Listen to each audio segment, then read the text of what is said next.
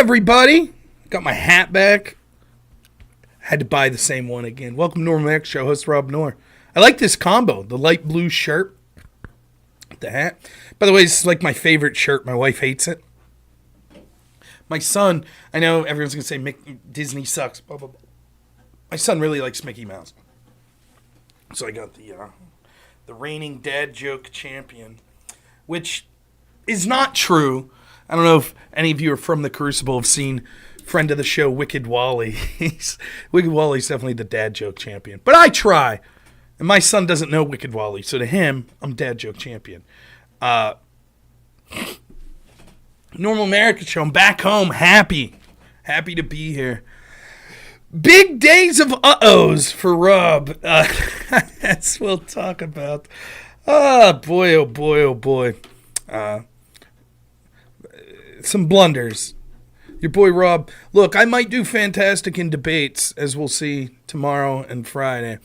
But outside of being near perfect streaming and with debates, I've been known to make a blunder or two in my real life, and I have certainly done so. Yes, I know. I know everyone thinks, not possible. How's it possible? I've done so. I've made a blunder. So we'll talk about it in a bit here. About my blunder.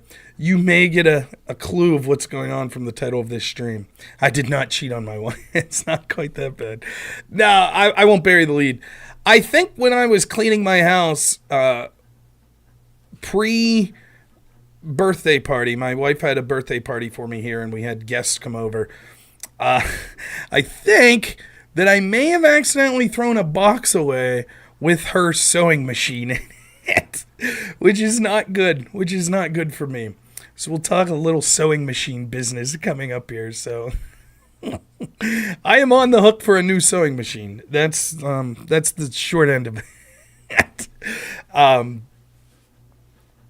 did not call my wife the wrong name. I'm very respectful of my wife. I have funny stories about my wife though. On this stream, there'll be some fun stuff.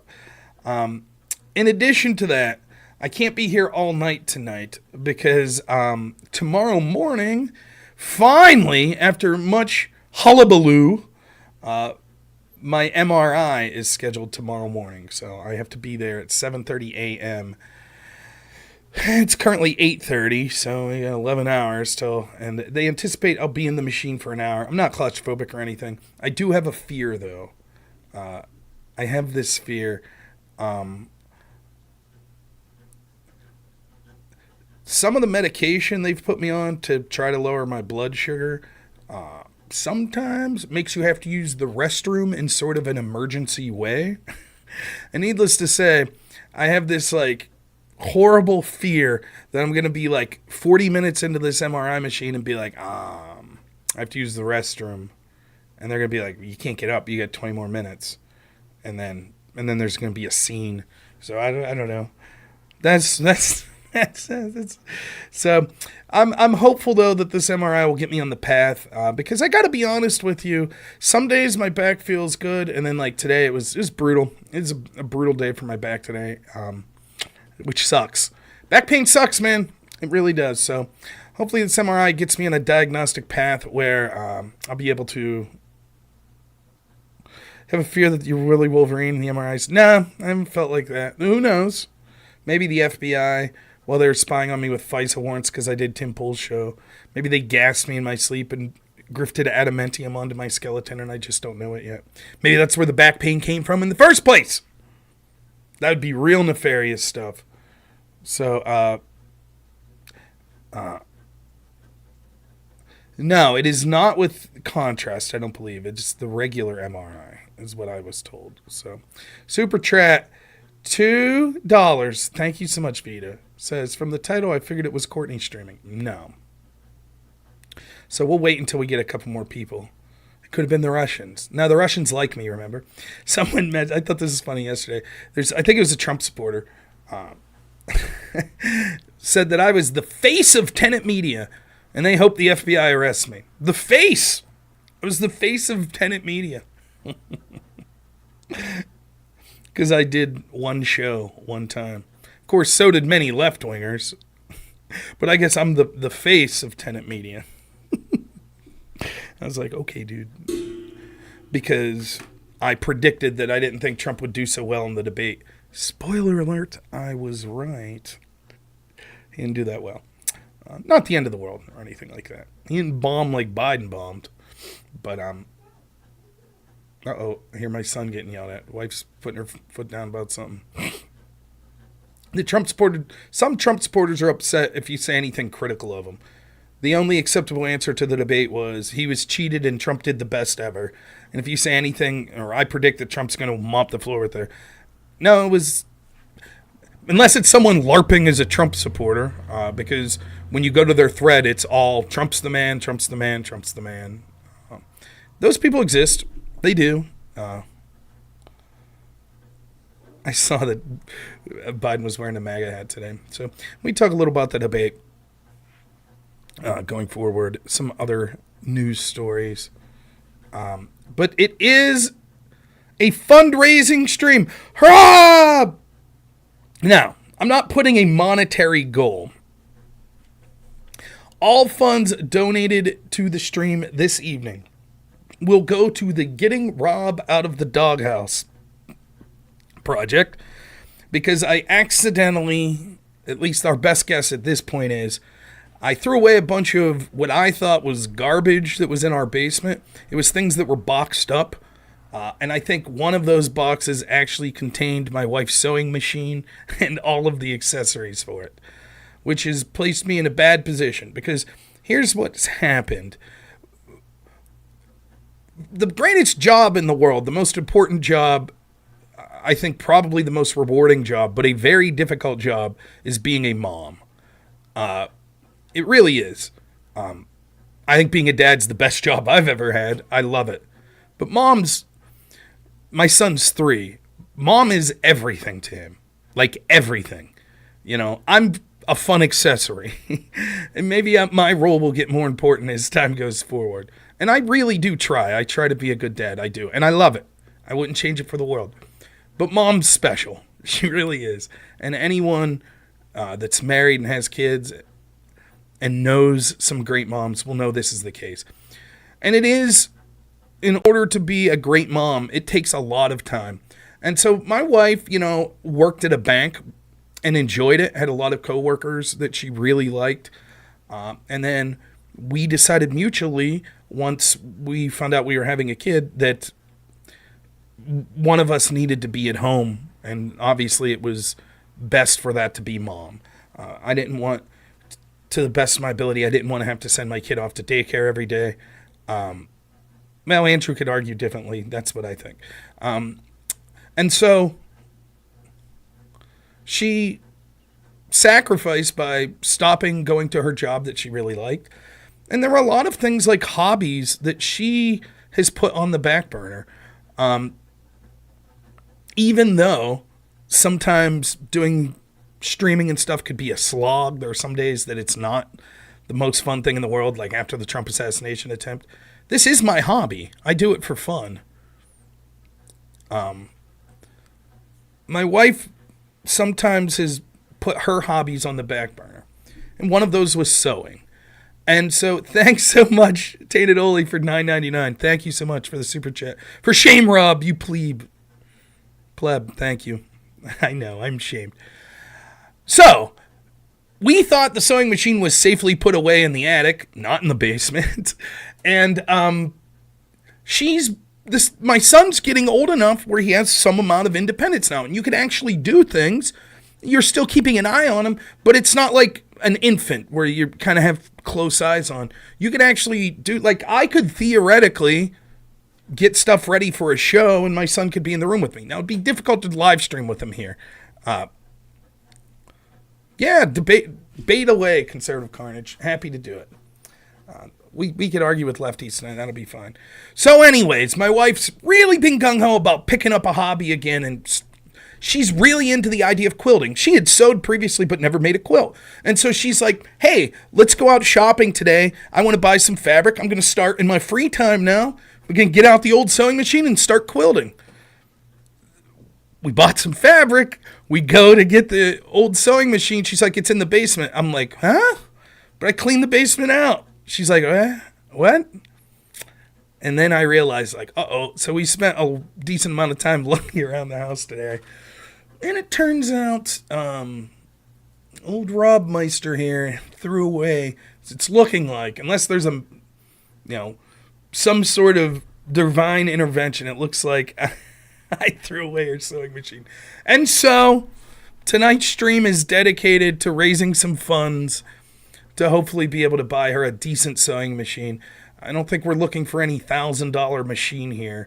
I saw some ones that'll be for starting out quilting, maybe $250. We don't have to raise all of that tonight. I just thought it was funny. Thank you so much, David, for $20. Thank you. Says, right to the sewing machine fund. Do you think Trump has been trying to be less abrasive in his debates with Biden and Kamala? I thought the debate was pretty boring. Yeah, I do think that he's tried to be less abrasive, particularly with Kamala.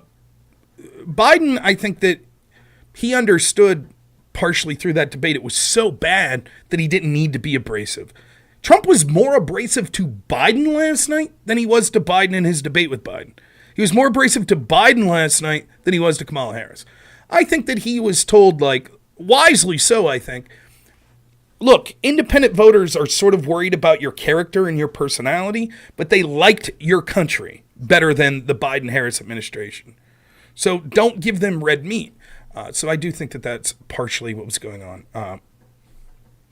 There you go. Will Mox on my back, or got my back. Thanks so much, Jet, the $5 super chat. I really appreciate it. You guys are the best.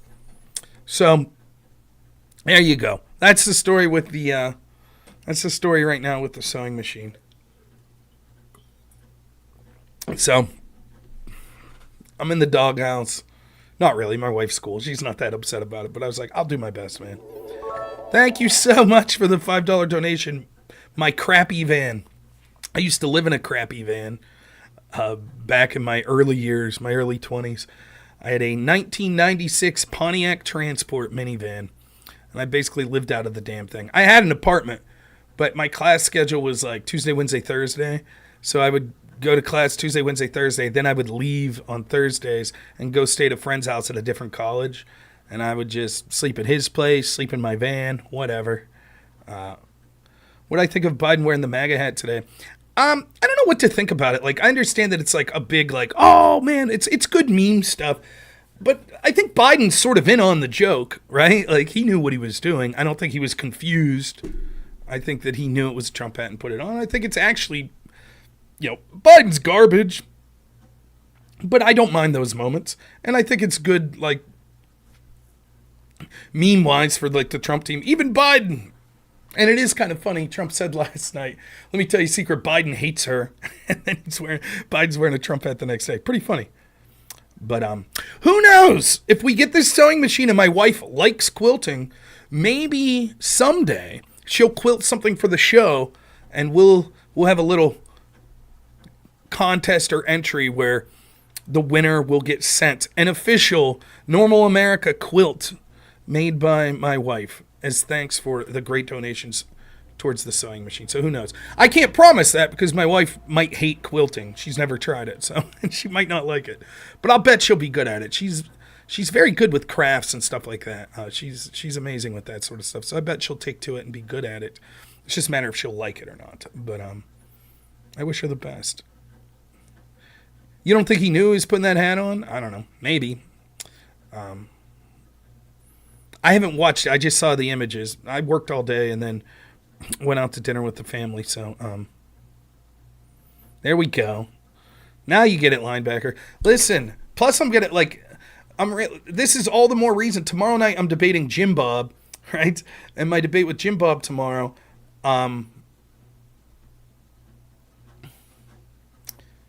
is going to be on the 19th Amendment and should women have the right to vote. And I'll be saying women should have the right to vote. So maybe I'm on the way up. Travis Rice, thanks so much. Super chat, $20. Normal America quilt, you say. Have my money. Thank you. I will take your money. Thank you. To the sewing machine fund. Now, one more question before we jump into sort of topics of the day, whatever people want to talk about. We'll take calls tonight if people want. I'd love to debate some lefties. Let's do it. That'd be great. But even if someone just wants to call in and agree with me, that's cool too. Here's something I've noticed about YouTube. Someone tell me if they think I'm incorrect about this. Right now I have 62 people watching on YouTube, 14 watching on Twitch, and then X says I have 48 watching, but that's cumulative. That's not watching simultaneously, so who knows. I'll do streams on my phone at work, and it, like, for some reason, it's like always over 100 on YouTube. Is there a chance that, like, my IP address or something here, or the fact that I'm streaming to multiple platforms when I'm at my home computer, somehow messes with the YouTube algorithm and less people are seeing that I'm going live? I don't know. I'm not saying there's some conspiracy. I just don't know. Could it be that my settings here are doing something that means people on YouTube are getting less of an... Because I've noticed that. I'm like, wow, I do these crappy streams. I can't even figure out how to get my phone to do landscape format anymore. So it's just like portrait format. Anyone who sees that it's live will see like, oh, it's a crappy phone stream. And what's that mean? It's the way I do my it gets put in a different category. Well, I thought about that, folks, that maybe the people are watching on Twitch, but there's only like 14 people watching on Twitch.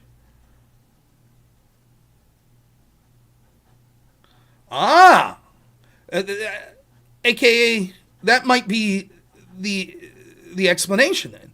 So when I stream from my phone, it shows up as a short.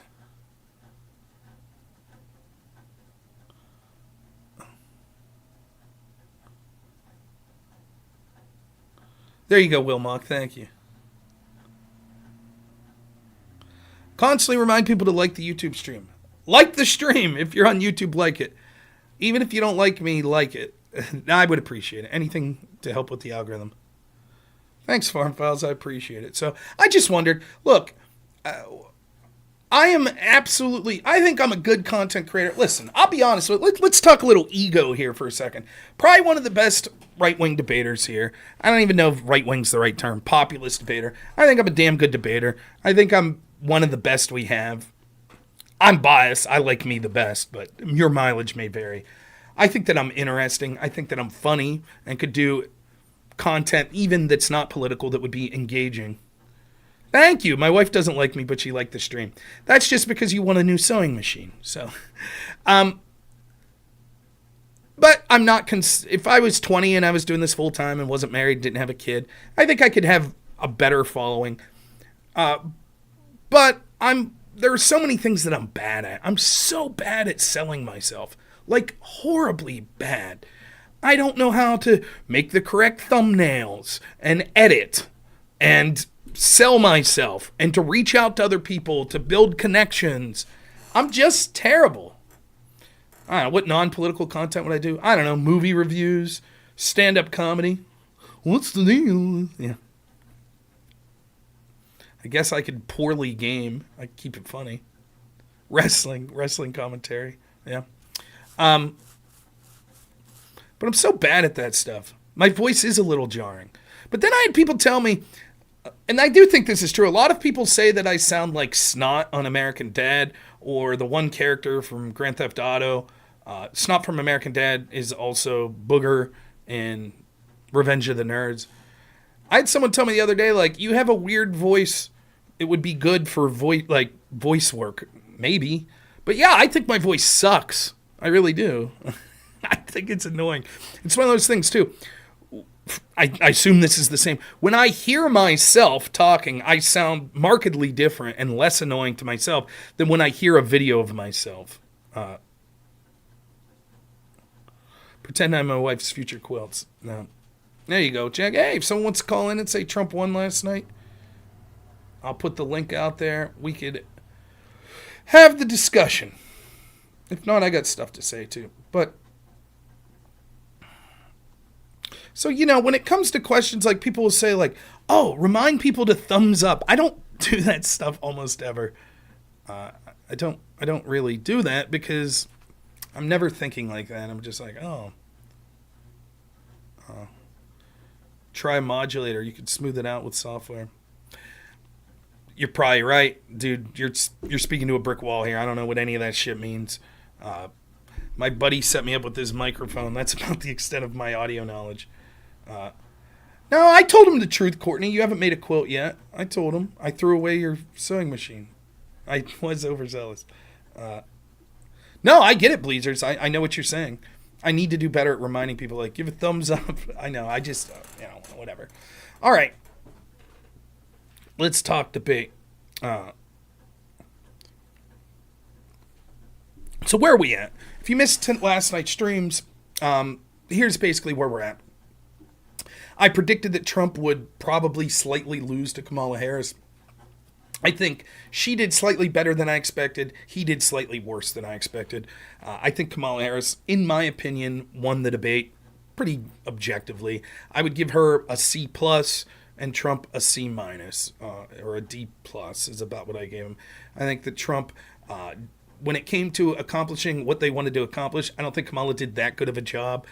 She wanted to assuage people's fears that she was separate from Biden, particularly on the two issues that people care about, which was immigration and the economy. I don't think she did a great job of that, but she did a great job at baiting Trump into not foiling her by pointing out how disastrous her current administration's been and how disastrous her policies that she recommended when she was running for president in 2021.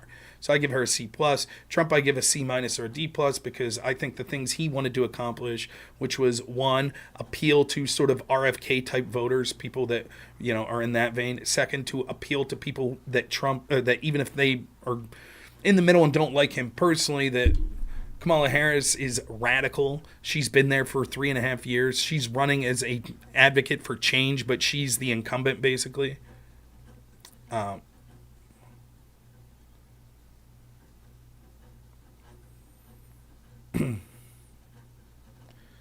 So, I just think he was baited a lot and he left a lot on the table. I don't think it's, this is just a short version of it. I don't think it's going to have too much of an effect. I anticipate sort of a slight bump in Kamala's polling numbers here going forward. The news cycle will be sort of focused on this debate for a week or so, but I don't think it'll matter much come 2-3 weeks from now. I mean, I just don't. Again, the media, which are just propagandists, are going to try to use this debate over and over and over again.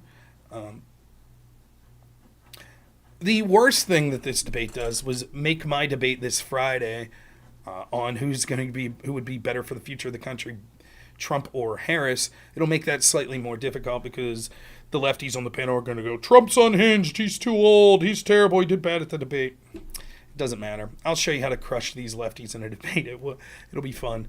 So,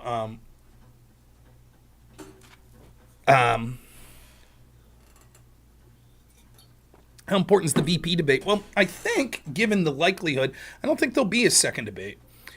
Yeah, she came out and said, I would like to do a second debate. But Trump's like, I won the debate, I'm not going to do a second debate. If Trump was capable of listening and having some humility, I think a second debate's a great idea for him. I really do. Where he could hopefully be like, dude, last time you got baited, this time you're going to stick to this simple message. That's what you're going to do. Okay? I threw the sewing machine away accidentally. But the problem is, Harris will set the terms of it'll be, again, ridiculous moderation. That's what it'll be. And so the terms won't be agreeable. I don't think there'll be another debate. Given that, I think the vice presidential debate does have some importance because I think that there's a lot of risk for the Democrats here. Now, it's not going to be the end of the world or anything like that, but it's really J.D. Vance's time to define what a Harris-Walz administration would be. Where Trump sort of dropped the ball last night, I think J.D. Vance will do that quite well. I really do. And so I think that he'll be able to define for the American people. And I think that because normally what happens is you have that VP debate and then there's more presidential debates afterwards. I don't think you'll see that this time. So the last debate performance we'll see will be, I think, the VP debate. So I think that it'll have more importance, but I don't think it'll be as important as this debate. And I also don't think that this debate is going to end up being that important. I think that the thing we'll remember the most about this debate is the terrible moderation, which is the worst I've ever seen in modern history that I know of. I know people talk about the Candace Crowley, which was terrible, but this was right up there, if not worse than that. So I think hopefully if one good thing comes from this, anyone who's a true populist and outsider through establishment candidacy, particularly in the Republican Party, will stop trusting the mainstream media. Just, if I was in Trump's position right now and I was advising him, I would be like, dude, if you win, don't ever talk to anyone from ABC, CNN, MSNBC, NBC, the New York Times, the Washington Post. Just be like, no, I don't care. I don't care. You are literally just propagandist for the establishment and the people that we're trying to help save this country from. I'm not talking to you. We'll do town halls. We'll talk straight to the American people. We'll bring on people that massively disagree with me, that are just average Americans. No problem. We'll talk to them. I'll do 2-hour town hall meetings where anyone can say their piece. We'll bring on local journalists, even those that disagree with me. No problem. But we're not bringing on these legacy media outlets. Done. Nope. We're not doing debates with them anymore. My buddy Phil Kirpin, who was a better debater than me, Phil Kirpin, I think one of the most interesting people to follow on X. That's, well, I'll just put the link. How about I do that? Kirpin, very interesting guy, incredible, like seriously a genius. Like I'm not, the guy's absolutely brilliant. He sort of debated in the era of my coach, and my coach used to talk Phil up all the time. Absolute brilliant guy. I always found him incredibly interesting when I was in debate. Just a real quirky guy, and one of the only guys in the debate community that wasn't a rabid lefty. For my money, he was the premier person I followed during COVID. I thought he was absolutely astounding. Not just giving good opinions, but also backing up with data. Anytime you saw me presenting data that was talking about hospital utilization or anything like that, came right from that feed. It's from Phil Kirpin. Phil Kirpin's done my show at least twice. He's a brilliant guy. Really enjoy him. And he knows about debate. He was a better policy debater than me in college. Which, despite the fact I'm a pretty good debater on here, I assure you in college-style policy debate, there were many, many people that were way better than me. And even though Phil's a little older than me and I never got the chance to debate against him, which I would have loved, I think he was better than me. His recommendation is something like this. Going forward, the debate should have no moderator. None. There should literally be a sound guy that's just tasked with running a clock and then putting a microphone on and off for each candidate. He says you should set a time limit for the debate, 2 hours, and then here's the format. Candidate 1 talks for 5 minutes, whatever they want to say. Candidate 2 talks for 5 minutes, probably about responding to what they're. Then there's 2 minutes where the mics are on for both of them, where they can have a back and forth. Then you switch. Candidate 2 talks for 5 minutes about a topic. Candidate 1 gets to talk. 2 minutes. That's it. No need to hear from one moderator. Maybe you have someone introduce the candidates, like a Michael Buffer type guy. That's it.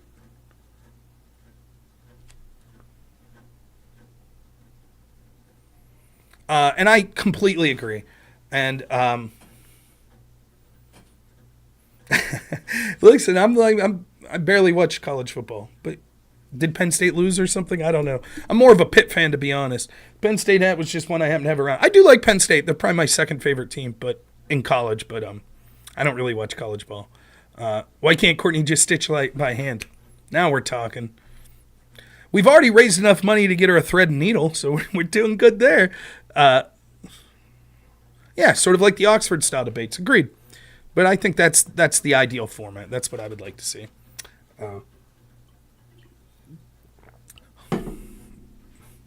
It's time! Ladies and gentlemen, in this corner! That'd be great, right? He's reading the card. I think Bruce Buffer's exceeded Michael Buffer. I think they're in-laws. Anyways. That's the real takeaway. And the one saving grace for Trump is I think I was actually shocked because listen, I have real life friendships with people that don't follow my political content or people that dabble in my political content but disagree with me, that are like lefties or independents. The average friend I have in real life probably tends to agree with me on cultural issues and politics directionally. They just don't follow it, and they think it gets out of hand, and people... But they might be like, yeah, some of the woke shit's getting too much, and, I don't know. I think Biden sucks, and blah, blah, blah. He clearly had cognitive decline, but they're not following politics heavily.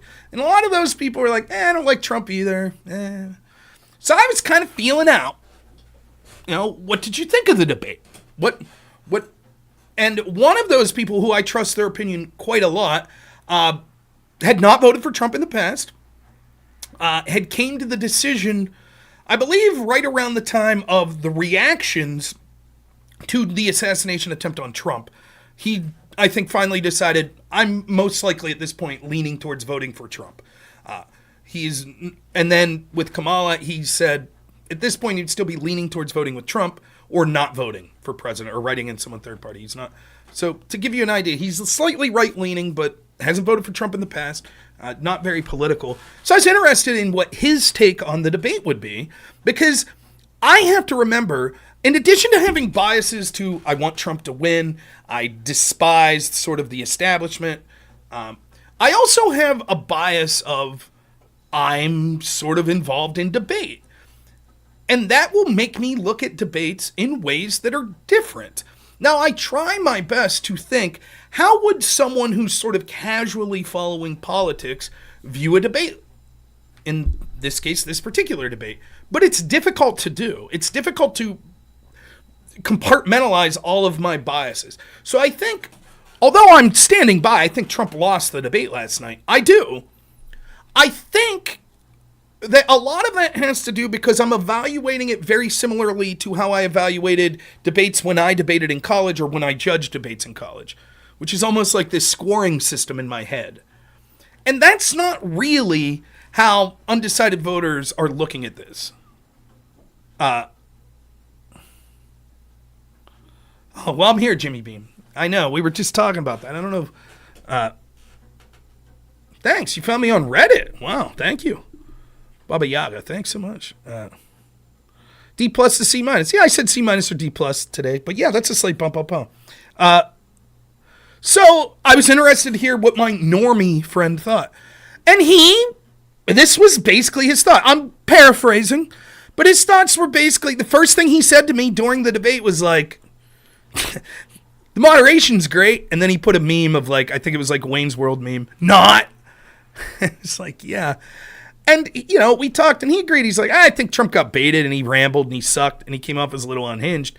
But his big takeaway was Kamala didn't really say shit and the moderation was despicable. And, yeah, okay, Trump probably didn't look great, but how great do you expect the guy to look when it's him versus three people? Did I read your super chat? Oh, shit, I missed it, Tainted. Let me just... Okay. Super chat, $5. I always find your trans positive, Rob. You should do a lefty Rob debate nights against viewers on the other streamers. It's not a bad idea, Tainted. I was trying to set something up with Andrew Wilson where trans positive Rob would debate him. But yeah, it's not a bad idea. So, and then I had another friend that's leans Trump. But again, I don't know that this person's ever voted in their life. And I asked them, said, what'd you think of the debate? And they were like, I turned it off halfway through. It was nothing. It was just three people badgering Trump and no one was really saying anything. And I did think Trump was rambling and stuff, but it's like, this is worthless.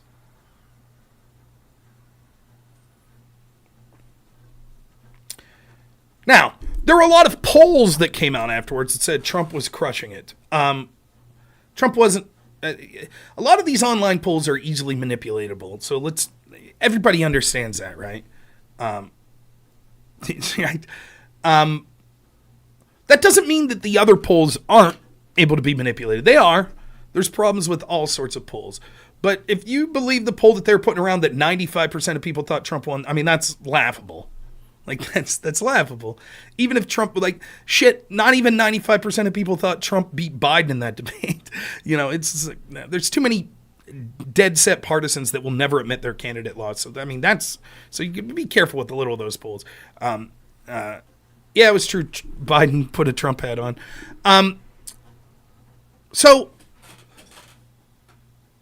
But there were polls that I thought were interesting, even from outlets that said that Harris had won. Like one of the polls from CNN was saying, who do you trust more in the economy, Trump or Biden, or Trump or Harris? That number was like 53% Trump before the debate, and it increased to 55% after the debate. So I did a whole stream on why I thought Trump lost last night. I thought Flim Tuck, you were here. Trump lost because debates are about optics. Because even though you could say, like, I don't know how to explain it any better than this. Trump could say in 2 minutes that he gets to speak in the first 2 minutes, oh, and Harris hasn't done anything in her time in this administration to change anything. Then 5 questions later, they could say, oh, economy, blah, blah, blah. And Trump's going to be like, actually, my rallies are huge. And the immigrants are eating dogs. They're eating dogs. And Biden hates her. And then Trump supporters, of which I'm one, will come on afterwards and say, but Trump did say that none of her policies changed the economy. Right. 4 questions ago is a 3-second off-colored comment. Yes. He needed a consistent theme throughout that. People aren't looking at these debates like you are. They're not looking at it and saying, technically, if I heard Trump say it one time, he said it. I remember that every time she says because I know that, and I know Harris hasn't done anything. She shit and blah, blah, blah, blah, blah. That's not how people evaluate these debates. It's not. Trump lost the debate. He did. He came across as meandering. He came across as slightly unhinged. He did not hammer home the easy, consistent points that he should have over and over and over and over and over and over and over again. He did not. It is absolute pure cope to think that he did. That's it. I don't know how to make this any more clear. I understand there are an awful lot of Trump supporters who, again, I remind you, I am one of them.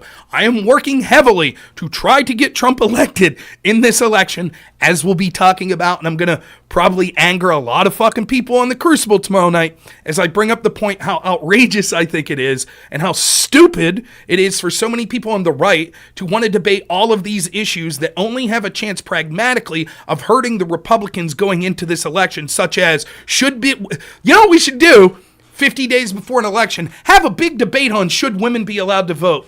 Brilliant strategy. Brilliant. And I will be bringing it up tomorrow. I will be.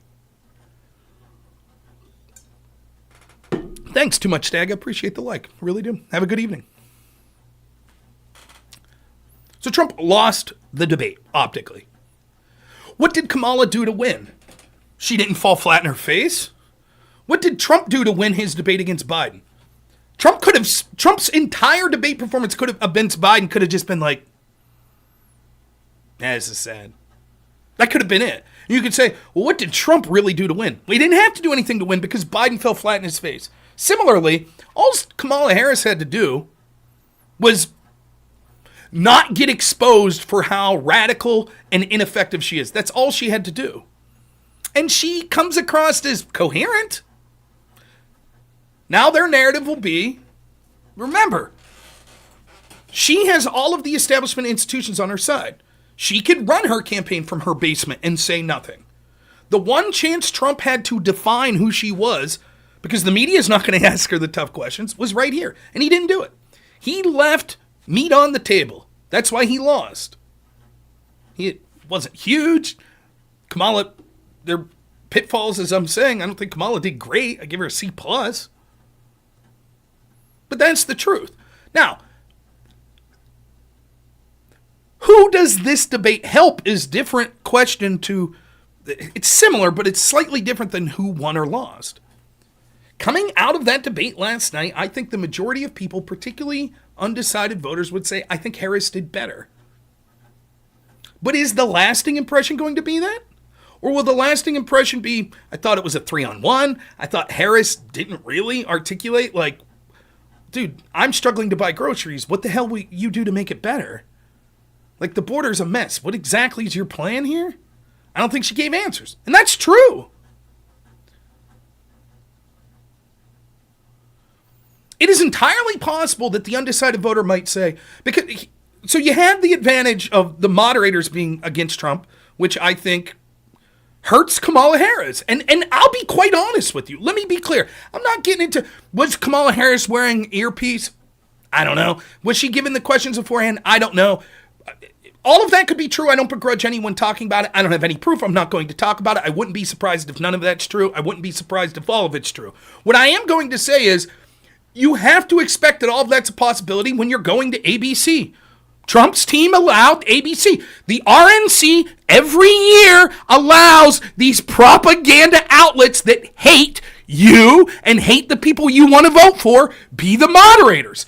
They allow them to be the host of town halls every single time. So I'm sorry when people are like, oh, but they cheated. Yeah, I knew they would. You knew they would. It was worse than even I expected. But what are you going to do? You agreed to the debate.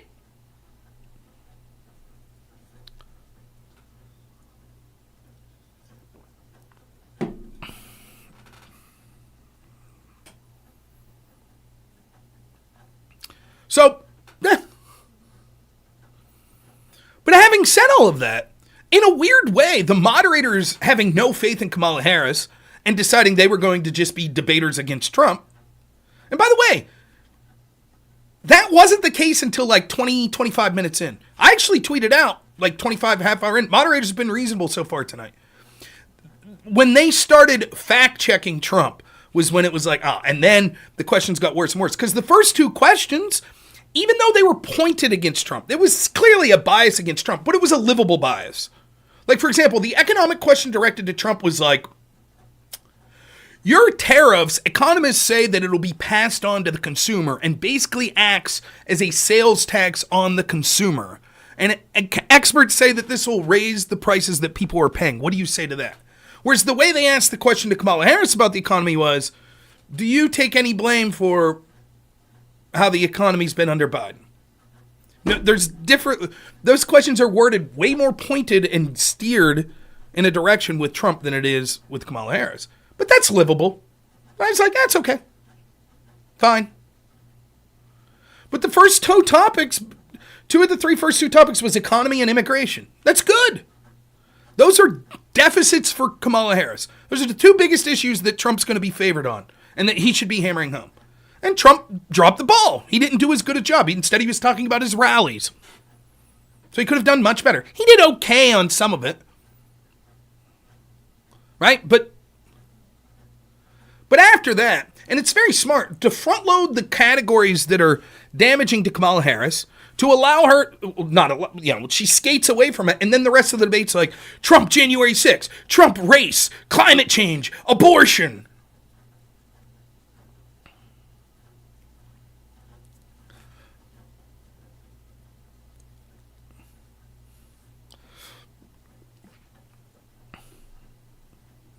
And I think that the moderators were so aggressive in going in against Trump. If I was Kamala Harris, I'd be like, stop it. Let's say I'm doing a debate. Let's just take any random person I debate. Let's say I'm debating Brianna Wu. And let's say the moderator is, who do we got? Imaginarium. Imaginarium in the chat there. Good fan of the show, right? Let's say he's the moderator. And I know Imaginarium not only likes me and has my back, but agrees with me politically on the issue that I'm debating Brianna Wu on Trump versus Harris. And I'm crushing her.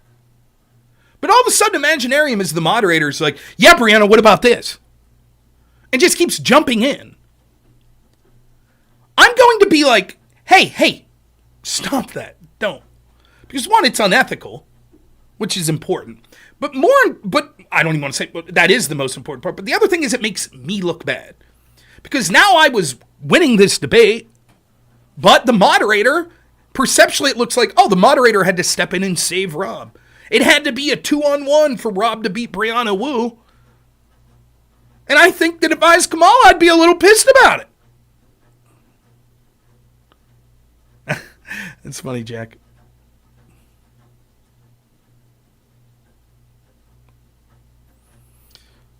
And that's what people are, you have to, like, when I debated, like, on that WIC panel, when it's all these progressive victory people, it's basically me versus 4 people.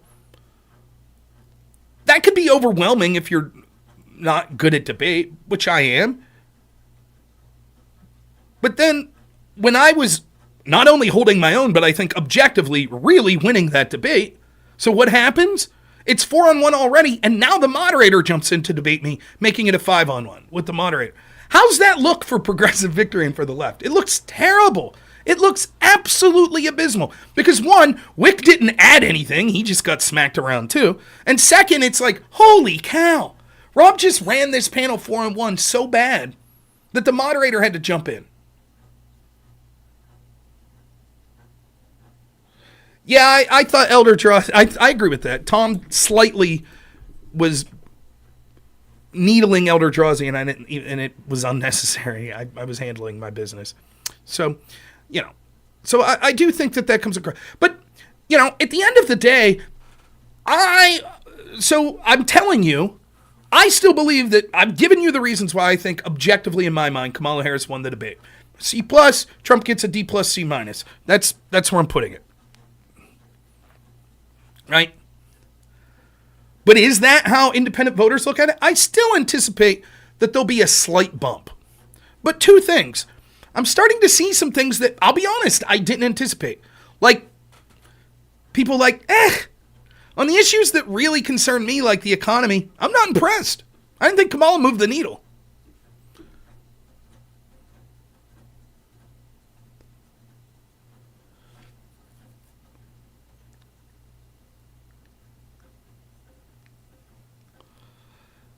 There are many other ways that Republicans could reach out to people other than ABC. Tons of things, using social media, other platforms.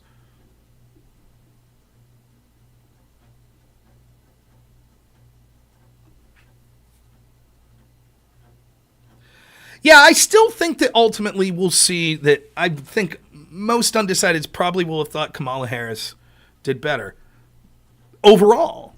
But did they think... I'll just ask you right now. As far as undecideds go... Now, this is sort of a difficult question.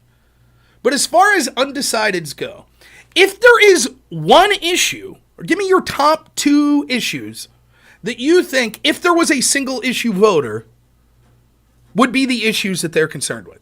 Now, I'm just saying undecideds because if you said, well, for Democrats, abortion... Right? That's not what I'm saying. I'm saying people that haven't made up their mind. Yeah, I agree. I think economy is number 1. What would be number 2?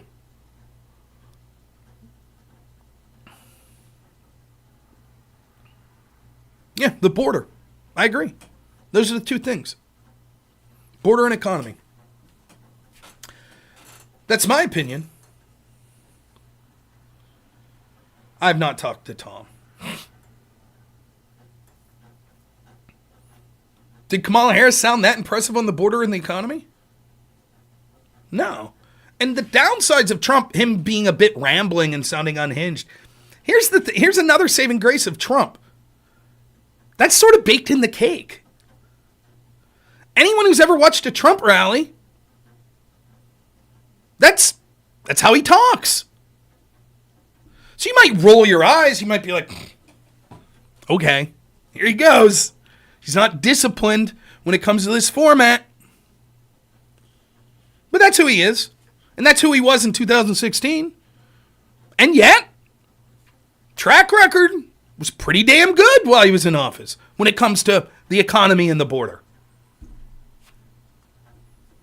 Same sort of off-the-cuff, rambling dude. Now, I understand a lot of Democrats will say that's cope. I'm still telling you, I think Kamala Harris won the debate. I think it'll help her marginally. I don't think it'll be a big deal, but I do think it'll help her some.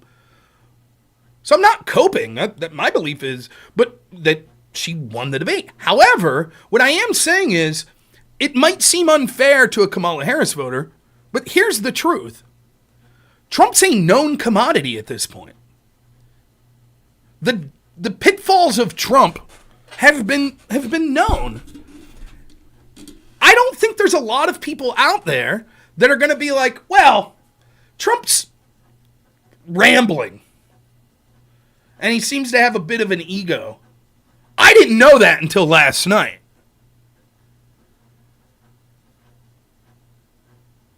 Does anyone believe that person's out there? Unless the Kamala Harris voters say, that's not true. They're the ones that have been saying that stuff the most. Dustin Buck, I don't know what to say. My answer will be the same. I do enjoy interacting with the audience. I've answered probably 14 times between last night's show and tonight why I think Kamala Harris won. So you can go back and watch last night's show and earlier in this show, and I'll give the reasons. I can't just keep repeating myself, so apologies.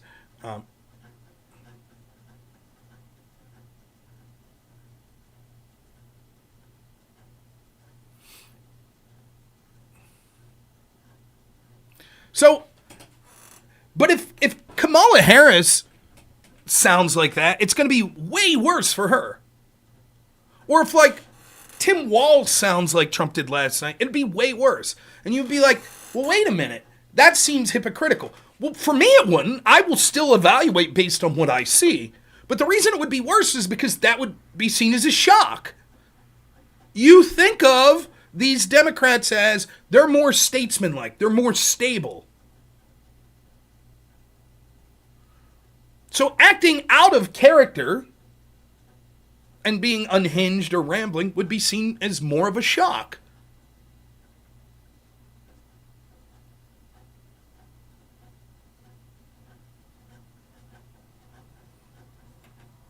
Oh, come on, Crisco. I don't believe that. Yeah, I get it, Dustin Buck. I don't think you're trying to be rude, of course. No.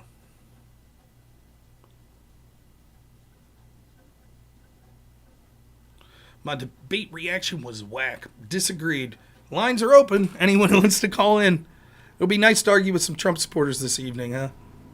Again, of who I am one. Oh, we got people in the call. Great, great. Okay. Someone tried to call there. Sorry about that. Friends. Hi, friend. So let me finish up this point real quick, and then we'll bring some people in on the call here. If you want to join and you want to call in, I prefer if you're a lefty. You can call in through Discord. And hypothetically, if you can't figure out Discord, I have a Google Voice number that you could call in. So at the end of the day, I don't think it's going to have a tremendous effect. I think that ultimately, Trump didn't do anything astronomically bad. And it's still going to be people saying Trump's track record versus the record of Kamala and her, basically not articulating any positions of why things will get better. That's my belief. Of course it was 3 versus 1. Do I concede? That was going to be the big takeaway. 2 months from now, that's what we'll remember this debate from. It was probably the worst moderated debate in presidential politics in the last 8 years, at least. But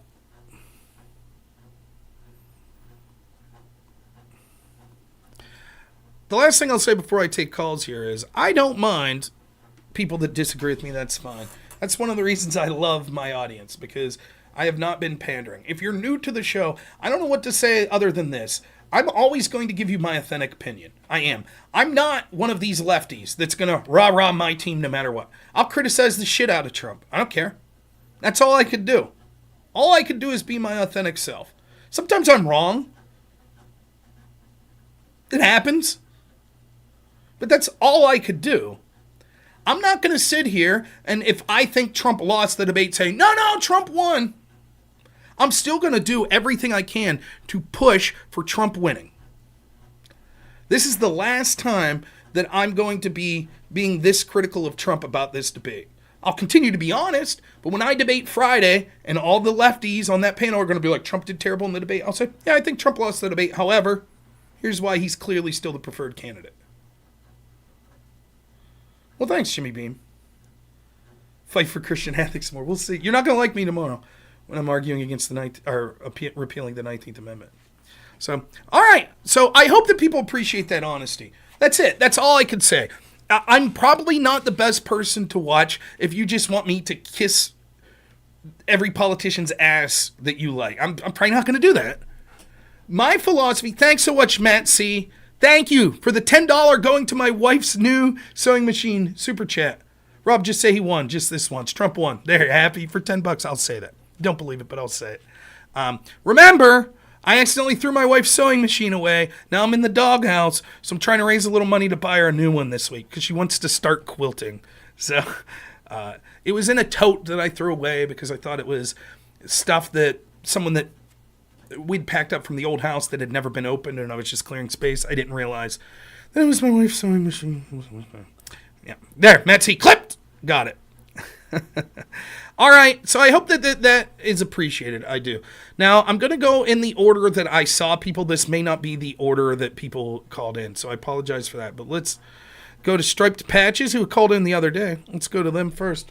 Might help if I have a headset on. That would probably be beneficial. Oh, shit, wait 1 second. There we go. I was running over my headset wire there. Remember, get those donations in so I don't have to sleep in the couch tonight because I threw away my wife's sewing machine. So, what's up, Stripe Patches? How you doing this fine evening? Doing good. I guess just for some context, stake.com gives like a monthly bonus, and I was able to run it up to about $130. So if you check your PayPal, I sent a donation there. Oh my gosh! Thank you so much, Strike Patch. That's incredibly generous. Thank you. I will say real quick, I do a terrible job when people donate to me on PayPal because I never notice it until I'm off stream, and then I always forget the next day to come on and announce like, "Hey, thanks so much." So if you donate to PayPal, thank you so much for letting me know because I think that I'm humbled by anyone who wants to donate to me, and so I feel really terrible when people donate money like that and I don't get a chance. And if you're considering donating, PayPal's a good avenue. I probably get more of a percentage of the money from there than I do on YouTube. So thanks so much, Stripe. It means a lot. And I'm sure my wife now will at least give me a comfortable pillow when I'm on the couch tonight. So. Well, it's funny because I grew up with 3 sisters and I have no brothers. So quilting, getting like I don't know if your wife is biased. She bought the like stanchions to like have it levitated yet? Not yet. So she was just, we got this sewing machine, I think I got it maybe for her birthday or our anniversary a few years ago, and she was just toying with it, like doing things like sewing things onto shirts, just real little projects. Quilting's obviously a different level. That's sort of, and so we hadn't got all those accoutrements yet. But I think that if she enjoys it, that's something we're going to look into. Okay. Well, just make sure you have room. There's a lot. Well, one of my sisters went to fashion design school professional. And does she like quilting? Well, her and my mom and them have like these fun projects where they, every like Christmas or everyone in the family gets together, they'll do these quilting things while I watch football. So. Well, I know with my wife's side of the family, that family reunion, that side of the family is great. They would give quilts out to like newborns and special events that people had. And I always thought that was really cool, particularly for like the older lady. I mean, imagine being a great grandma and you're making a quilt for, your brand new great grandchild. I think that's so cool. And it's something I love quilts. I think they look amazing. And it's something that I think lasts a long time and you could have good memories from. And it's actually practical and something that could be used. So. Yeah, I think it's a great hobby. I'm looking forward to it. It's just time consuming, but the end results are really cool. So like my nephew, for example, has like a custom quilt now he's going to keep for probably like 30, 40 years, right? That's awesome. Flim Talk, thank you so much. $10 donation says sewing machine fun. Thank you. Well, thanks again, Stripe Patches. Did you want to talk about anything debate related or any topic you wanted to talk about here? Yeah, I did. But quick thing, so the money I did win was from gambling, but I will say that's a habit I picked up because in Michigan, casinos were the only thing open during COVID. Ah, right. So. You couldn't go to church, couldn't buy seeds, you couldn't do your gardening, couldn't go to your family member's wedding or funeral, but you could gamble. You can go to strip clubs too. I didn't pick up strip clubs, so thankfully that was good. Probably a better hobby gambling than strip clubs. Yeah. Well, hey, at this point, I will take your immoral gambling money. I suppose if I'm going to get accused of being the face of Tenet Media and taking Russian money, I might as well take gambling money too. But no, I appreciate it. I really do. Yeah. So that is to one point, and then I'll get to like a real topic. But if you want to, fun thing about Kick is all run off gambling / crypto money. Mm-hmm. If you take money from Kick, you're taking money from people that launder crypto. And so technically, like, they could be funded. So Destiny, for example, who took a Kick contract, could have been receiving money that was laundered from North Korea and Russia and all these other. Yeah, I mean, thanks so much, D Gulag, for the $5 super chat. I really appreciate it. Yeah, I mean, I think it's funny. Now, listen, there's obviously different levels of this, right? Getting paid hundreds of thousands of dollars per video, and then it coming, let's just assume the accusations are true, it came from a RT source. Maybe you would say, geez, for a chunk of money like that, maybe you'd look into it a little harder. But you have to be careful if you're casting stones. I mean, I tried to explain this the other day in my stream. I have no way of verifying where much of this super chat money is coming from. For example, D Gulag just gave me $5 there. Theoretically, he could be a Russian general. I don't know. You know, how the hell would I know? And I'm not even remotely trying to vet that. You know, it's like, okay, someone gave me a super chat. That's clearly a different level than being in a contract and being paid money per video. That's clearly different. But there's a large threshold in between there. You know, and one of those would be like you're saying. If you're a partner with Kick or you're monetized by Kick, you're absolutely right. It comes through gambling and sort of thing. And there's all sorts of other things, right? Like, for example, this person accused me, said, even if I never took money from Russians, I basically did because when I did Tim Pool's show, Tim Pool's team put me up in a hotel. So therefore, I've taken Russian money. Okay, if that's the standard, then so's Destiny, so's the Krasensteins, so's every Democrat that's been on Tim Pool's show, right? So they've all taken Russian money as well, correct? You know, so it's like, you know, I find it particularly funny for people that are getting paid through government entities or through PACs because they have no idea who the donors are through that money. What if we find out that George Soros was illegally laundering money through Progressive Victory PAC? All those people that were casting stones at Tim Pool or Lauren Southern, what are they going to say then? Oh, it's different. It doesn't apply to me. I didn't know. Okay, sure. So that's why my standard's been, I think that you should announce if you're getting paid, if you're part of a group, which I think they announced they are part of Tenet Media. I think you should try to do your due diligence if you're getting paid that much to sort of look at where stuff's coming. And I think that you should not change your positions based on getting paid.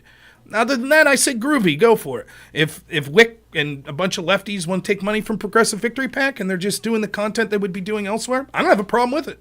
I think they should be open that they're getting paid, but that's it. So to pivot to a topic that I actually disagree with you on, but before then, did you sign a contract for like payment with Tim Pool when you went to do his show stuff? No, I didn't get any. I didn't sign anything. I did not receive any money from them. If people are interested, I can tell you exactly what happened. Ian Crossland reached out to me. I did his show. I did a couple spaces he was on. He was like, "Would you like to do Culture War podcast?" I said, "Sure." I didn't even know that there was a separate 2 Tim Pool shows. I just thought the Culture War was the name of this. That's how they trick a lot of people to get on their show. I had no clue. So I was just like, sure. And the way it was billed to me was like, what would you like to be on with someone that agrees with you or debates against you? I said, someone who debates against me. They're like, give us some names. And I was like, well, I'm doing Tim Pool show. I might have a chance to get a big name. So I'm like, Mehdi Hassan, the Krasensteins, Philip Bump, Destiny, you know, and I throw out names like that. It was like, hopefully bigger names. But I was like, I'll debate anyone. I don't care. If you guys got a name you think would be cool. So they reached out to a lot of those people and like, Rob, we're having difficulty finding someone to debate against you. However, it looks like we did find this guy who ended up being Benjamin Weingarten, who was cool. Who sort of agreed with me, but he would do the show with me. I was like, cool, no problem. Real quick, John Beer, super chat, $2. Thank you so much. Vegemite for America Fund, not foreign interference. Thank you so much. Even though Vegemite, I had it once and didn't care for it. Thank you. But that was it, man. And so I was like, okay, I was going to do the morning show. So they were like, do you need a hotel for 1 or 2 nights? I said 1. They're like, we'll take care of it. There's a hotel we use. Great. Got there late at night, checked into the hotel. That's it. Went to bed, wake up the next morning, go to do the show. They're like, I meet a lot of the people behind the scenes. They're cool.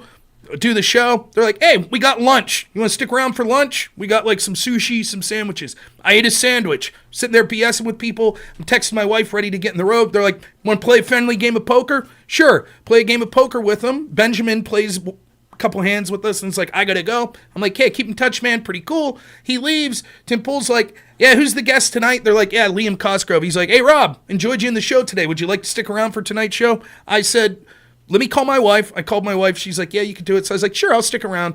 But the only thing is, would it be possible to get put up in a hotel for another night? Because I'm kind of broke, and the show ends at like 10 at night or something. I ain't going to want to drive hours home at that point. They're like, yeah, no problem. They asked me if I needed airfare, transportation or anything. Nope, I drove myself. That's it. So I did not receive any money. The I got a sandwich out of the deal, I guess, and a room for 2 nights. So I did not eat the sushi. Because if people did take appearance fees, if they technically do a clawback, they could hit those people up. Well, you tell me if you think I'm wrong with this. If there was a FISA warrant against Lauren Chen, through the 2-hop rule, that would mean she could communicate. They could look at all of her communications with everyone in Tenet Media, such as Tim Pool and his producers, and then everyone they talk to, which would include me, right? Yeah, it would include all your communications, emails, all that fun stuff. Yeah. No, I don't. And also, I'm not up to anything really shady. I will say there's a lot of crude jokes that they could pick up on my fantasy football league chat, but other than that, Yeah, kind of funny to think about. Yeah. Yeah, that's it. So the only thing that I wanted to kind of see, I don't know why you think JD Vance is great. So I am like a right-wing populist, I would say, more into like my beliefs. I just don't find him as genuine. I get his story and his background. I just don't think he actually... I think the venture capitalist background, him being propped up by a lot of Silicon Valley capital venture funds, really puts a bad taste in my mouth. That he's who is a populist on the national level that you think that's not the case for? That's not connected to some big money. I think the bench is shit. So but here's the thing: it has to be. This is the unfortunate truth of what's going on. Let's say, hypothetically, you really like me as a populist, right? You know what the chances of me ever be elected senator or VP are? Bupkis. Want to know why? Because I have no connections and I'm broke as a joke.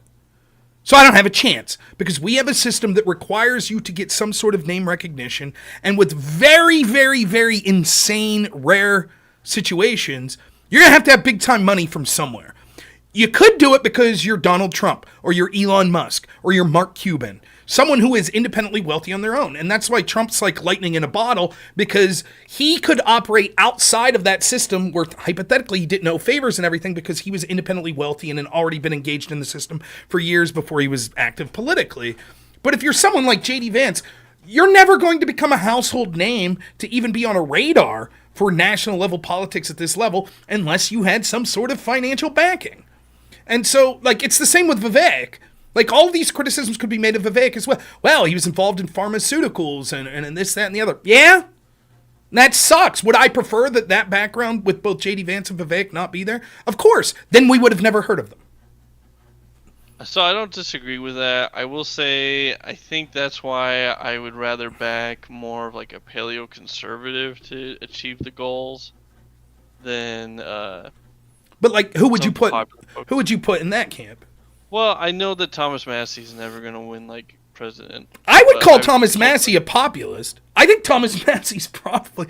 Look, if I had my druthers, Thomas Massey's top of my list for who I'd want to be president. I'd take him over Trump any day.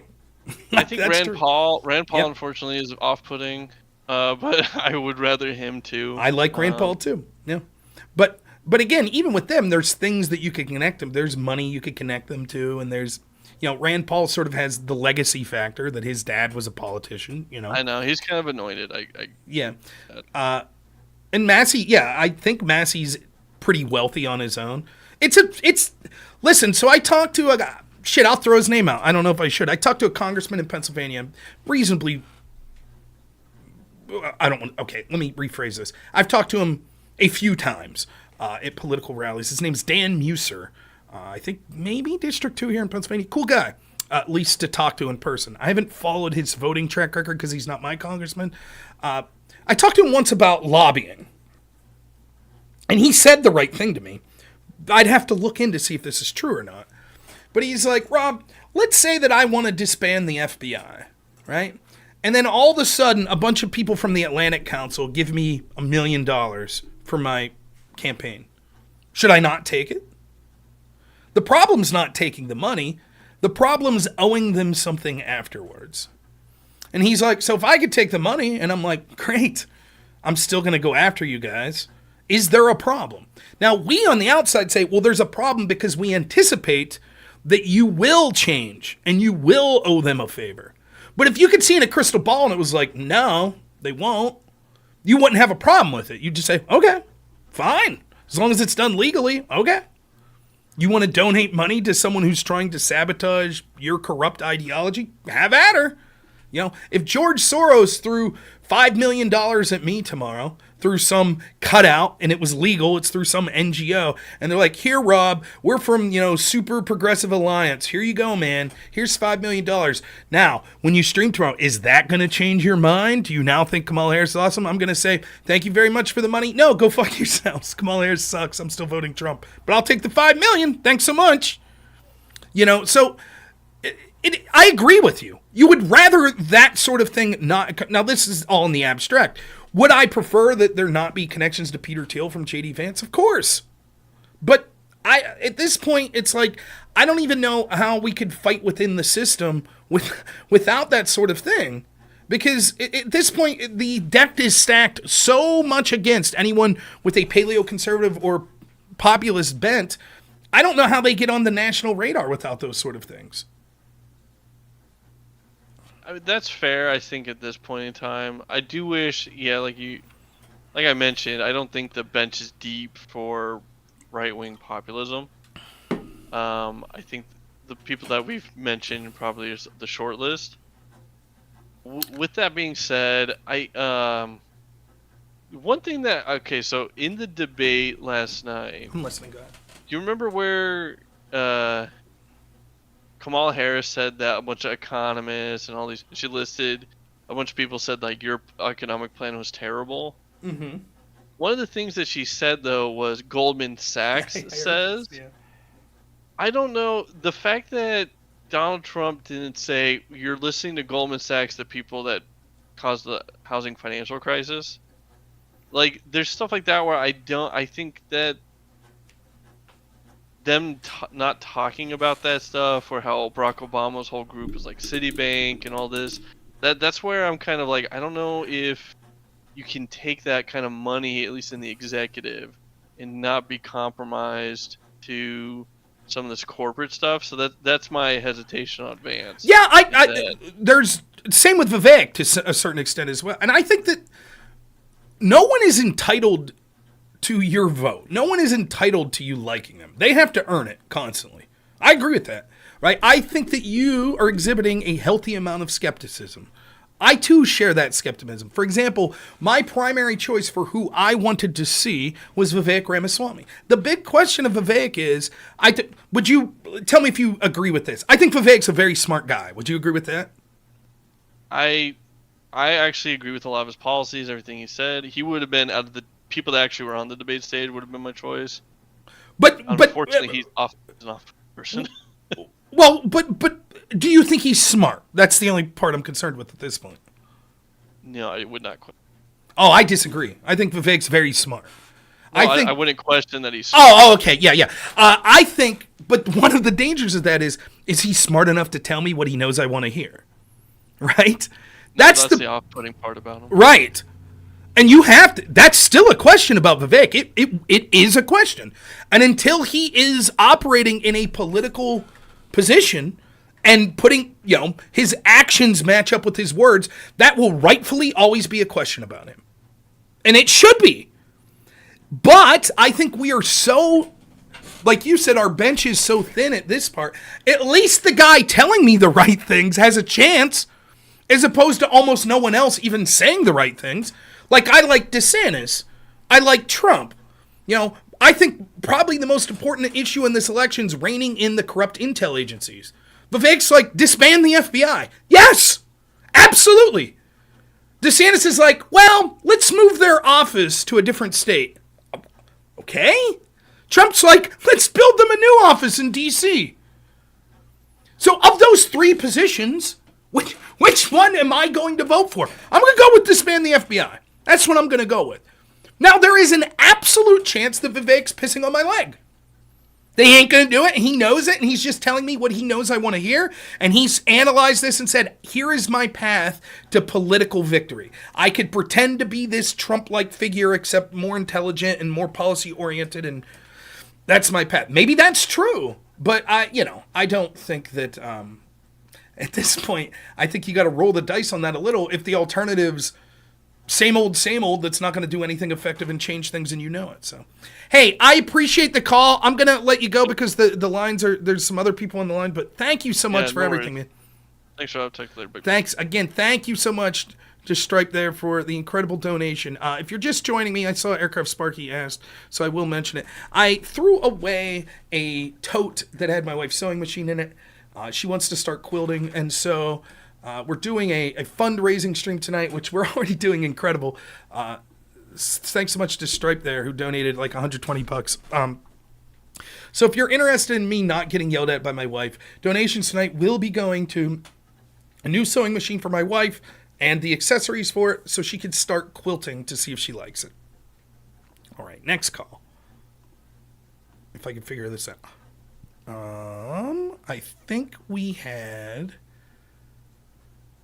Scratch was next. I hope I'm right. Next, we'll do 6ix9ine and then Pinkerton. What's happening, Scratch? By the way, real quick before you go, Scratch, I'll put that link out for the Discord if people want to call in, particularly if you're a lefty and you want to rub it in my face that you think Kamala won. I'd love to talk to you, but sorry about that. Go ahead, Scratch. But Kamala won the debate? Or... Yes. Yeah. I guess it depends on what you mean by, if you mean like policy wise. You don't have to. Probably not. Well, but if you mean like when somebody says win a debate, usually that means like they did convince more people in the audience that they did better. And that's Is that what you mean? Yeah, that's basically what I mean. Yes. I guess we'll have to see when the polls come out. Would be my best. But I'm not telling you what you have to. You can go ahead and talk about whatever you want, as long as it's within terms of service. Yeah. No, that's fine. Yeah. Gosh, I really want to talk about immigration. If you want to, sure, go ahead and do that. Fire away. Sure. Generally, I disagree. I think you've mentioned the Great Replacement before. Is that correct? I very rarely have used those words, but my belief is that they want to erode national borders and have more of a globalist type system. And one of the biggest impediments to that is national pride and the working class and middle class in first world countries, particularly the United States. And so I do believe there is a concerted effort to bring in cheap labor to people that don't have a historical connection to this country, to ultimately have them reshape the voting and cultural landscape of this country so that they could erode national pride and achieve their globalist dreams, which will result in a sort of neo-feudalism. I don't know how many times I've used the term Great Replacement, but in effect, if that's what you mean by it, I think that I've said that. So. Yeah. Okay. Interesting. That's a lot of points to go over there. Sure, but I'm just trying to be as specific as possible with my. Yeah. Yeah. No, I almost disagree with like everything you just said there. Okay. Generally, from what I've gotten from both like Biden and Kamala's like presidency, it looks like they're generally concerned with like the lives and well-being of people, and like how they're doing. And they want both Americans and people outside this country to live well. They think that immigration is like a generally good thing, like economic-wise, but it also needs to be controlled. And I think Biden definitely made some mistakes on the asylum front. But when it comes to like policy in general, I definitely say that like Biden did better. And I definitely don't think there was some neo like feudalist effort to try and like globalize our system. So we could just. The motivations behind it aside, we could talk about the motivations in a second. Let's just talk about the record. You think that when it comes to immigration in general, as a holistic immigration policy, that the Biden-Harris administration was better than the Trump administration? Yeah, generally, yeah. In what way? In what way? Kamala's, Central America Forward movement. She went around to private investors. She asked them for basic investment in this program, which then went into Central and South America. I think it created like 25 like million jobs there. There. So you and this concerted effort was specifically so that people had more opportunities there and didn't feel the need to come to America, and I think that's one of like the biggest things, at least specifically Kamala did. And then I'm glad that Biden got rid of the MPP. Okay. You could say that you think that it's glad that they did that, and I understand that taking the citizens of the United States tax dollar, funneling it through NGOs that get incredibly wealthy to invest in other institutions and in other countries is something that many people find very popular. I don't find it popular that I can't afford eggs or milk anymore. I think that the sort of wasting of our dollars under the auspices of, but we're kind-hearted people that are trying to help people around the world, proves over and over again to be fraudulent and not the case, and it's actually enriching wealthy people in this country and elsewhere. But even if we take aside, even if I would say, yeah, maybe you're right that Harris and Biden did all of this because they're huge-hearted people and they really want to help the people of Central America. The data is the data. If they were doing so great helping people around the world, why were the amount of illegal immigrants coming to this country massively exploding to record levels under the Biden-Harris administration? If as a whole, you've isolated one small area, but if their policies were better as a whole and they're investing in all of these countries around the world to ensure that people stay home there because they're making those countries more livable, then why were there so many illegal immigrants coming to the United States under their administration? I'll answer that question, Jordan. You kind of misrepresented Kamala's policy. She didn't funnel private money through NGOs. She went to like specifically private investors. This was not coming out of tax money. Okay, they certainly their plan. Let me be clear. Their plan certainly wanted to give millions of dollars to NGOs. Correct or not? I don't.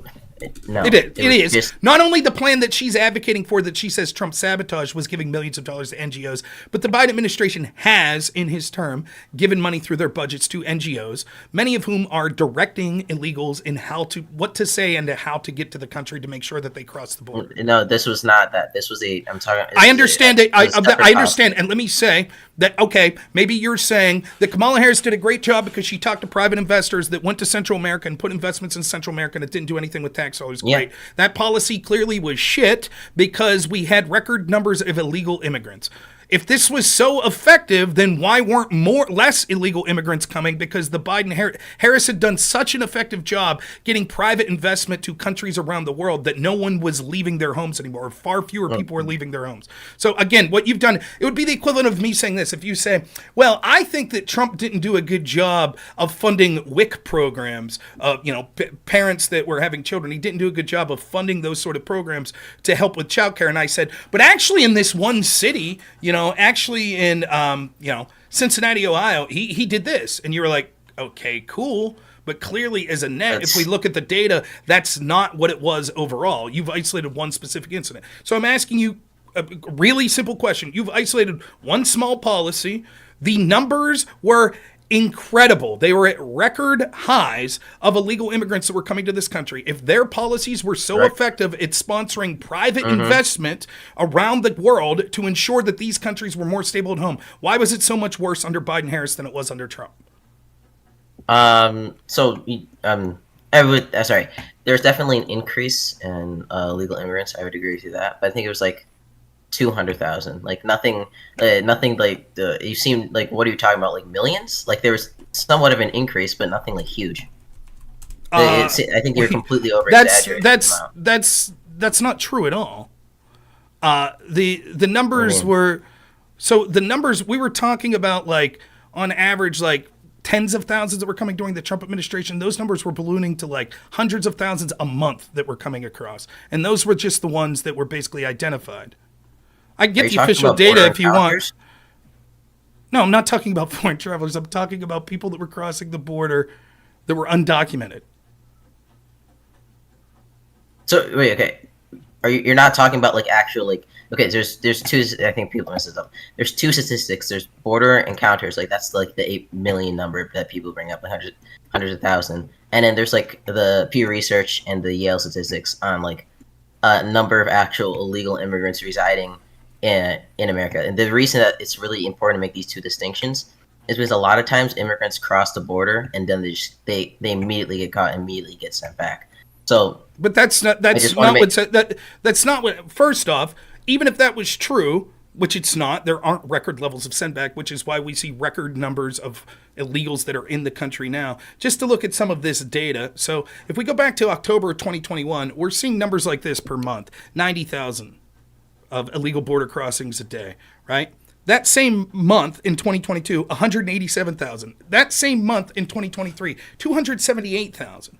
So we're talking near tripling the amount of illegal border crossers. Why are they even crossing? Because what you seem to be intuiting is Harris and Biden did a phenomenal job of supporting private investment for countries around the world, which would ensure people would stay home. These people are clearly leaving at record levels, and now you're making excuses saying, oh, but trust me, when they come, most of them, or a huge portion of them, are just being immediately sent back. Why are they fleeing in the first place? You seem to isolate that you thought the Harris-Biden administration was doing a great job despite the numbers. And when I asked, okay, why did you think they were doing good? And you were like, because they were sponsoring private investment in places like Central America that was ensuring that people wouldn't leave. So can you explain then why we had these numbers ballooning to record levels?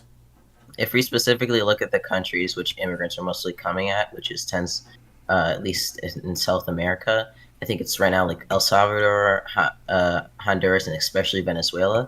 And the countries that Kamala Harris invested in, if I'm correct, it was like Mexico. I think it was specifically like Mexico, El Salvador, and Panama. So if we look at the amount, and if we look at the Pew Research statistics for Mexico, we've actually seen a consistent amount of Mexicans not even coming here but leaving, and the population of Mexicans going down. So we could say that the investment for the specific demographics, which that put in, we did see a decrease in these illegal border crossings and immigration in general from these populations. Okay, so then if I'm intuiting that, and these numbers are all based on how much investment's coming from these countries, because the numbers have ballooned so much, they get credit for the countries that are now sending less, but you don't give them any blame for the countries that are sending records more. That's your argument? Oh, like I would ask you, I generally not, but I would ask you, like, what specifically, like, other than the fact that COVID ended, which meant that we're going to see like an initial large spike in like border crossings, like and because a lot of double counting, like, what do you think that they specifically did? Well, what they've said over and over when people like Brett Weinstein went down and asked, and other people have gone and asked, is we know that the Biden-Harris administration will accept us. They said on the debate stage that it wouldn't be illegal for us to come. They said on the debate stage that we would get all sorts of benefits, health benefits, education benefits, welfare benefits, and so that's why they're coming. When under Trump, they were afraid to come because they thought that it would be an unworthwhile trip because they would be deported back because he was talking harshly on immigration. Under Trump, there were a bunch of executive orders that made sure people stayed in Mexico. Under Biden, he almost immediately, day one, rescinded many of those executive orders, which ensured once the people came to the border that they were unable to go through. Under Biden-Harris, they worked hand in hand with NGOs that would talk to these people and tell them the right things they needed to say to come in.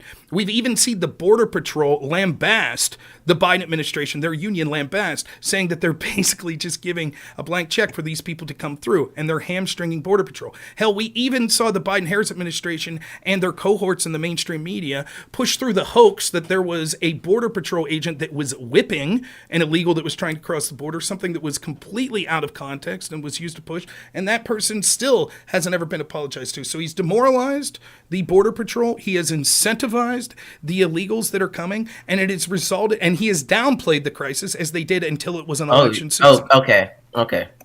So, okay, sorry. We need to make our terms correct because I think the terms that you're using, you're not ascribing to the right people. So let's and I hope you make so there's asylum seekers. Would you agree with me? There's asylum seekers, illegal immigrants, and people who have or gotten like temporary protective status or like apply for that, right? Or which is the visa, right? So under the Biden-Harris administration, they basically Trump made the asylum the asylum requirements way stricter, way harder, which I definitely do not agree with. And he also, and I don't think he did anything with TPS. But under Biden massively expanded the TPS visa, and he also made it easier for people to, the asylum statistics easier. So I would accept, and this would be like a more factual based statement. Biden made it easier for people who are seeking asylum and people who want to get temporary protective status to come in. but not illegal immigrants, because it does tend that most of these people are trying to come in via legal routes that the Biden That's not true. They're not coming through the legal ports of entries that are suggested, and they're being coached to say that they're asylum seekers by NGOs that are being sponsored in large part by our government that are paying them, that are coaching them on the things they need to say to ensure that they get into the country. I'm unpersuaded by the argument that, well, the asylum seekers are different than the illegals because they're going through and so they happen to get through, and that was expanded by Biden. No, these are still people that shouldn't be in our country that are illegals, and when people are talking about the problems with illegal immigration, which are substantial, it is because the Biden administration and the disastrous policies and virtue signaling they've done that has encouraged these people to come. You saying, sure, he expanded, but now they're legal. These people are legal because even though it's the same people coming from the same ways, they've now been coached to say, actually, I'm an asylum seeker, so therefore we don't consider them illegals. Unpersuaded by that. And I think that if you're listening and you live in one of these cities that's being inundated with illegals, that's causing all sorts of economic and cultural misery in your communities right now, I think that you should understand that this is a trick that the Democrats will try to play that's like, oh, no, these people aren't illegals. These people are asylum seekers. So it's totally different, so it's okay. I completely disagree. I think it's part of the problem, and changing the semantical terms in how we coach them to say what they need to do to get into this country isn't persuasive to me as an effective policy from the Biden administration. I would have to actually, I completely disagree with the entire thing. No, first of all, if you read anything into our asylum law, including the 1948 Refugee Act, you would know anybody, Refugee Act, it's section, I think it's 2408, the Attorney General can set up a system whereby any asylum seeker can come in regardless of the status or where they are, right, as long as they present themselves in the right time, right? So no, they don't. Asylum seekers, nor people applying for TPS necessarily have to come in at a port of entry. I don't know where conservatives get this, just like useless hearsay. This has been established for a really long time now. Why weren't they doing it under Trump? Why weren't they doing it under Trump? Well, give me a sec. And second of all, illegal immigrant is a legal term. So obviously, when you use a legal term incorrectly, I'm going to correct you on it. I'm not being semantical. I'm not using it. No, it is semantical. And I don't care that you say that it's legal. It also has to do, when I say illegal immigrant, I'm talking about people that have no right to be here. They're not, and I'm unpersuaded. That's entirely subjective, Rob. It is. You're right. It is subjective in the fact that people like you want to inundate our country with people from outside this country because you'll say that you have a big heart, but you don't. You don't give a shit about the mass rapes that occur. You don't give a shit about the mass rapes that occur when these people make this trip. You don't give a shit about the coyotes that are exploiting these people. You don't care about that. You don't care about the poor people that in this country that are no longer getting help because they're now being forced to compete with these people economically. You don't give a shit about the communities that are being overwhelmed by these people. You don't give a shit about any of that. You think that this benefits your side politically. And so you play this semantic argument where you're like, well, technically, if we call them asylum seekers, then they're not illegals. That doesn't matter to the people right now in Springfield, Ohio. Or what you're telling me right now is a community of 50 to 60,000 people that have had 20,000 Haitian immigrants being put there, that you think that it's a persuasive argument to say, oh, no, these aren't illegals. These aren't illegals. You see, the Biden administration granted them asylum. So it's all gravy. It's good. Okay, so I'll make my contention clear. You could just say, I don't like the amount of asylum seekers coming. I don't like the amount of people with TPS. But it's obvious that when people use illegal immigrants, and you'd even said it yourself, and then you went a massive 1-minute gish gallop to try and avoid the fact, and you even said it. When you say illegal immigrant, you just mean anyone who you don't like. That's not true. No, yes, you said anybody. Sorry, I don't like you. It seems like I don't like you. No. You can wait. No. You can say you can let it. Oh, okay, bro. Okay. If I don't like you, am I calling you an illegal immigrant? No. So then you misspeak when you say, I say anyone I don't like is an illegal immigrant. You misspoke, or you were just wrong? I literally corrected myself a second after that. I meant you said anybody who doesn't have the right to be here. And I'll now do my analogy. You can say anybody who has an H-2A visa. You say, I don't think people with H-2A visas have the right to be here, and call them a legal immigrant using the definition that you gave me. Where did I mention H-2A? Where did I mention H-2A? I literally mentioned H-2A? Holy shit. Rob, you said that a legal immigrant is anybody who does not have the right to be here. Mm-hmm. That's literally what you said. I did say that, yes. And I said, hypothetically, anybody could say that's an illegal, and hypothetically, using that definition, we would say, I don't think people who have H-2A visas have the right to be here, and therefore are legal immigrants. And I said that in that situation, and I'm saying the word illegal immigrant means nothing with that definition, Rob. Literally nothing. It's a legal definition. You can say that. I think literally your illegal, legal. You could say that. I think your definition means nothing when you could literally change the definition of what asylum is to suit your whims. As you've admitted that the Biden administration did. They expanded their definition of what asylum was. What I'm saying is, instead of arguing the semantical term, which you're wont to do, what I'm talking about is the net results on the people that are coming across the border and the people that are suffering in this country because there are so many people that are coming across the border. I'm talking about the net result on them. You want to talk semantically about not using the term illegal because you want to have some sort of optic victory that says, oh, we shouldn't call these people illegals, they're asylum seekers. My question to you is, instead of getting bogged down in this semantic argument, would you tell the people of Springfield, Ohio, actually you're mistaken, these people aren't a problem, they're not illegals, they're asylum seekers? Do you think that changing of the semantic term does anything to change the facts that are on the ground? Obviously, if these immigrants are doing such bad things, then obviously no. And in that case, I would say, hey, maybe asylum seekers aren't. Maybe taking in so many asylum seekers or so many people applying for temporary protective service. Maybe this isn't a good thing. Maybe we shouldn't do it. Maybe we should limit the amount of people coming in through these programs. But one thing I want to do is I wouldn't fearmonger about immigrants like you and all the Republicans consistently seem to do, misusing terms constantly. And no, it's not a semantical argument to say that the Republicans are constantly fearmongering about immigrants. And again, because you guys are. What you are, you can say we're fear-mongering about immigrants. We're not. We're talking about any country. No, we're not. Because fear-mongering is a negative connotation, if you want to get semantic, is a negative connotation that says that you're saying things that aren't real-world impacts because you want to disparage a group for personal reasons. That's not the case. It's similar to saying, like, transphobia. No, if I'm speaking out against what I see as trans policies when it comes to athletics or something, it doesn't mean I have a fear of trans people.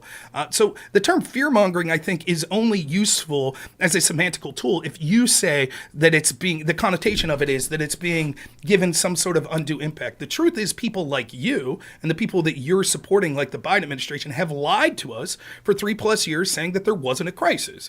They said that it wasn't a problem, that the problems we saw with illegal immigration that people were seeing on the ground were a lie. We saw this going back forth to the previous administration as well. When you had all of these communities, particularly on border towns, that were saying we're being inundated, we're being overwhelmed, and we were told over and over again by academics, by politicians in the Democratic Party, the Biden-Harris administration, that's not true. Illegal immigrants are great. They culturally enrich the communities they're in. They benefit us economically. We need these people. And so then what happened? Well, some shrewd politicians decided, okay, we'll send them to your communities. We'll send them to Martha's Vineyard. How did that work out? Well, it turns out even in Democratic strongholds, when they're inundated with the similar numbers, in fact, in some cases like in Martha's Vineyard, 47 or 50 people, I think they were sent, they were called a sanctuary city. They respected illegal immigrants or asylum seekers or whatever term you want to use. They could only manage to deal with those people for 48 hours.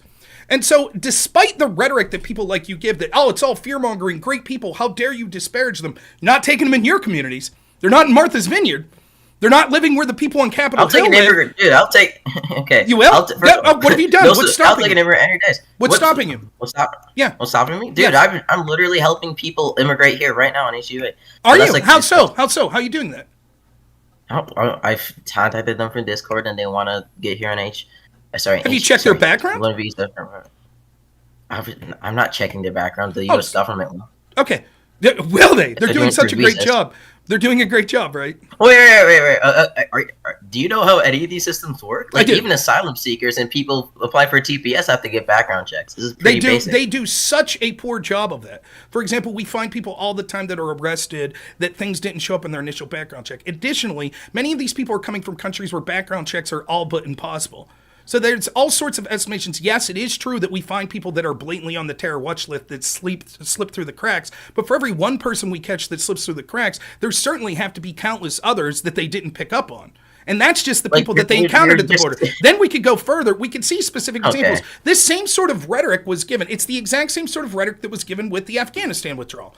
When people like me said, wait a minute, you're just accepting airplanes of people because this was so buffoonish. Has anyone done background checks on them? And yes, said the Biden administration. Yes, we've done background checks before we left them into this country. Then they took them to bases in like the Midwest or whatever and let them wander off the base. And then it turned out, whoops, it turns out we didn't vet hardly any of these people, or large swaths of them that we didn't vet. That's such a dishonest framing, because in that framing they literally didn't do any background checks, and this one they did. And second of all, so they lied. So you admit. No, so I just want to need a hard. I just want to be clear. Wait, so you'll admit if admitting. the Biden administration said we did background checks, we vetted these people, they lied. You're admitting that was a lie if they said that. If they said that was a lie. Okay, so if they lied about that, you think about. they're telling the truth when they say, trust us, we vetted every single person that comes through here, we're confident. Rob Noor, out of anybody would know, one lie does not implicate a conspiracy about immigration. When it is a pattern. And second of all, yes, you can. There's on the ground. You can look at the on the ground reporting from in San Diego from ABC, and they've done a report on this, and they literally walked you through the process. There's photos and everything. They have 2 facilities there. They do basic background checks. Everybody has to take the credible fear test. There's a system. There's a process. They're not just letting people in willy nilly. Obviously, some people are going to slip through the cracks. Literally, that happens in literally any kind of program. It should be accounted for. You would have to prove to me that there's a disproportionate amount of people who are criminals not coming to the country and not being with these background checks, not individual examples. I don't have to prove anything to you. You have to prove when we're taking people in mass numbers that are causing huge amounts of dismay in this country that they have the right to be here, that they are a benefit. And the idea that I'm supposed to believe that this administration, which is telling us we don't have enough people to process at border guards, we don't have enough people there to be able to process these people. You'll admit that's what the Biden administration is saying, correct? Yeah, I would also admit that that's his biggest failure. I just want to be clear. You're admitting that the Biden-Harris administration, including Harris on the debate stage last night, are saying one of the big fixes to this is if we just gave more money to the Border Patrol and to other resources there, we would be able to properly vet people to ensure that there is less of a border crisis. Yes or no? That's one of the things they've said. Specifically, I don't know if I'd have to look more into the border itself, but specifically immigration court, which was in the original bill. So your argument is that your argument is 100%, or at least obviously nothing's 100%. I'll steel man your argument, but pretty much everyone that's coming across is being vetted. I think the majority of people who come across are being vetted. Why would that be helpful? If we leave, by the way, real quick, John Barrett, thank you so much for the $2 super chat. Oh, it's kind of hard to get those statistics. Let's see. Well, but how could you have statistics of who wasn't vetted? For example, what's the vetting process look for? So I come from Haiti, right? Let's say what's the vetting process look for them? Do they check their criminal background records for countries that don't necessarily keep criminal background records? Yeah, they do that. Make sure they're on a terrorist watch list. Okay, that's it. Oh, we don't have a record for your name. Does that person get in? Oh, they literally don't have identification for their name? They don't know who they are? No, they say, my name's Bob Smith, I'm from Haiti. They say, we don't see a record of Bob Smith in Haiti. Okay, you're not on the terror watch list. What happens to that person? Wait, is that person providing a passport or anything? Or no, they don't.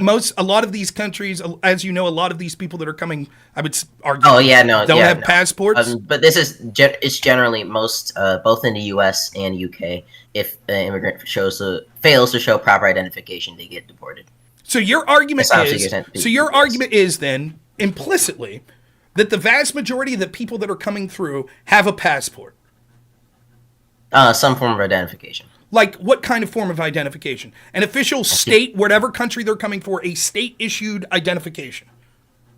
I'm guessing ID, birth certificate, passport. I don't believe you. I don't believe you. I don't. I do not believe that.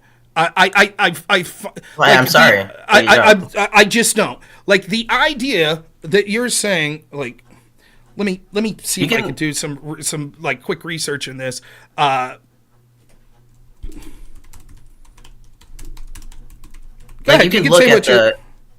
can look at the encounter statistics. Cool. They don't really tell us anything about the actual number of illegal immigrants. But then we look at the Pew Research. It's okay, it's 200,000. I can confirm 200,000 illegal immigrants came in during Biden's administration, right?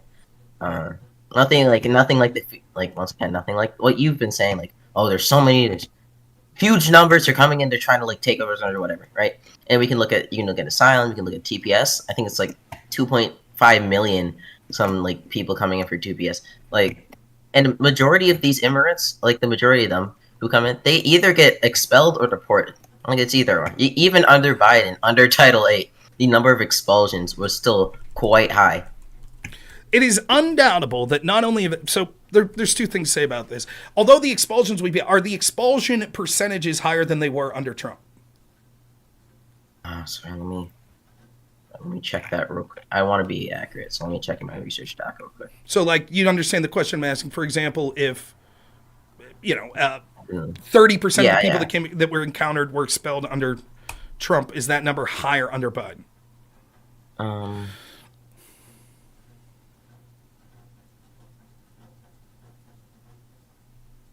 Need to make this more organized for myself. And I just want to be clear, the idea that these people are properly vetted, we just had data that came out just focused on children alone that said that they've lost count of some 300,000 children. So the idea that it's like, oh, no, these people are all being properly vetted and keeping track of is nonsensical. Because surely the people that they would be keeping the best track on would be helpless children, correct? Like, I don't know about that, like, data specifically. Okay. But I find the idea laughable that's like, oh, they vet these people, they know where they're at, they're all people that have forms of ID. I think it's laughable. I think it is. In fact, if that was the case, they've been saying for years that the number of undocumented people here, I call them illegals, would be 11 million, when the real number is likely much higher than double that amount. That's how off they are. So the idea that this is like some thorough process where people are being thoroughly vetted, which isn't true. Yeah, the percentage is higher. Okay, so what are the percentages? I can't show you like the actual. Sorry, it's just a graph here. Maybe we can actually 7%. Put the link in the Discord or whatever. Or yeah. Like, where can I put it? Are you on my Discord?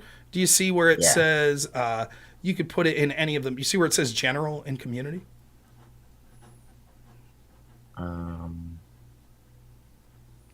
Okay. You named me. Do you see it says moderators? I'll just. I don't know if it allows you to post links on the YouTube. You're on Discord right now. You're on the Normal America Discord, right? You want me to just... Do you see where it says voice? Yeah. Okay, then go down. See where it says moderators? And then it adds a bunch of channels?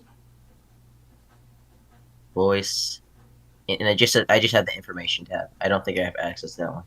Oh, okay. You want me to just... Yeah.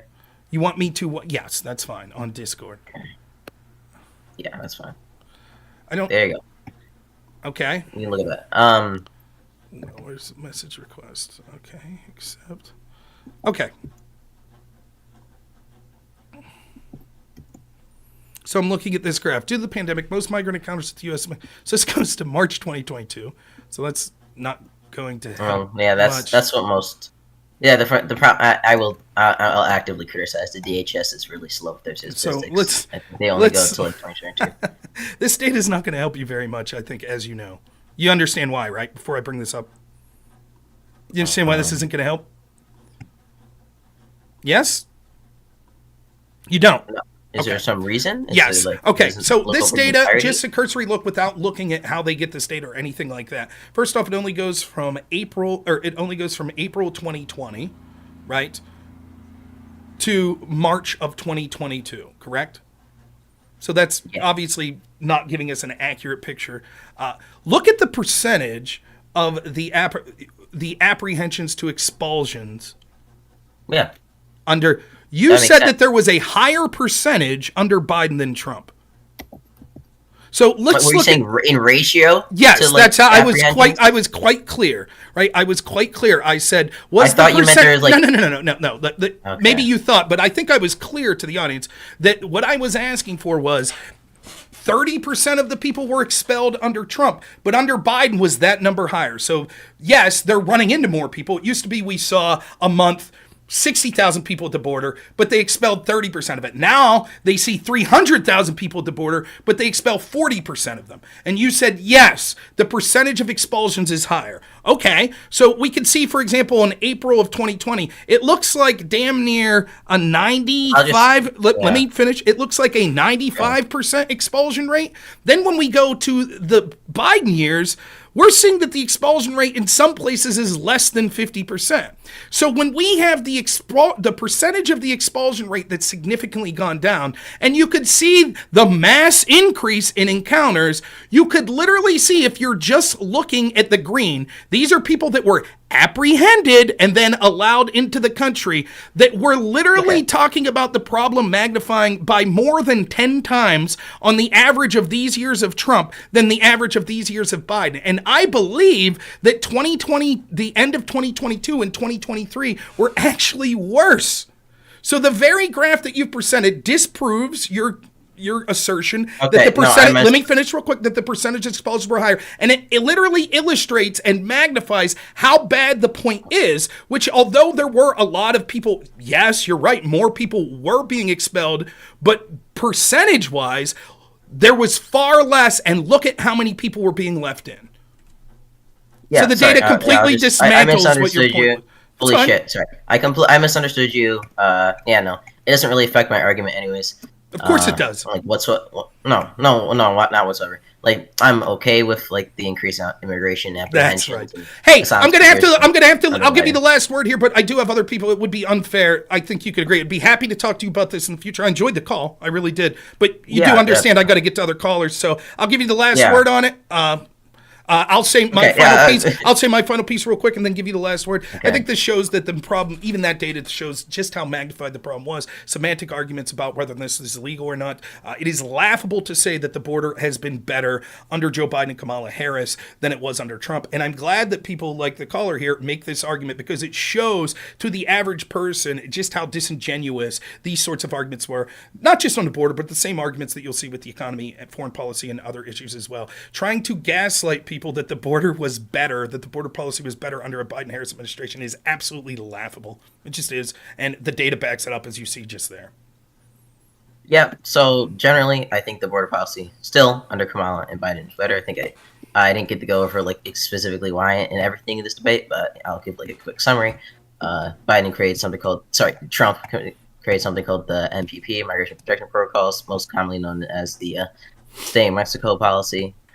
Basically, under this policy, there was like increased, a lot of asylum seekers had to stay in border camps while they're waiting for their processes, for their asylum cases to be processed. Under this, we saw like a lot of increased murder, sexual assault, rape under Trump administration. So I'm glad that Biden opened it back up. Because ultimately, asylum's a system to help people who are in need of protection, and Trump completely violated that. That we can talk about the numerous like violations of international law that Trump did, and not very good, especially since I believe in like the rule of law and shit. I don't think I was whatsoever being semantical when I talk about illegal immigrants. It's important to have defined legal terms when we're talking about the subject, so we know who and what we're talking about, instead of just referring to everything as illegal immigrants, because it just sounds scarier to the audience, or it's not being disingenuous whatsoever.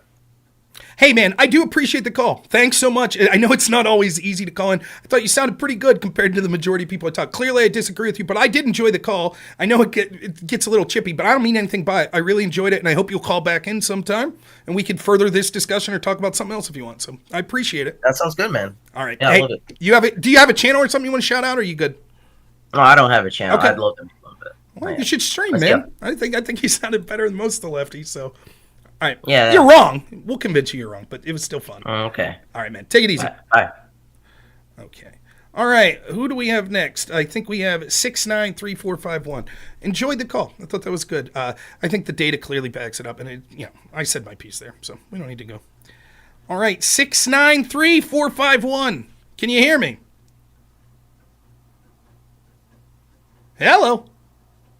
Now, I know one of the problems is people that are waiting in the Discord oftentimes will go AFK or, whatever. And so when I bring them on, they're not there. So we'll give a couple minutes to see if they come on. But if you could hear me, we'll just call you 693-451. If you could hear me. Thanks so much, Brad, for the sub. I appreciate it. If you could hear me, you're on. Your mic's muting and unmuting, so I could see that you could probably hear me. You're going to have to go into your settings and try to adjust your microphone settings because I'm unable to hear you. So it's probably something on your level technically. We'll give you a couple minutes to see if you can figure that out. If not, we'll put you back in the waiting room and see if you can figure it out. let's see. If you're watching and you're on a platform that you could give a thumbs up to help me in the algorithm, please do that. So YouTube specifically, I think Rumble maybe has that feature as well. So please do that. I appreciate it. By the way, if you're one of the awesome people that are watching me on Rumble, I'm sorry that your chat doesn't show up in Restream, so I can't see it, but I do appreciate all of you as well. And I appreciate you watching me on a platform like Rumble. And anyone who wants to give donations today, I accidentally threw away my wife's sewing machine, so we're taking donations to buy my wife a new sewing machine. So 6-9, I can't hear you, so we're gonna move you. We're gonna move you back to the waiting room. See if you can get that audio figured out. Next, we're gonna go with Pinkerton. Pinkerton, can you hear me? Yes, I can, sir. How are you doing today? Doing great. Nice to hear from you. What's happening? Not much. 3:20 here in the morning, so a little tired, but happy to talk. Yeah, well, 10:20 here. I got to get up at probably 6:45 to get ready for an MRI tomorrow. So as long as I get 4 or 5 hours of sleep, I'll be okay. But it's great to hear from you. What's on your mind tonight? I was the one that put that little message in the chat earlier, so I thought you're... You think I'm wrong that Kamala won the debate? You think that Trump won? Is that... Yeah, basically. I mean, I was kind of joking because I kind of said your original reaction was a little bit whack. I was like, I mean, I've not been watching you for that long of a time, so I mean, don't hedge, man. You can say I'm a dumbass. I don't care. It's all right. Go ahead. Go ahead. Yeah. I don't think you're a dumbass or anything. I just I've only heard you for a little bit, so I was kind of surprised that you said Kamala won. I didn't think Trump did well. And I didn't think he did terrible because he did. It's 3-on-1. You know what you're going to get, and I mean, I don't think it did anything for either candidate. So if I could break this down into 3 parts, right? The first part is the sort of being surprised at me thinking Kamala won. I just want to make this clear to you. I'm not saying you're saying this, right? But I just want to make it clear to everyone that who I want to win is not necessarily who I will say won. And I am trying my best. So if anyone's watching, it's like, I thought Rob liked Trump. Why would he say Kamala won? I do like Trump. I'm not saying I think Kamala won because I'm trying to harm Trump. Quite the opposite.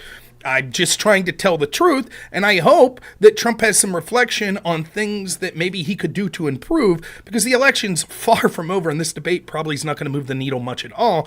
And I think that he needs to, for me, the lesson I'd like to see Trump take from this is remain focused and on point, that what this election is about is Trump's record versus Harris's record.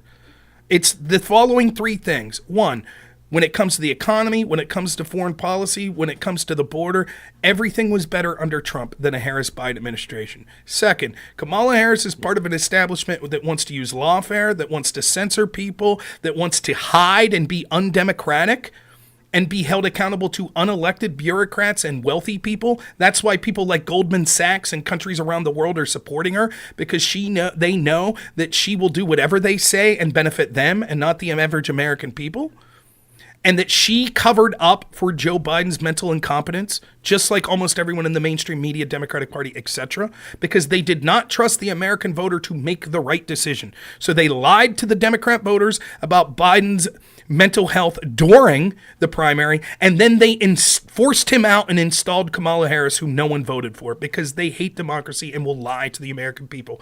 And 3rd, even great liberals like RFK are now understanding that the parties are realigning, and it's the party of the neocon Cheneys, Bushes, Goldman Sachs, those sorts of people that want these forever wars and military-industrial complex that are now on the Democrat side, and the Republican side is made up of people that value the health of our children, the working class people, that value things like, free speech. Those are the points that Trump needs to focus on going forward. And I'm afraid that if he just has this point where it's like, I crushed the debate, I won, that's all there is to it, that he'll not get to that messaging that I think he needs to hold to. Real quick, John Barrett, thanks so much. Again, for the $2 donations, Vegemite for the Women's Sewing Fund. Thank you so much. The second point I'll make is, let me see what I said. So that's the first point. I just want to be clear on that. the second point. Go ahead. You can respond to that. I don't want to dominate that much the conversation. So No, that's fine. I kind of feel like he kind of said most of that stuff. I mean, he let everybody know she's a Marxist. Her father was a Marxist. All of her the only policies she's let out come across as Marxist. Mm-hmm. And I mean, when you said about Goldman Sachs, it was actually Kamala Harris that brought up Goldman Sachs, mm-hmm. and she said all the economists, the usual suspects that are known for getting everything wrong, they all back her. So I mean, I don't really think Trump has to say much. In my opinion, I think he should have mentioned about the covering up for Biden's communist decline. But I mean, I think everybody left and right is kind of aware that's what they were doing anyway. And yeah, sorry, go on. Yeah, I mean, listen. Let me also say this. It's easy to Monday morning quarterback. Like, I can't tell you how many. I think I'm a pretty good debater. When I do these debates, almost everyone has an opinion. Well, Rob should have said this. And many times they're right. Many times that's true. But there's all sorts of things when you're in, even if it's a fairly moderated debate with two respectful people one-on-one, it's difficult in real time to come up with arguments. I can't tell you how many times like that I'll be laying in bed at night after doing a debate and be like, shit, I should have said this. Right? I should have brought up this point.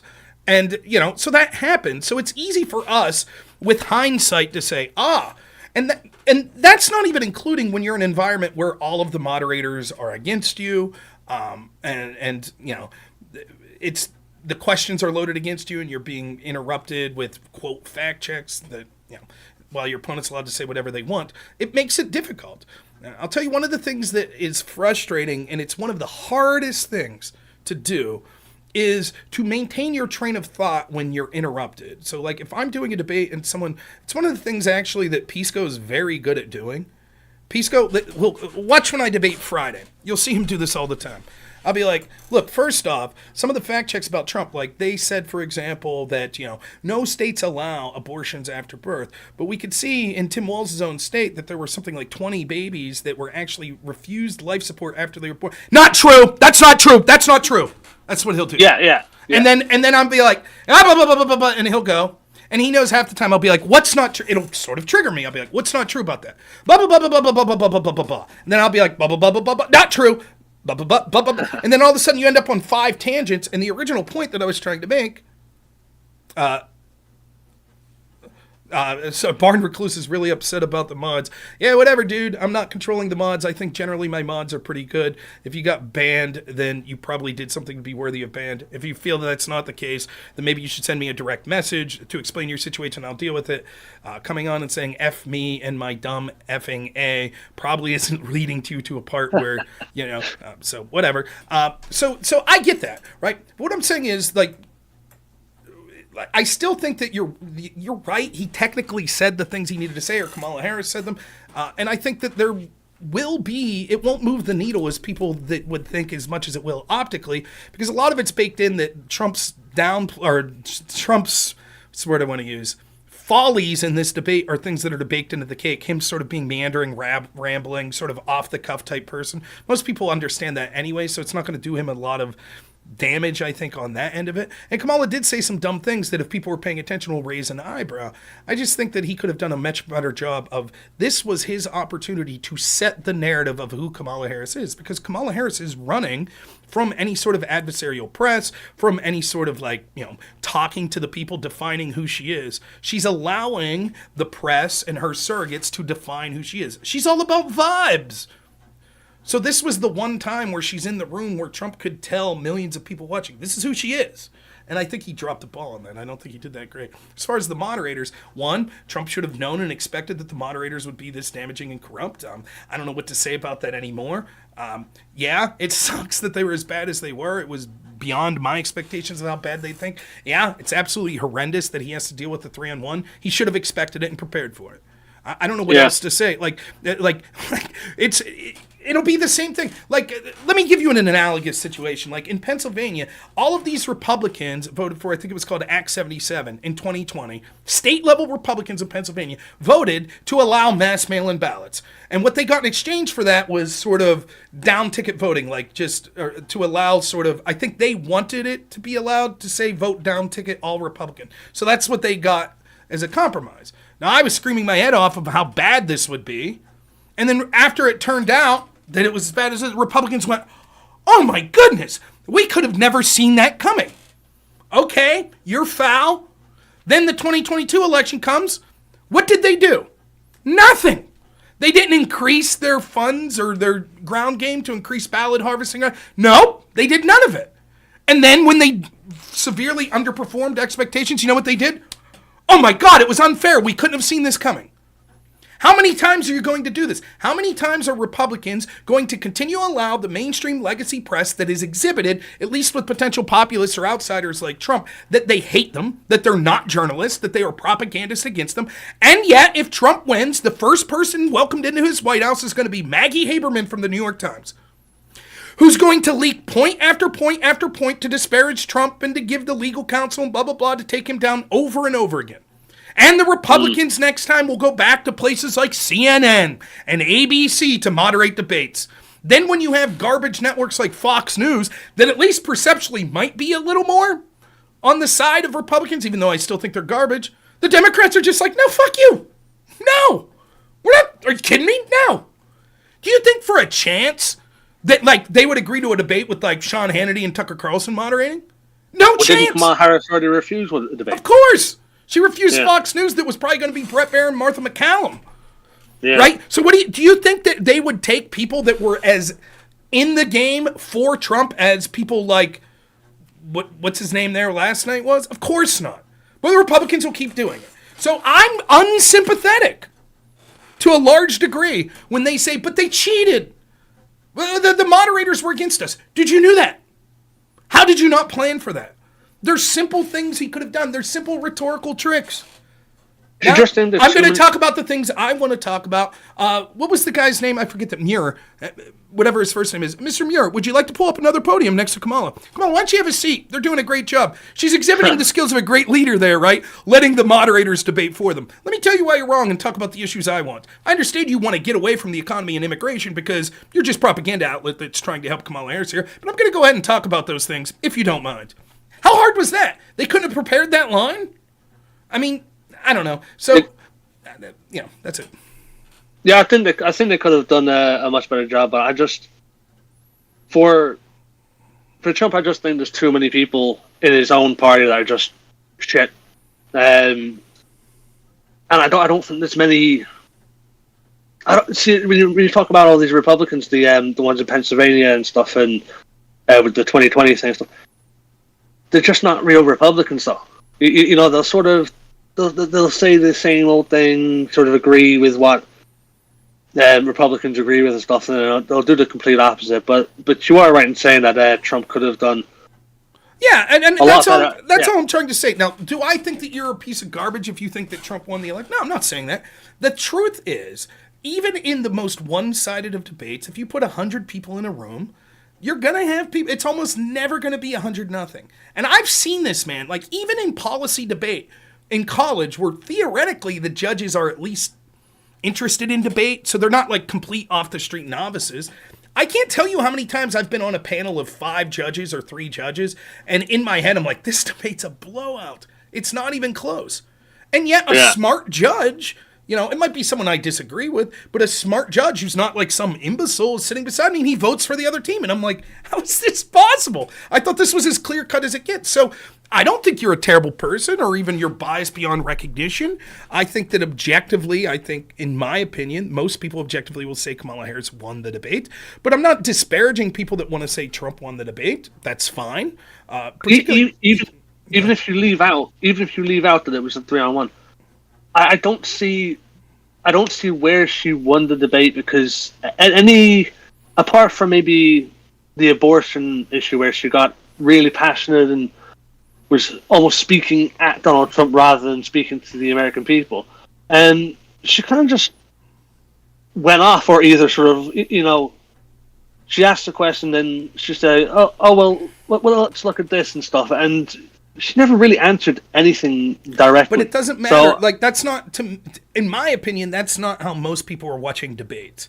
Like, the undecided voter that's not super politically astute, or the person that's on the fence or whatever, I don't think they're watching the debates like, actually, that answer wasn't really a specific answer directly to the question. And I said the same thing about Trump. Oftentimes, that's fair. That's fair. Oftentimes, Trump, even in the Biden debate, right, the specific question that would be asked to him, he doesn't answer that specific question. For example, would you veto a national abortion ban? He doesn't say yes or no, but you could still say, I thought his answer was pretty good. You know, he said, hey, I think we should leave it up to the states, blah, blah, blah. But the people on the left that hate Trump are going to say, he didn't answer that question. He didn't directly answer it. He didn't directly answer if he wanted Russia or Ukraine to win. He didn't directly answer it, right? And so they could make those same criticisms of Trump. I'm saying what she did was she controlled the direction of the debate because the things that were her greatest weaknesses that she had to fear coming into this debate, that she would be exposed for her extremist policies that she's advocated for in the past, the fact that she's basically got no policies now except copying Joe Biden's administration, and that despite what the Democrats and the media have told you, the Biden administration is not popular, the economy is not popular, their border is not popular. Those were her greatest weakness, and she successfully deflected away from them by doing things like talking about Trump's rally sizes. And it worked. And that, the vast majority of that debate, we weren't talking about the things that Kamala Harris didn't want us to talk about. So it's a victory for her in that this was Trump's one time to correctly attach her to the disastrous policies that she's part of or that she's advocated in the past. And I think he did a pretty poor job of it. And so a lot of people that don't follow politics very well might not understand just how radical she's advocated for positions in the past. Sure, Trump said some of the things, but it was meandering and he wasn't really hammering it home. They don't understand how she covered for Joe Biden's cognitive decline, and they don't understand that she's connected. Hell, Harris even at one point, I thought it was a brilliant line. She said, you keep talking about Biden. You're not debating Biden. You're debating me. You're not running against Biden, you're running against me. And Trump never just just makes it succinct to the people. It's like, but Joe Biden's basically an incompetent. People like you have been running the show. And in fact, it's not even you running the show. You're not even running your own show. The people that ran the Biden administration are the same people that are going to run your administration. If you disagree with me, Ms. Harris, if you disagree, Madam Vice President, then tell me the policies of Joe Biden regarding the border and the economy you disagree with. What are they? And she's not going to. And so you're like, you see, the fact that she can't say it shows that she went right along with all of these policies. Because she didn't come up with the policies, neither did Joe Biden. It was the people running the show behind him. Those are the exact same people that will be running the show. The only thing Kamala Harris might add is her extreme communist positions, like wanting to get rid of private health care or wanting to ban fracking. That's it, or wanting to confiscate your guns. That's what she adds to the mix. That's it. And he did not define that. So, yeah, I think you're right that it was a 3-on-1. It's easy to say this. It's easy to come off, Monday morning quarterback. I get all of that. But that's why I think that Trump lost the debate, or rather Kamala. I would say Trump lost it more than Kamala. But I don't think it's a huge deal. I don't think it's anywhere near the level that Biden lost against Trump, which was epic and forced him out of the race, And I think that the big takeaway is going to be that how corrupt these moderators were, and it furthers the narrative, which is that all of these establishment institutions are liars and are corrupt and aren't there to service the American public in ways that are beneficial. They're there to entrench power and make sure that their allies stay in entrenched power. And they'll lie and they'll cheat and they'll put the thumb on the scale in every possible way to do it, just like these moderators did. That's the narrative that most people will remember coming out of this. Yeah, well, do you think Trump should probably... he is, 78? Yeah, I think so. I mean, he's 78, he speaks off the cuff, everybody knows sort of the way he speaks stuff. Shouldn't there be a call for, this, whoever helps him prep for the debates, they do a pretty shit job, because you bring up a lot of good points that I wasn't really... Well, but here's the question. How do we know? Maybe Vivek Ramaswamy and Tulsi Gabbard were telling Trump exactly this, and he was like, threw it all out the window when he got there. It's like, listen, Possibly. The physical exertion of boxing or a contact sport is obviously very different, right? But mentality-wise, it could be similar. Like, have you ever heard, like, someone... I watch this... One of my favorite streamers is actually a chess streamer that goes by the name Ginger GM. And he's like a 40-something-year-old dude that's a grandmaster in chess, but he's a really funny dude. He decided he was going to do this British chess boxing thing, and he's never boxed in his life. So he's like 6 months, he's getting in shape, he's training to box, you know... And then when he gets in the match, he ends up winning the match because he won the chess match. But he was getting rocked in boxing, and he's like, dude, 6 months of training. As soon as I got in there, I forgot every minute of it. Like, as soon as the adrenaline hits, it's like, oh shit, you know, like that happens, you know. So maybe they did prep him, and maybe he was sounding much better saying these sorts of things in the debate prep, and maybe he got in there and it was just like he got triggered, he got baited. Started talking about his crowd size. He gets baited. Oh, he got baited. He definitely got baited a few times. But yeah. I don't know. You could be right. Maybe the people that are training him aren't saying these things. I think that a big clue will be to watch J.D. Vance's performance in the VP debate. Because I'll bet he says a lot of the exact same things I'm saying. Which would intuit to me that they probably knew at the time that Trump should be saying these things. So I don't know. Well, it's not that Trump's nervous imaginarium. That's not exactly what I'm saying. But I'm saying that he could get baited, that his adrenaline hits. It's not adrenaline's not necessarily just a factor of nerves. But, hey, I got to leave you go because I do have one or two more callers to get to, and I can't be here all night because I got to get some sleep. But thank you so much, Pinkerton, for the call. I really appreciate it. And hopefully you'll call in again soon. You're welcome. You take care, Rob. Thank you. Really appreciate it. Reminder to everyone, if you feel to be a little generous tonight, more so than usual, I am taking a fund. It's a donation stream, not to some great cause, but because I accidentally threw my wife's sewing machine away because it was in a box that I threw away that I thought was garbage.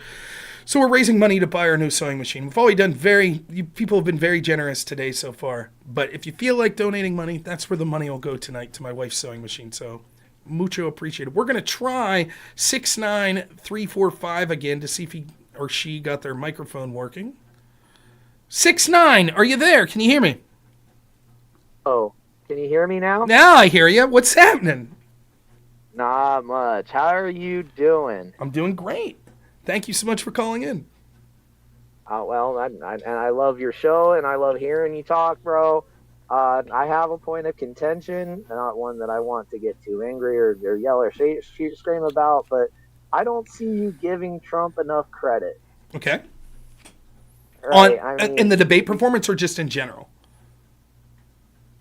I mean, I'm not going to criticize your stance about him in general because I tend to agree, but I still don't think you give him enough credit. I really don't. The man went in there raw. I have heard suggested in certain circles that Kamala Harris had the debate questions ahead of time. Now, putting aside the names and just going against this as a sterile debate, two debaters with faceless personas. If one debater, regardless of their position, knows the questions, shouldn't we give a little more leeway to the other debater? Yes, that would certainly be true. But there are several problems with the question. One, we don't have definitive proof that she had the questions beforehand. We just don't. Second, in general, particularly the questions that were the most damaging to her, those, I mean, you couldn't have guessed that those were going to be asked. Hey, Kamala, how about the economy? That was basically the question they asked her. That's the one that Trump could have spiked the ball. Hey, Kamala, what about the border? Does it matter? Do you think that that both Trump and Harris didn't know that would be brought up? Now, did she know, for example, exactly how they were going to ask maybe the Afghanistan question or maybe the Israel question? Those are more nuanced positions that it would certainly be helpful to understand exactly what they were going to ask. But in general, there wasn't like we don't have proof that she got the questions in advance. Most of it was at least in topics that she should have seen coming and Trump should have seen coming. Now, some of the stuff with Trump, like January 6th, I guess he should have expected it. Like the question about her race, climate change, maybe you don't expect those. I would have been prepared for them, but okay, maybe they didn't prepare for that. But abortion, he knew that was coming. You know, he knew that foreign policy was coming, that they were going to talk about Ukraine or Israel, right? So I don't think that in that manner. I think if you're going to talk about the thumb being on the scale, there are actually far better examples for your position, such as the way the questions were asked, right? So with Kamala, they were front-loaded with the questions that would be difficult for her, and then the stuff that was only critical of Trump was backloaded. Right. And so the impression then is you just have 40 to 50 minutes of questions that are all skewed towards harming Trump. Trump, January 6th. Trump, you talked about our race. Trump, your abortion, blah, blah, blah. These are all questions that are offensive questions for Kamala Harris to help her and defensive positions that Trump's going to have to argue against. And so the way those questions were orchestrated, I think, is one thing. The way the questions specifically were asked. So I already did the economic question with Kamala, it's like very vague. Do you attach yourself to Biden on the economy? With Trump, it's experts say, or experts agree, 20% increase, effectively a sales tax on the American people. You see, they're begging the question with the question. They're already putting in the viewer's mind, oh, the experts say that this is going to be a 20% increase in my sales tax? So that's sort of insidious. That has nothing to do with Kamala knowing the questions beforehand, right? The idea that she possibly had an earpiece in and was being fed answers, that if that was true, that would be more of an issue than her being fed questions. Don't get me wrong, being fed questions is still an advantage, and it's still unethical and deserves to be called out. And then lastly, just the constant sort of fact-checking on Trump, which was clearly just them debating. All of those things are worse. So I give Trump credit that he was facing an uphill battle. However, that does not absolve Trump of many of the things I'm criticizing. The first is he should have expected it. He agreed to the debate on ABC.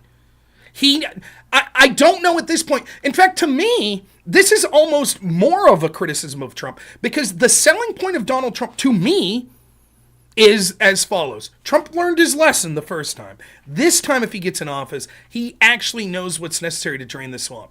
Does this seem like it? You going back to ABC? That's who you've agreed to allow moderate this debate? You see the results of it? Okay. So that's step one. So he should have been prepared for something like this, and it wouldn't have been difficult to have easy preparation for, how to deal with this. The other thing is, it doesn't absolve him of allowing them to control the direction of the debate. Yes, if two sides are equal and all of the debaters are equally talented and all of these advantages are given to one side, you expect them to win 90 out of 100 times. Absolutely true. And so you definitely have to weigh that in when you're evaluating the debate. But what you don't expect from people that are of competent intelligence, which Trump certainly is, he's a very smart man, is to get baited so hard that you lose the central thread that you're going to make. No matter how much they stack the deck against you, you're going to get some amount of time, a 40-second chunk, a 50-second chunk, to talk uninterrupted. And you need to be saying at those points, why didn't Kamala do these stuff while she's been in office? Why did she cover up for Joe Biden's cognitive decline? Her administration is a disaster for your economy, is a disaster for the border.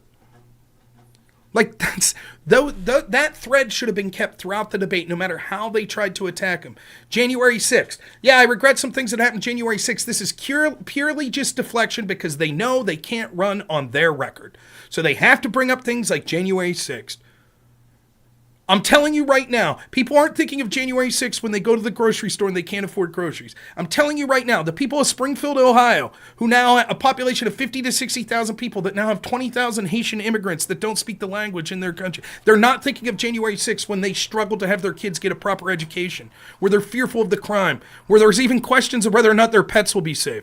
That's it. This shit is easy to prepare for. So while I agree with you that yes, there certainly needs to be more credit given to Trump in the scale of things that he's faced, and oftentimes that gets lost in it. I don't think that absolves him of many of the things I'm saying, because he should have expected that it would be this corrupt, or at least somewhat corrupt, and that wouldn't have, these are simple things that he would have been able to do, and unfortunately a lot of it had to do with him getting baited, and that's a perfect, thanks so much Huffkin for the follow, it's a perfectly legitimate strategy. That strategy was more effective. Let's say hypothetically that Kamala Harris had an earpiece in feeding her answers. I guess that's a bad example because they could have told her exactly what to say. But the most effective thing against Trump was the baiting. If I debated Trump, I would, this would literally be me debating Trump. You take any topic. We talk real estate. I would beat Trump in a debate if he acted like he did last night. Want to know why? Even though Trump beats me 99 out of 100 debates on anything financially related because he's clearly very intelligent am, and who am I? I'm living paycheck to paycheck. This is what I'd do. I'd be like, here's my plan with real estate investment, blah, blah, blah. You know, my father, he worked a lot growing up, and, you know, he invested in some things. He invested in some land, and we hunted on and stuff, and I think that was good. And Trump, you have a small dick. And I win the debate because Trump spends 2 minutes going, no one has a more respected dick than me. My dick is truly massive. People say it's the most massive dick they've ever seen. That would be it. That's what he would do. And then a random person watching would be like, what the fuck? He didn't even talk about real estate. What? And so it looks perceptually like, what's this guy doing? You know, and it's like, that's like, at some point you got to take a breath and be like, oh, now again, that's not easy to do, especially when the moderators are against you. It really isn't. You'll see, I deal with it all the time. I always, especially when I have bad moderation, I'll think to myself, shit, I left things on the table because I'm setting up some argument and it's taken me a half hour to set it up. I'm setting it up. And then the direction of the debate just goes in a completely different direction because of the moderation or because other people on the panel. And then you feel at the end, you're like, I didn't even get to say the shit that I wanted to say. Like, and so it is easy for me and you or anyone else to sit here and criticize, but, you know, if, ands, or buts, I'm just calling it as I see it. I hope that you'll accept that. Let me say one. I don't begrudge. Go ahead. I'll just say one more thing. In general, about Trump, I come across as very critical at times. So let me say something about Donald Trump that maybe I should say more often. What Donald Trump achieved in 2016 is something I could never hope to do in my wildest imaginations. It took bravery, it took skill, it took charisma, it took authenticity, and he did something that's possibly the greatest large-scale political upset in the history of this country, maybe up there with the history of the world. Right? That is incredible. Nothing could ever take that away. Not in a million years could I or almost anyone else have done that. No matter how I say, oh, Trump should have did this little thing better, or Trump should have did that little thing better. He did so much better than I would have done in that position. Even if I was given all of his money. He was doing things that even I was like, I don't know that I would say that, and it worked. And so no one can ever take that away from him. Ever. That achievement will outweigh any possible negative that he ever does. The fact that he won that. Period. Now, I can't say any negative thing, like if he murders someone or something. But you see what I mean? Politically. There is so much about him that he doesn't get credit for that is just amazing. Yes, it's true that there are a lot of flaws. That's absolutely true. But he is him. And he is authentic. And he does things that no one else could do. He wasn't my first choice this time. And I certainly have many things. I'll continue to criticize him because I don't think I owe allegiance to any person other than my family and, you know, a higher power. That's it. So I'll criticize any politician. I don't give a shit, you know. But oftentimes it gets lost just how incredible what he achieved was. That doesn't mean we shouldn't criticize him going forward or say that he could have done this, that, or things better. So I really do hope that it doesn't come across, because I do think sometimes what happens is when I'll say this could have been done better, this could have done better, that I'm coming across as like being smug, like I know better. No. That, like, there's some, like, you know, I might be a better debater than, say, I don't know. Maybe if I debated Tim Pool, I would. Andrew Wilson. Andrew, we'll see, yeah. But let's say someone like Tim Pool. I might be a better debater than Tim Pool. Maybe the audience would agree with me that. Me and Tim Pool debate on a litany of issues that we disagree with, I'd maybe win the majority of the time. Does that mean I'm a better streamer than Tim Pool? No. Because there's so many things that you have to factor in. It's not just one issue. And that's the truth with Trump. It's one thing for me to say, well, he could have done this better. He could have said this better in this debate. But what Trump's putting together as a package is making him on the cusp of being president again, which he's already done despite maybe the greatest odds, you know, the biggest damn monolithic establishment institution that's corrupt and effectual in controlling public narratives ever. He went against it and he won. Something I wouldn't have had a rat's ass chance of doing. So I hope that it doesn't come across that I'm saying that I'm better than Trump or that, you know, that I'm just being honest.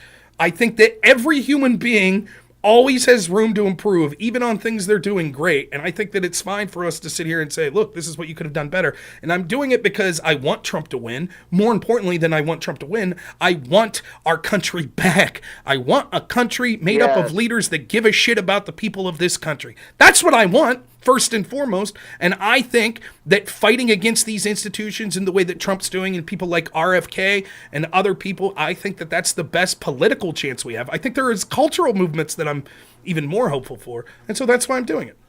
Pinkerton, real quick, $5 super chat says, good talking to you again, Rob. I still disagree. I don't think Kamala won. Regardless, have a great night. Talk to you soon. Thank you so much. I appreciate it. Right to the sewing machine fund. But yeah, so that's my take on that. Did you have anything else you wanted to say on it? I was gonna, I would rebut just one simple point. You kept saying winning. I don't necessarily, look, I don't know how anybody would win a debate like this. You're not allowed to cross-examine. There's no pressing from your opponent. And, look, you basically highlighted a lot of the points that I wanted to go over. Well, let me ask you. Let me push, just if you don't mind. Let me push back just real quick about something teeny. Did you think Trump won the debate against Biden? No. Oh, see, well then there's a fundamental difference. I think clearly he did. In fact, it was one of the biggest debate victories I've ever seen on the national stage. I don't think he won. I think Biden lost. Okay, I don't think Trump won. I think Biden walked into something he wasn't prepared for, and he lost. I don't think Trump is a particularly strong debater, and I don't really hold a high aspiration for who Trump is because I don't believe in meeting my idols. That's fair.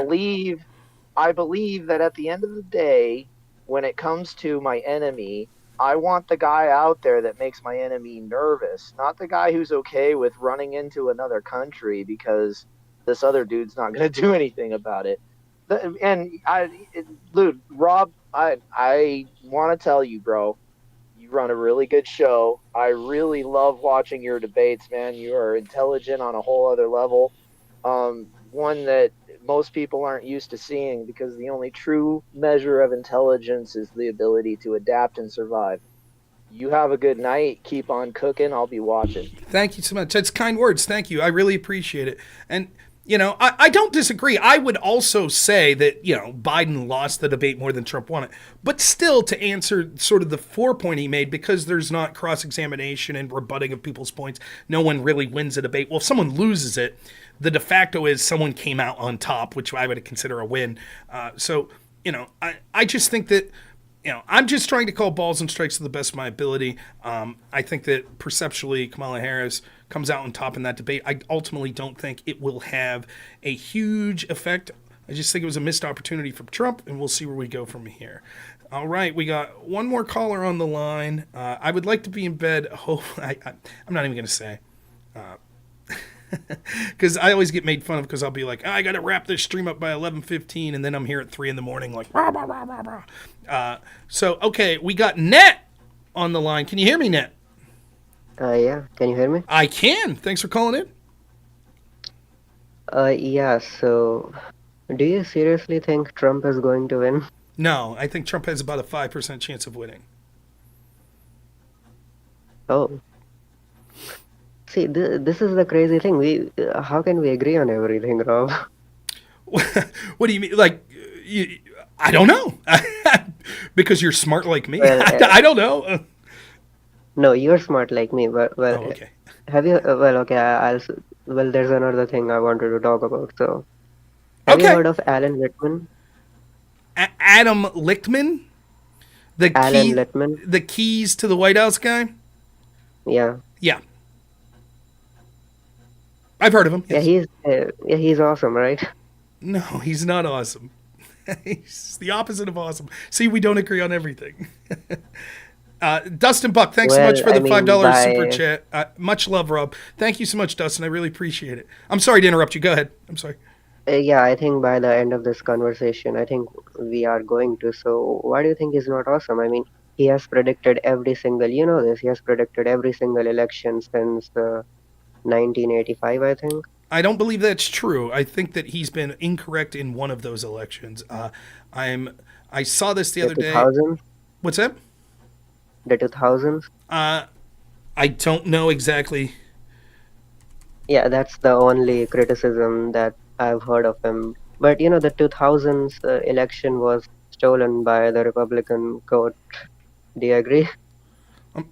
But again, I'm just pushing back on your point that he's always right and he's never been wrong. Yeah, 2000 was a close election, but I could say the same of last year, or of the last presidential election. I could say, well, sure, he was right, but it was really close. So when there's so many elections that are like really close like this, if we give him a pass and say, well, it's really close, so you could understand, it's like, okay, right?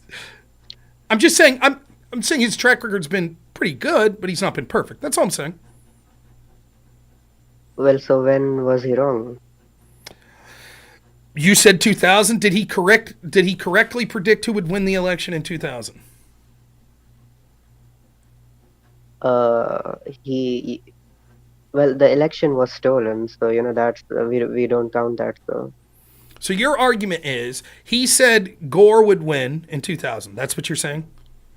Mm-hmm. And that election was stolen. Mm-hmm. So actually he was correct that Gore did win, but it was stolen against Gore. Yep.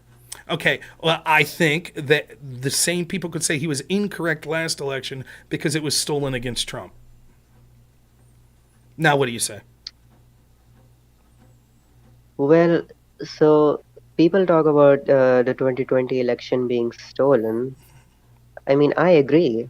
I think that election was really, really stupid and for a bunch of different reasons. But the 2000 election and the 2021, they're both totally different beasts. But wait. Okay, let's say I concede all of that, right? Then I would say, according to you, you think in the very last presidential election that Alan Lichtman was wrong because he predicted that Joe Biden would win, but actually that was incorrect. Donald Trump actually won because the election was stolen. So I would say, okay, if I concede your own argument, then in the very most recent election, Alan Lichtman was wrong. So why should we trust him now? Actually, you know what? I've never thought about the 2020 election being stolen. I just thought it was, a lot of stupid decisions were made. But, on second thought, now that you have prompted it, I think it wasn't stolen. I mean, were you the person who called in last week and we talked sort of about this paradox and about how I'm stupid because I'm not an atheist? Right? You're the same person, right?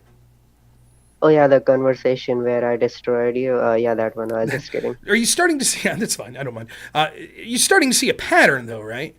You say something that's sort of germane to what we're talking about. What was the name of the paradox? The Epicurean paradox? Is that what it was? Mm-hmm. Okay, Mm-hmm. You're like, are you aware that the debate on religion was solved thousands of years ago with the Epicurean paradox? I said, okay, let's talk about it. As soon as we start to get in it, you're like, never mind, that's not that important. I want to talk about this other issue. Now, it's a similar pattern to here today, and it makes having a conversation difficult. Like, I could see how this would be difficult going forward because now you're like, yeah, actually, the 2000 election was stolen. And I'm like, oh, well, doesn't that disprove that Alan Lichtman was right or the 2020 election? Doesn't that disprove that he was right in 2020? You're like, now actually I think about it more, it wasn't stolen. It almost seems like you're not giving opinions you have that are authentic, but instead you're giving opinions that you think advances the narrative that you want to say. And it makes sort of having conversation difficult. That's 2 weeks in a row. You can rewind the clip. I never said that. Oh, the 2020 election was not stolen. Oh, wait, it was stolen. I never said that. I said a bunch of stupid decisions were made, and then later on I said, oh yeah, it wasn't stolen. So you're saying you never said it was stolen? Yep. Did you answer in the affirmative when I said it was stolen? Did you say, yeah, I agree? Did I? I don't think so. Okay, here's what we're going to do. I'm going to pause. I'm going to put you in the waiting room. We're going to go back and check that audio. And if you did, then you're not welcome on the show anymore. Is that fair? And if not, I will apologize to you for being wrong. Is that fair? Or do you want to amend your statement that yeah, you did say that? It's up to you. Because I seem to remember, I said, well, the election, I'll say the 2020 election was stolen. He was wrong about that. And you were like, yeah, I agree. Or something to that nature. Will you admit, yeah, you probably did say that? Or are you going to say, no, I'm incorrect, that didn't happen, and we'll go back to the tape, and if I'm wrong, swear to God, I'll apologize. I know you don't believe in them, but that's okay. I'll apologize and say, I was wrong. You didn't say that. But if you did, I'm going to let you go because this is starting to become a pattern. I'm not going to ban you from the channel chat or anything, but I'm not going to talk to you anymore if it's going to be a pattern of it. So I'm asking you to before we go back to the tape, one final clarification. Did you either say that the 2020 election was stolen or answer in the affirmative when I said it was that yes, or that you agreed in that? Did you say that? Rob, we can.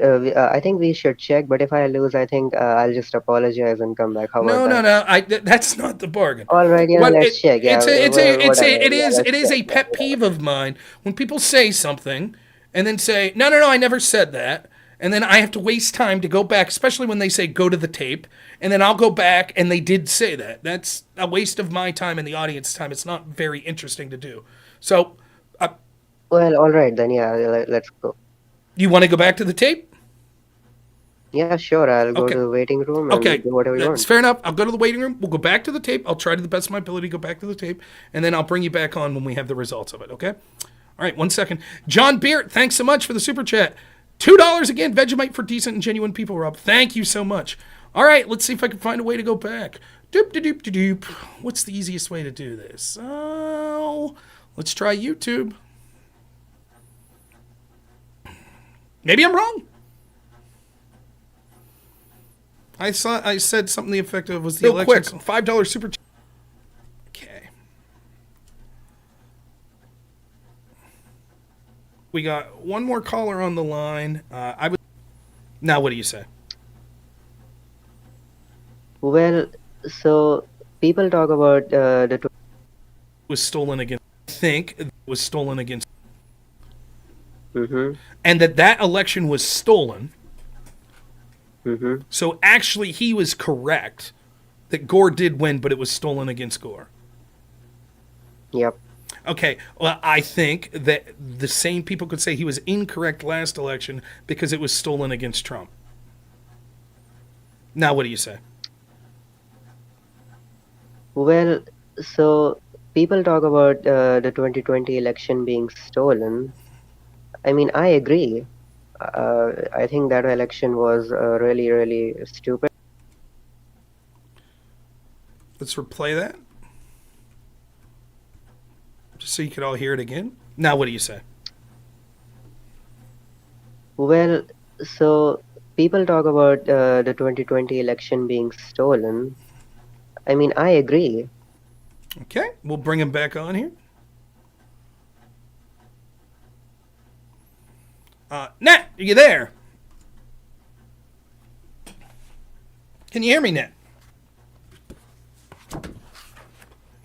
Hey. Did you hear the chat there? Yeah, how about you play the rest of it, Sure, I'll play the rest. No problem.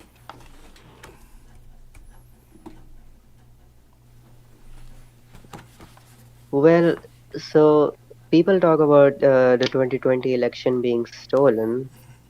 I mean, I agree. I think that election was really, really stupid, and for a bunch of different reasons. But the 2000 election and the 2021, they're both totally different beasts. But wait. Okay, good enough. Yeah, I think that's enough. So see, I said I agree. All right. So you're well aware of what our agreement was. So you have directly lied. This is 2 conversations I've had with you in a row where it's been this sort of duplicitous stuff. And as people in my show are aware, I gave you every chance in the world to say, okay, maybe I said that. Yeah, we don't have to go back. Rob, you're wrong. You elected to go back. You elected to say that you wanted to go back and look at it. You said you didn't say it. You literally said the words, people say that it was stolen. I agree. That's literally the words you used. Yeah, and then I elaborated what I meant by Right. it. You Rob, you're wrong. elaborated that there was a lot of things about the election that you thought were stupid. That was your elaboration. But you directly said that you agree. Are you saying there's a different interpretation of you saying, and I'm quoting, people said the election was stolen. I agree. But what you really meant by that is you didn't agree with the people that said the election was stolen. Rob, you are so hyper focusing on words. You're not getting the spirit of what I'm saying. No, I got the So spirit. I got the spirit just fine. You specifically said that you agreed that the 2020 election was stolen. And when I said, well, wouldn't that prove that Alan Lichtman was incorrect about the past? You said, actually, now that I'm thinking about it more, I don't think the 2020 election was stolen. That's what you did. You 180'd your position. So the idea that it was, and then when I said, and which is fine, you could have just said, I mean, it's a little duplicitous. It's like, okay, but you could have just said, yeah, okay, I wasn't thinking clearly, whatever. But you said, no, I never said that. I never said that I agreed it was stolen. And I was like, I'm pretty sure you did. And you're like, no, I never said that. And I said, you sure? And you're like, go back to the tape. And I said, okay, I'll go back to the tape. And if I'm wrong, I'll apologize. But if I'm right, then I'm going to have to let you go. So thanks so much, Nat. We'll see you. Yeah, you're afraid. You're afraid to do it. It has nothing to do. It has nothing to do with being afraid. We both agreed to the terms before we went this. You even said, "Well, maybe I'll just apologize." I said, "No." Are you sure you want to go back to the tape? And you said, "Yeah, I'm still sure." We agreed to it. It has nothing to do with being, because here's what'll happen. Let's say I debate you on this, and you say, "Well, Alan Lichtman said that one of the keys was there were no scandals," and then I say, "Actually, Alan Lichtman," and then if I said, "Well, actually, Alan Lichtman's wrong about it this time because XYZ," you'll just say, "Actually, now that I think about it, Alan Lichtman never said that." And I'll say, "But you said he did," and you'll say, "No, I didn't." That's who you've exhibited yourself, so it is not a worthwhile conversation to me or to the audience. Thank you so much for the call. Thank you so much for the call. Please don't bother calling back again. 2 weeks in a row. I'm tired of just the duplicitousness. So okay, we'll see you later, Net. Let's. There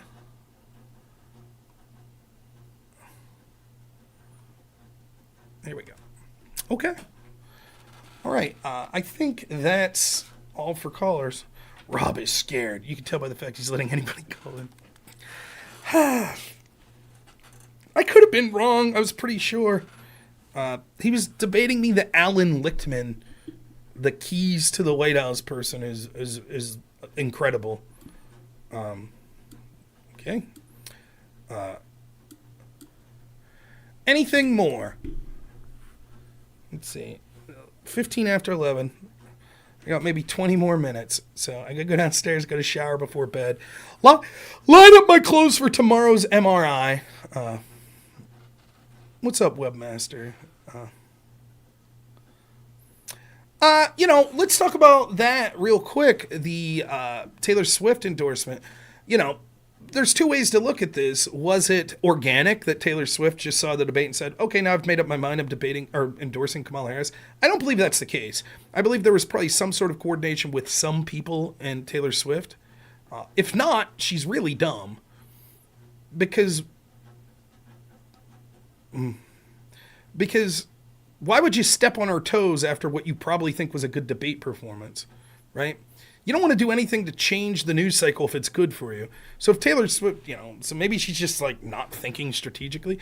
I would say that it's somehow more coordinated, and I don't understand why they would do that. Unless they just told her beforehand they didn't expect the debate go the way. Thank you so much for the sub, Inversity. I really appreciate it. Maybe they didn't expect the debate go well for Kamala Harris, so they always planned for her to come out right after the debate and announce this. Or maybe they don't think Kamala Harris did that well, or it wasn't well enough to move the needle that much.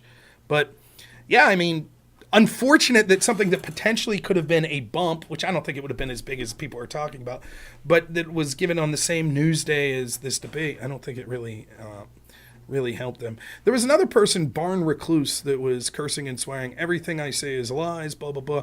Barn Recluse, if you could comport yourself to be at least within terms of service, you're welcome to call in under what you're listening by right now. You can go to the Discord, and you could tell me how everything I'm saying is lying, blah, blah, blah, blah, blah, blah. I don't have a problem with it. I understand these sort of general statements that people make all the time that are unable to bring the receipts when they actually come on a debate.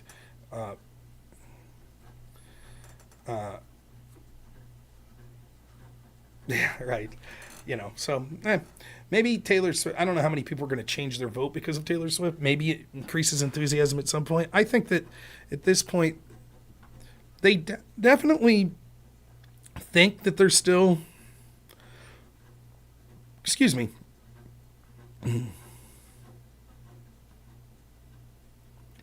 it's clear that, Mike Benz talks about this a lot, that it's clear that the intel agencies think there's utility in getting sort of big level people on board, like celebrities. So, all right, we'll wrap up here. So, big day for me tomorrow. I got an MRI in the morning. Hopefully I get at least reasonable news that there'll be something that they could do to help me, because this back is killing me. Thank you so much to everyone who donated today. Still one last chance to donate money to me for my wife's sewing machine fund, but thank you so much to everyone that did. Hopefully we'll be able to get her a sewing machine, and I, who accidentally threw her sewing machine away, will be out of the doghouse a little. I'm sure she really appreciates it. I'm sure she really does. So maybe we'll have some quilts we could show you if she ends up liking it and sticking with it, and quilting that I'll be able to show you. And like I said, who knows, maybe at some point we can even give one of those away on stream. I think that'd be really cool. Then tomorrow evening, I got to check the time, but I think, if I'm not mistaken, it's, let me see if I can check that real quick.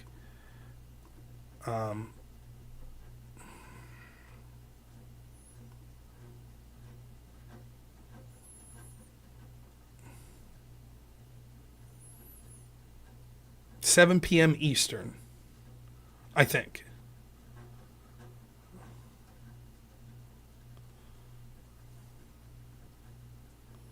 I'll double check. Send him a message here now.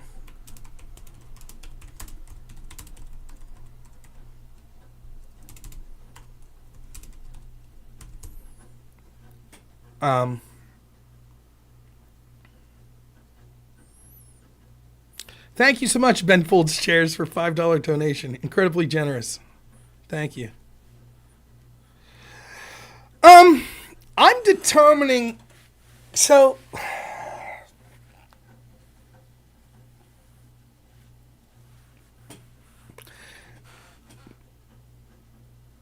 I am for the 19th Amendment.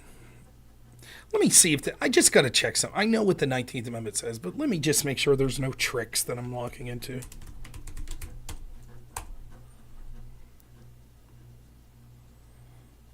Just the text of it, thank you.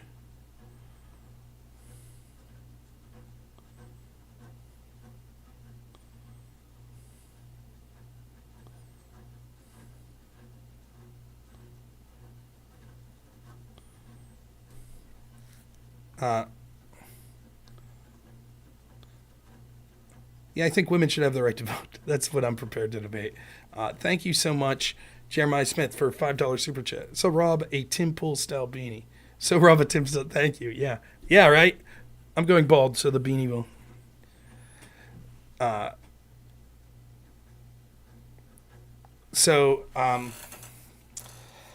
Listen. Debating for I disagree. I think that the idea of telling people based on immutable characteristics how they were born that they can't vote is a bad argument. I really do. It's not feminist to say that I think women should be allowed to vote. I don't think that's feminist at all. The only thing I'm debating in my own head is how to approach this debate. Because I like Jim Bob and I like the Crucible, and I think they like me. But I might be a little pointed tomorrow. I might be a little pointed. Because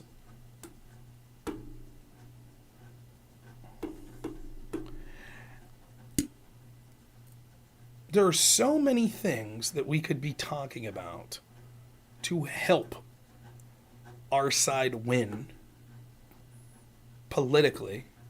Yeah, well, Gasai makes probably the argument.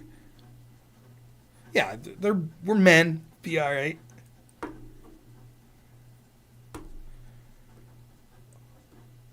Pragmatically, this is such a losing argument to bring up right now, to be talking about 60 days before an election.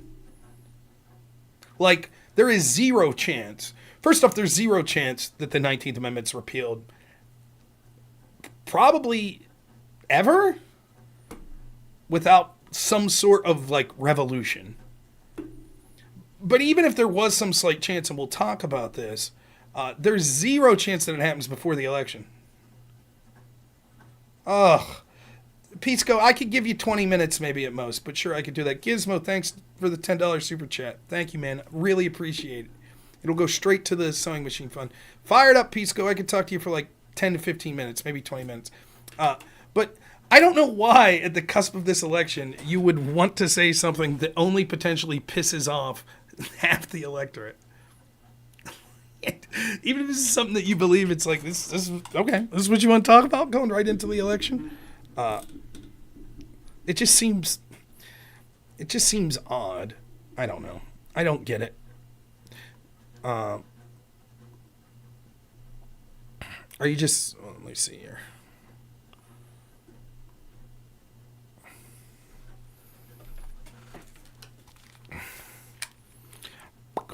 All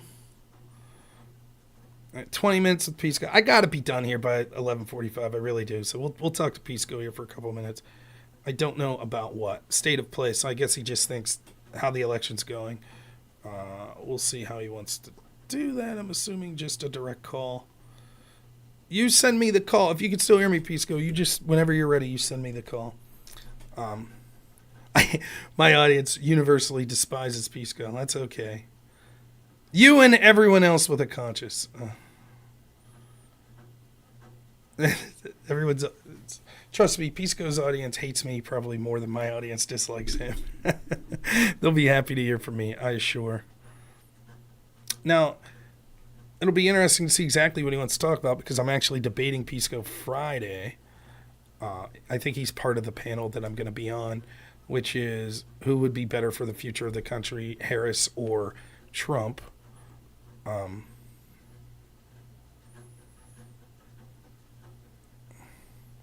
Pinkerton, it's 4:20. Get some sleep, man. I know it's a funny time. People like that time, but that's too late to be up. I need. Yeah, of course I'll bring blood and fire.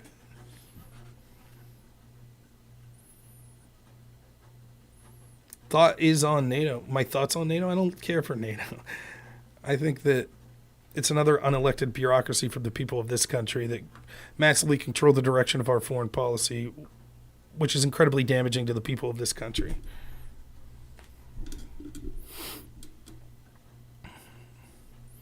You thought the debate...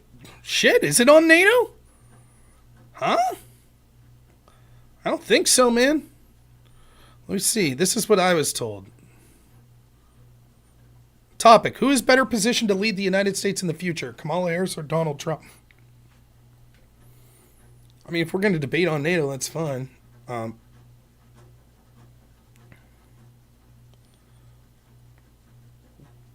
Maybe he's doing a different debate on NATO, Andrew, beforehand or something? I don't give a shit. If I walk in and the debate's on NATO, we'll talk about NATO. I gotta wait and see if this call's coming in here from Pisco. 827.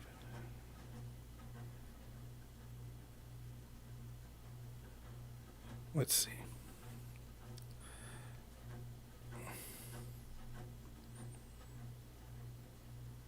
First time ever seeing your name, and you are an effing loser. Well, that's it, man. Tell Pisco I'm not going to be here. Tetsuo47 just devastated me. Crushed me. Damn. That's going to stick with me forever.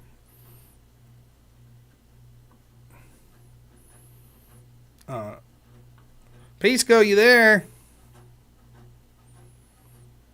I know he's probably firing up his stream or whatever. It takes a minute.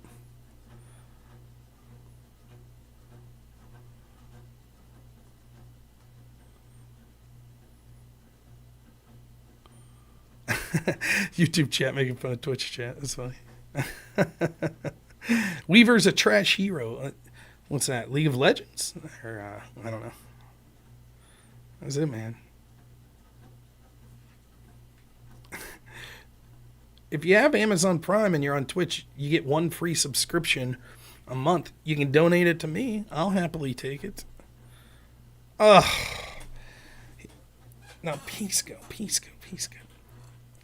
I only had a few minutes anyways, and we're taking a while to get started here. But I know how it is when you're trying to get your stream fired up. 30 viewers. Why are you wasting your time? It's a great question. I always find those... I know you're a troll, which is fine. But I always find those questions amusing. You're worthless. You only have 30 people watching. What a fucking loser. You're literally commenting... I'll agree with you. I'm a loser. I only have 30 people watching. Who's more of a loser? The guy that's got 30 people watching him, or the guy who's correctly calling him a loser and commenting on the channel with 30 people? You are an anonymous named loser that's commenting on someone that you're claiming is worthless on their chat. It's almost like you don't believe the bullshit you're saying. That's what it almost seems like. Do I keep you up at night? Is that what's going on? Does my soothing, quirky voice mixed with these devilish good looks and political arguments that you can't deal with? Are you going to have nightmares so you felt the need to comment even though there's only 30? Are you worried that more people will watch me at some point? Is that what it is? Right-winger moron, LOL. Wow, shit. I should stop interacting with this guy. He's bringing the heat. He's bringing the heat, man. Right-winger moron, LOL.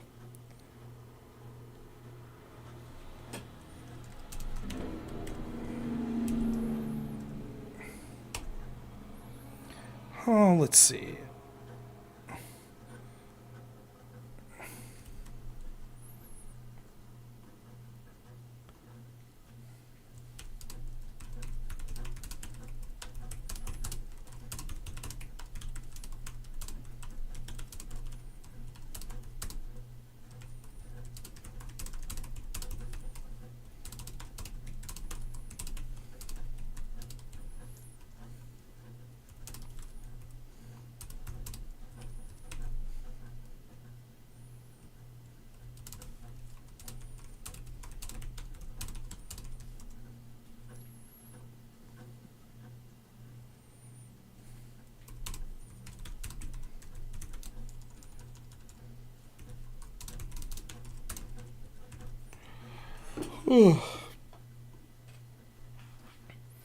Jerk for making us wait. Classic Pisco. I don't know. Maybe I'm on a 2-hop roll. Yeah, I don't know. Like, it is easy. Oh, now I have 38 people on Twitch. Shows you what's up, Tetsuo. Loser. I was a loser when it was only 30 watching, but now that it's 38, I'm crushing it.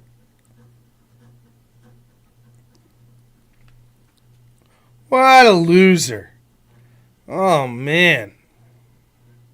Now, I don't know if people knew this, but I don't know if this is still the case. But did you know that, like, if you have more than 5 people watching you on Twitch, that puts you in, like, the top 95% of all Twitch streamers? Because the truth is, the average for most Twitch, like, what would it be? The median for most Twitch streamers is 0 viewers. Or 1. So, listen. I know it's easy. Like, I find myself on X sometimes, too. Someone will say something, and then you check their account, and it's like, okay, man, you got, like, 3 followers, and you're following 7 people, and your channel was just created 2 weeks ago. Maybe a troll. And so I understand if someone's small time, you know, if I'm arguing with someone with hundreds of thousands of subscribers like Destiny or Hutch, that, well, fuck you, who are you? You don't got anyone, blah, blah, blah. You know, okay. Sure, whatever. You guys outnumber me. I don't give a shit. You know, but it's actually, I'm actually very impressed with the amount of people that watch me. And I think if you're a streamer or you're getting into streamer, who gives a shit how many people are watching you? If you're having fun doing what you're doing and you're being authentic, have at her, man. Now, yeah, if you want to make a career out of it, maybe it affects you if you aren't making enough viewership to make a career out of it. I know people that make more money on Twitch than me that have like 3 or 4 people that watch them. Why? Because those 3 and 4 people are incredibly passionate and loyal, and they're donating money and games and stuff like that all the time. So who gives a shit, you know? My wife says, I'll be the first to say, I do have a pretty strict bedtime routine here, just for the tiny Nor, Mr. Hank, my son. The bigger one sets his own bedtime, but he does have a lot going on tomorrow. Yeah, I got to be in bed by midnight, absolutely. So I give Pisco like 15 minutes at this point. But then, it's going to have to be rapid fire. I swear to God, I have to be in bed at least done streaming by midnight, because then I have to shower. I get clothes set out tomorrow. I got to wake up at 6:45, drive to the hospital. Courtney giving me the opposite of the Yoda. You will be. Courtney! Yeah, I agree, Imaginarium. Years ago, it was 30 to 50 viewers. Now I'm 100 to 200. I am growing. And even before that, man, my first year or two streaming, I was streaming to like 5 people, 6 people. More people's better, don't get me wrong. But I was having a great time streaming to 5 people or less. What's everyone doing? Hey, Rob, how are you? I'm alive. Now listen, I got to be done here by midnight. I have to be out of here because I got an MRI scheduled tomorrow at 7:30. Wow. So why do you have? Do you know why you're getting an MRI? Herniated disc. It's been going on for about 6 months. So, but I'm sorry to hear that. Life goes on. But if it's the worst thing I got going for me, I'm doing pretty good in life. So, but I do have to. I don't know. I think you can sleep in the MRI thing, but I should probably get some sort of sleep. I'm not sure. I have had some family members. I've never had an MRI myself. I've torn my MCL before, but I didn't need an MRI for that, I don't think. Carrying weight for Biden? You tore your MCL? No, I was playing rugby. Oh, shit. Okay. And still make fun of it. Yeah, it landed on my knee or something, and it was bad, yeah. But I recovered. So first of all, I'm so excited to talk to you because I haven't been able. I'm a big Rob Noor fan. You know this. Of course. Consume your content. All right. I need to have the secret codes, but I haven't been able to keep up to date with your takes on everything. I heard through the wind about your recent stuff about the debate and that happened. And so I'm just curious, what's your take on what's going on right now? What are you thinking about? What's on your mind?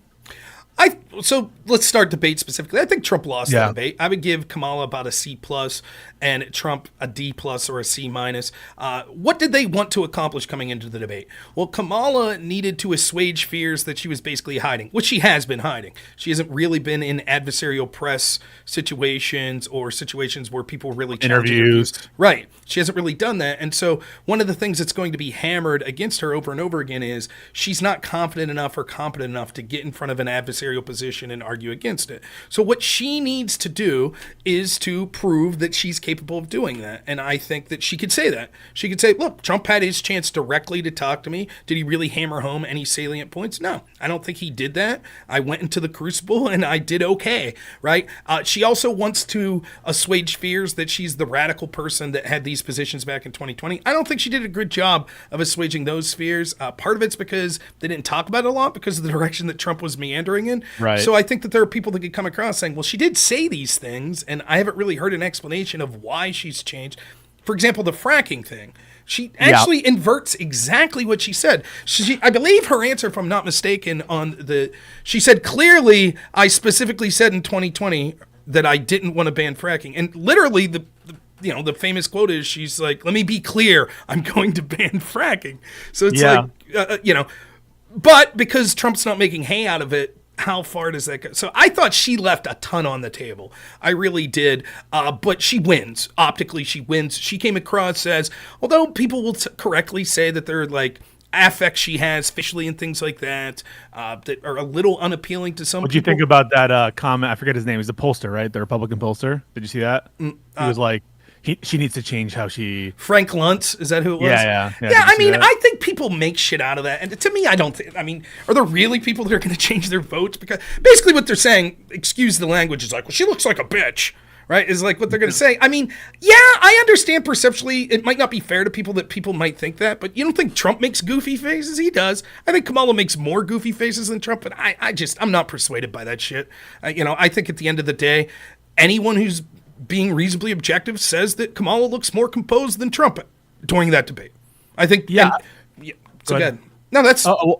And then I'll get to Trump afterwards. But if you want to jump in, there. No. Finish your whole. Okay. So then I'll get to. So I think Trump, because it's difficult to get Kamala on the hook because she's flip-flopped on so many positions and she's not giving adversarial press interviews, etc. This is his chance to define who she is.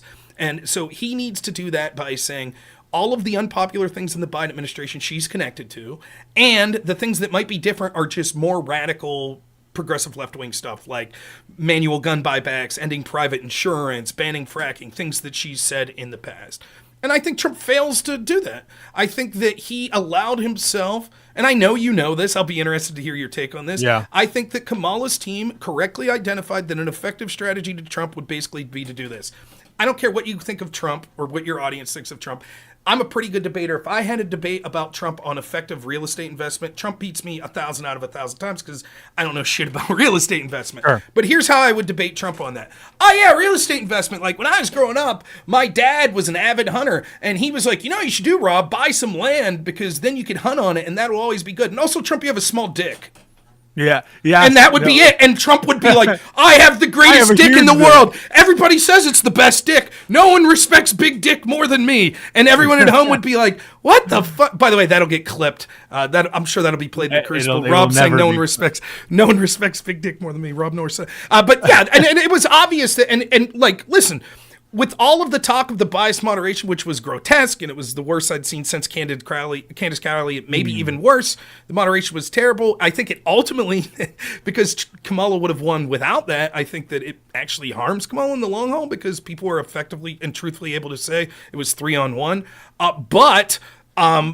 Like, all cheating things aside, and the people that want to say that in the Trump side, which I do think they're making a lot of good points on the moderation had nothing to do with that. That is a totally legitimate strategy that was planned for by Kamala's team and executed fantastically. Trump took the bait every time.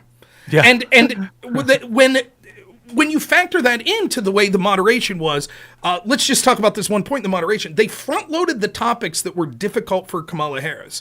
Right. And so the border and the economy, these are her two biggest weaknesses because these are considered in most polling the top issues and people aren't happy with the Biden administration. And so she needs to argue I'm different than that in some way because she's effectively arguing as an agent of change. And Trump's team's going correctly, in my opinion, you might disagree. They're going to try to say, no, you're basically the de facto incumbent. Right. And so that's the debate. Right. And despite what we've been gaslit to believe that the economy's great, the border's great, the American people ain't buying it. They're not buying it. And so Kamala has to have some sort of explanation. And those being front loaded and her being able to just instantly get Trump off of it. Instantly. He's talking about crowd sizes. He's talking about rallies. You know, I think that was definitely.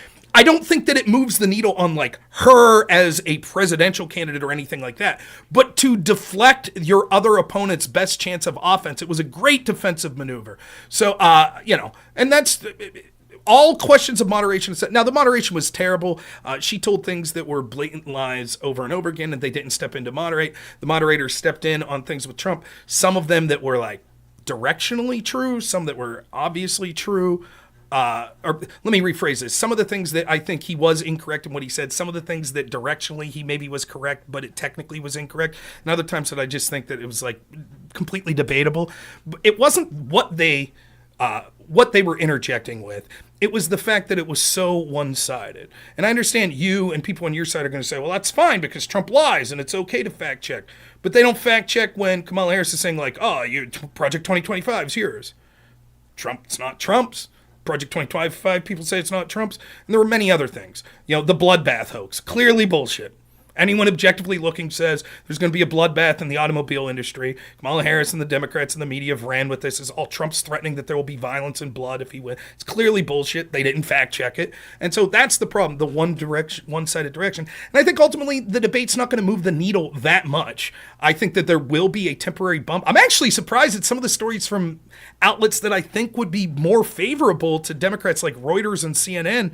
Kind of shocking how little this seems to initially be moving the needle because, like, you know, there's a lot of people that are going to vote in the economy. The CNN poll that showed the CNN viewers thought that their test group or whatever thought, despite the fact they thought Kamala won the debate, when it came to the economy, they trusted Trump more after the debate. which I was really shocked about. And Reuters, I think with the 10 people in their focus group, 6 said they were more likely to vote for Trump. That's Reuters. That's not like Breitbart or Newsmax.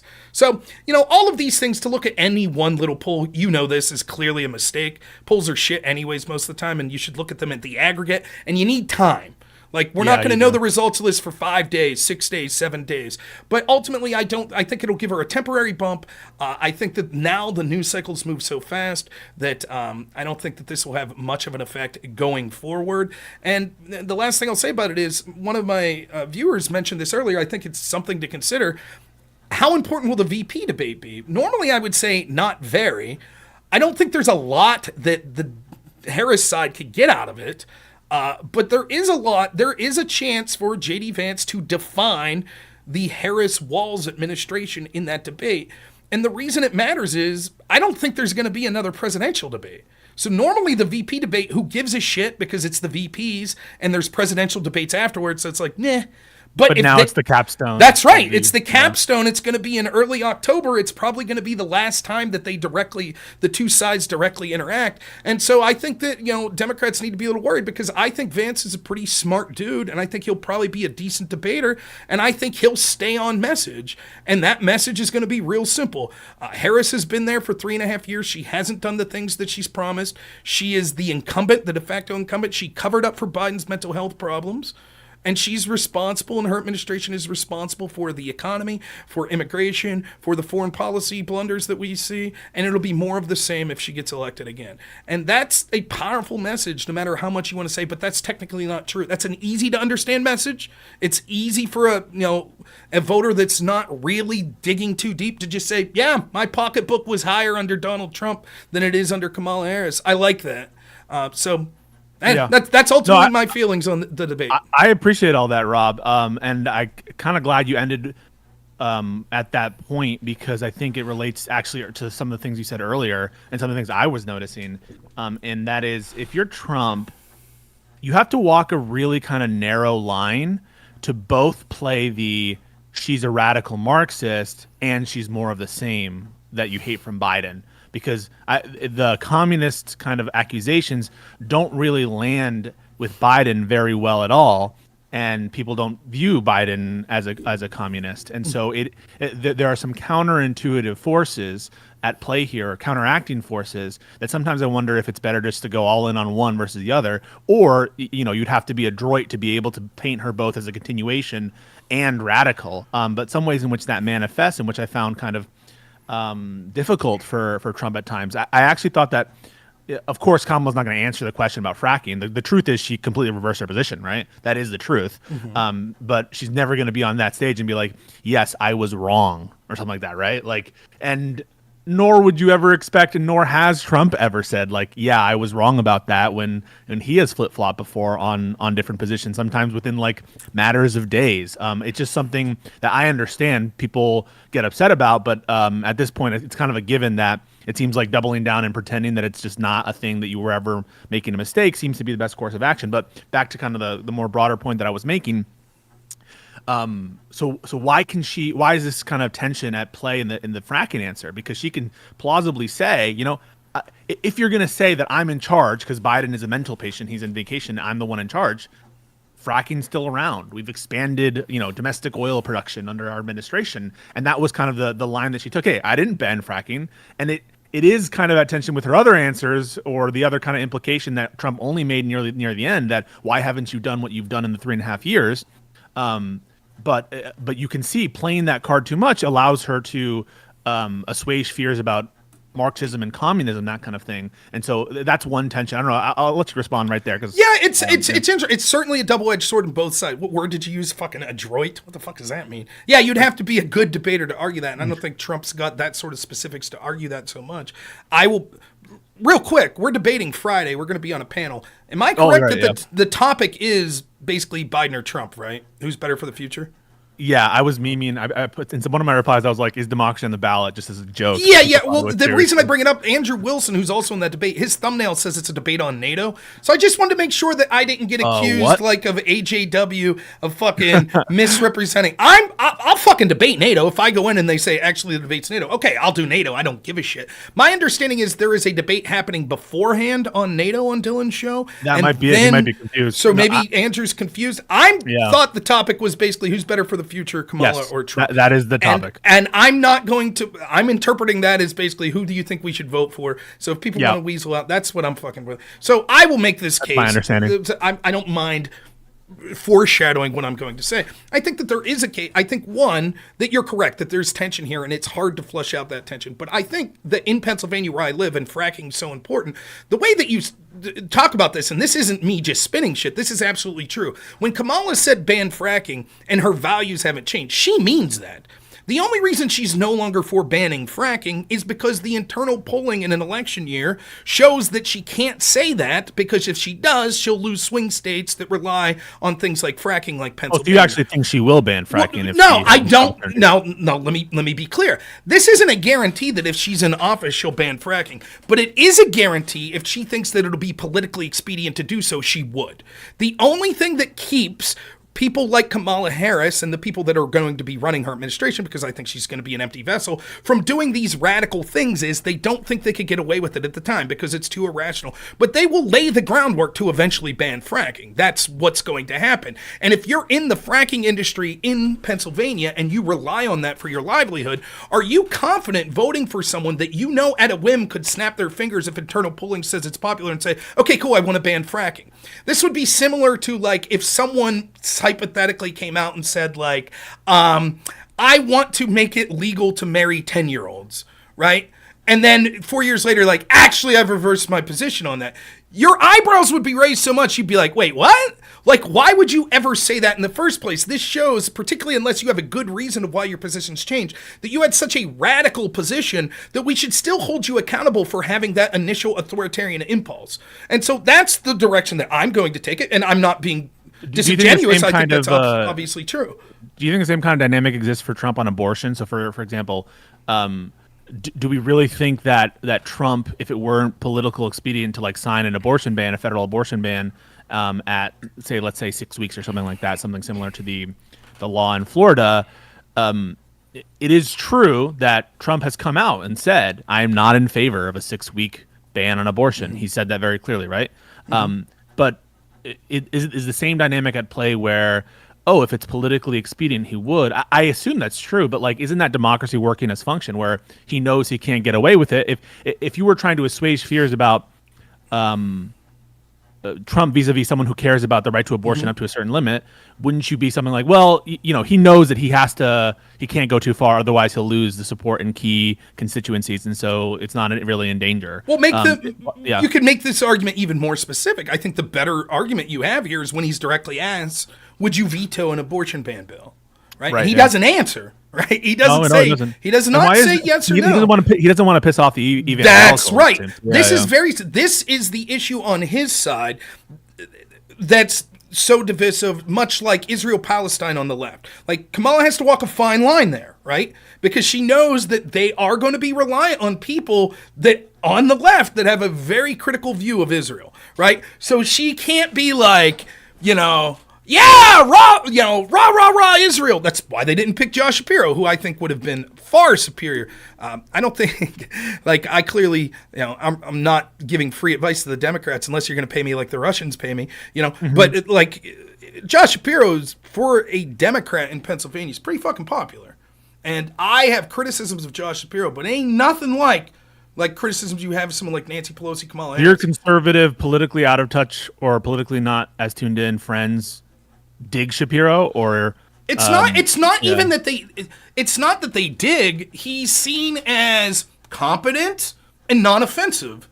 Like, if you look at Pennsylvania since Shapiro's been there, it's hard to say like, wow, he did this thing that's really a danger to my way of life. You're just kind of like, I don't really notice him. He's kind of not seen the same way as Governor Wolf. Correct. Like, the negatives on Wolf were significant by the time he went out, largely because of COVID, you know. But Shapiro, even though he was Attorney General during COVID, enforced some of the executive decrees that Wolf had. That hasn't stuck. Now, certainly, I would be arguing against, because I don't forgive Shapiro for that. You were shilling for Mastriano. Right. Oh, shilling? With defending the guy that I wanted to do. Well, no, I do, dude, I'm not offended by that. That's fucking fine. But yeah, I was clearly cheering for Mastriano. Yeah. But there are problems with Mastriano as well. So anyways, yeah, I do agree that there's a point to be made here that you can make the same argument basically with people when it comes to sort of issues like this all over the place. The difference I would say is this. One, there is no chance of a national abortion ban passing. It's just not going to happen. And second, there's no chance of that becoming politically expedient in the near future. Like, that is a national abortion ban is a big time loser for the Republicans, right? What does that say about the state of play on the abortion question for MAGA and Republicans? It seems like there's a resignment to defeat. It feels very pessimistic in what was an exuberance after Dobbs. It just feels like everyone has. Well, I think some of it's like bullshit grifting. I think some of the pro-life people never wanted Roe to be overturned because it was easy to raise money on overturning Roe. And then That's cynical, but yeah. Once Roe's overturned, guess what? It's hard to craft legislation in states on a state-by-state level. That's tough. That's work. Just saying Roe's bad, that's not that hard, right? And so I think that's part of it. And I think they oversold I think that they're losing the cultural battle because they're allowing the Democrats to control the narrative. Trump tries to, on abortion, correctly say that the Democrats' position is radical. Notice Kamala Harris won't specifically answer. Are you for 7-month abortions? Are you for 8-month abortions? They just rely on these cliches. They say, I don't think that anyone should have a say between a woman and her doctor. Well, the de facto implication of that is, okay, so you're saying no law. As long as a woman and her doctor agree. And there are certainly horror stories after horror stories of doctors saying, yep, for basically any reason, I'm willing to say that a woman can have an abortion even at 9 months. And there's even in Tim Walz's own state, there's been examples of babies that were born. They weren't aborted because they were born, and they weren't killed in the fact that there wasn't like a needle shoved in their head, but they were not given life-saving treatment after they were born alive and they were left to expire. So there are radical plans that go out there, and the Republicans do a terrible job of sort of arguing and framing the narrative. But the problem is, and this is what you on the left will never understand, I try to understand, I'm sort of at heart a small government libertarian. I take the bodily autonomy argument very serious. I think that, quote, the right to choose, the right to have control over your body actually is an important thing. But you have to... It's kind of in line with your COVID beliefs. Correct. Which, ironically, for the Democrats is the exact opposite. It wasn't my body, my choice with COVID. But anyways, I do sympathize with that. I really do. I think that that's a sympathetic belief, and I understand that. And if you don't feel this is a life, if you feel that it's, just a clump of cells and it's not a life, then yes, I understand. It is a moral argument to say you shouldn't have the right what to tell me. Just like, hypothetically, if I have a tumor growing on my arm and I say, I want to remove this tumor, it shouldn't be up to you if I'm allowed to remove the tumor or not. I get that. But the Republican I'll get to why I bring this up. The Republican argument that it's a life, like, how do you their morality. How do you deal? Like, right. And so the position Republicans find them, someone like me that's not, that's like, oh, we should ban the morning after pill. There should never be any abortions. Like, I believe that safe, legal, and rare. It should be I don't have the exact time, but we should have some sort of marker, 8 weeks, 10 weeks, something like that. Be persuaded 6 weeks. That's an implicit sort of acknowledgement that what you care about is sentience more than like that's true. And that's the point I'm trying to make. How do I convince someone that truly believes that life begins at conception? Hey, man, we have to put that on the back burner because you're going to lose elections. Because their argument's going to be like, oh, so we have to kill baby. Like, just for your audience that's listening from the Democrat point of view, just for a second think that the argument was this. Oh, it's unpopular to say that you should be allowed to kill a baby that was born a year old, right? Yeah. So, hey, for whatever reason that's unpopular, 90% of people think you should be able to kill a 1-year-old baby. So if you ever want to win elections, you got to accept that. And can you imagine people would be like, fuck that, I can't accept that. I cannot accept that. That's why the policy position seems so incoherent, because and Democrats kind of get themselves in trouble too in different areas. I'm thinking right now about race and policing and that kind of thing, where they come up with these slogans or these concepts or ideologies that really force you in kind of all or nothing approaches. And so in the case of abortion, yeah, to me it seems inconceivable that you can deal even in rape and incest. Correct. Maybe for life of the mother you can have that trade off, but it does seem like kind of pricing in or incorporating, like I feel like you can, because you already apply this kind of bodily autonomy standard in the context of vaccine mandates and other kinds of restrictions on your freedoms, individual liberties. But for people with respect to who genuinely believe this is a life, it doesn't seem like it's possible to deal, and that's why it seems like it's inconceivable that you wouldn't, if you genuinely were pro-life, how could you possibly veto a national abortion ban? Well, because I think there's different ways to define I consider myself pro-life. Oh, sure. But other pro-life that's people will maximal. say I'm not pro-life because I don't believe in banning the morning after pill. But yeah, I mean, so to get to this question then specifically, I think that Trump doesn't really feel strongly about abortion. That's what I think. I think he probably thinks in line with like me and what most Americans think, which is like, safe, legal, and rare. That's probably You what really he think he feels. gives a fuck at all? Like, I No, don't not think he gives a basically, fuck. no. But if you had to press him, like if he's not in office and me and you are just on The Apprentice and it's a different world where he never ran for fucking president and he just continues to be a game show host and me and you are on The Apprentice and we're he claims he doesn't drink, so me and you're drinking a beer and he's I don't know, drinking a sparkling soda or some shit, and we're like, hey man, what do you think about abortion? He'd be like, I don't know, like, it's not something that we should talk about or celebrate or whatever, but sure, sometimes a woman, there's circumstances, it's not something we should celebrate. That's probably what his default position is, which is basically the average position but if it ever became popular, do I think that he would be like, yeah, I'll sign this national abortion bill? Yeah, he would. If he thought there was enough momentum to be politically expedient. It sounded like that Florida, like he was going to vote for it. Like when he said, I'm going to vote to get rid of this, the 6-week thing, maybe he didn't understand that the referendum was, strictly speaking, a Roe and Planned Parenthood versus Casey standard that they were incorporating. That's the problem with Trump. Trump's oftentimes talking directionally, but not specifically, right? So directionally, when he's talking about the Florida amendment, he's just like, yeah, man, like you can't, like 6 weeks is too early. 6 weeks is too early. And then his audience is like, dude, the amendment basically allows... it's Casey standard. It's right. liability. And the argument, right. But the argument that Republicans are making against it's like because of the way it words it, because of the woman's health and the way woman's health's been defined, it could be, various things. It could be women's financial health, women's emotional health. For example, it's very difficult. Like if you get into the law in New York, the reason that Republicans correctly said that this legalizes any abortion is it allowed any abortion where a doctor and a woman agreed that it would be helpful to her health. I don't have the specific language, but then when you look at how the New York courts have defined health, it defines it in such a way that it's like, well, it could be a woman's physical health. It could be a woman's emotional health. It could be a woman's psychological health. And it's like, I don't know if you've ever been around a pregnant woman, but it's a very emotional, like having a human life in you is emotional. And so every woman could say, of course, 8 months in my pregnancy, I was going through a very difficult emotional time. Of course, that's normal. And if a doctor says, oh, okay, well, we could end that, that's it. And so those are the sort of questions in Florida. I often hear that stuff, and for some reason or another, for example, you when you talk abortion with a lot of conservatives, they'll say, how often does it happen that you have these kinds of defects that risk the life of the mother? Or how often does it happen that you have a child born of incest? And we shouldn't make our rules based on the tiny minority of things that occur. For whatever reason, I think that the tiny minority of cases that the left wing is able to drive those home in a much more visceral way than the kinds of one-offs. Because I think you would agree that those kinds of abortions aren't super common, even though they. You bring it up Friday. We'll see. We'll see what doctors say because about elective late-term abortions. And the commonality of it's not really the point.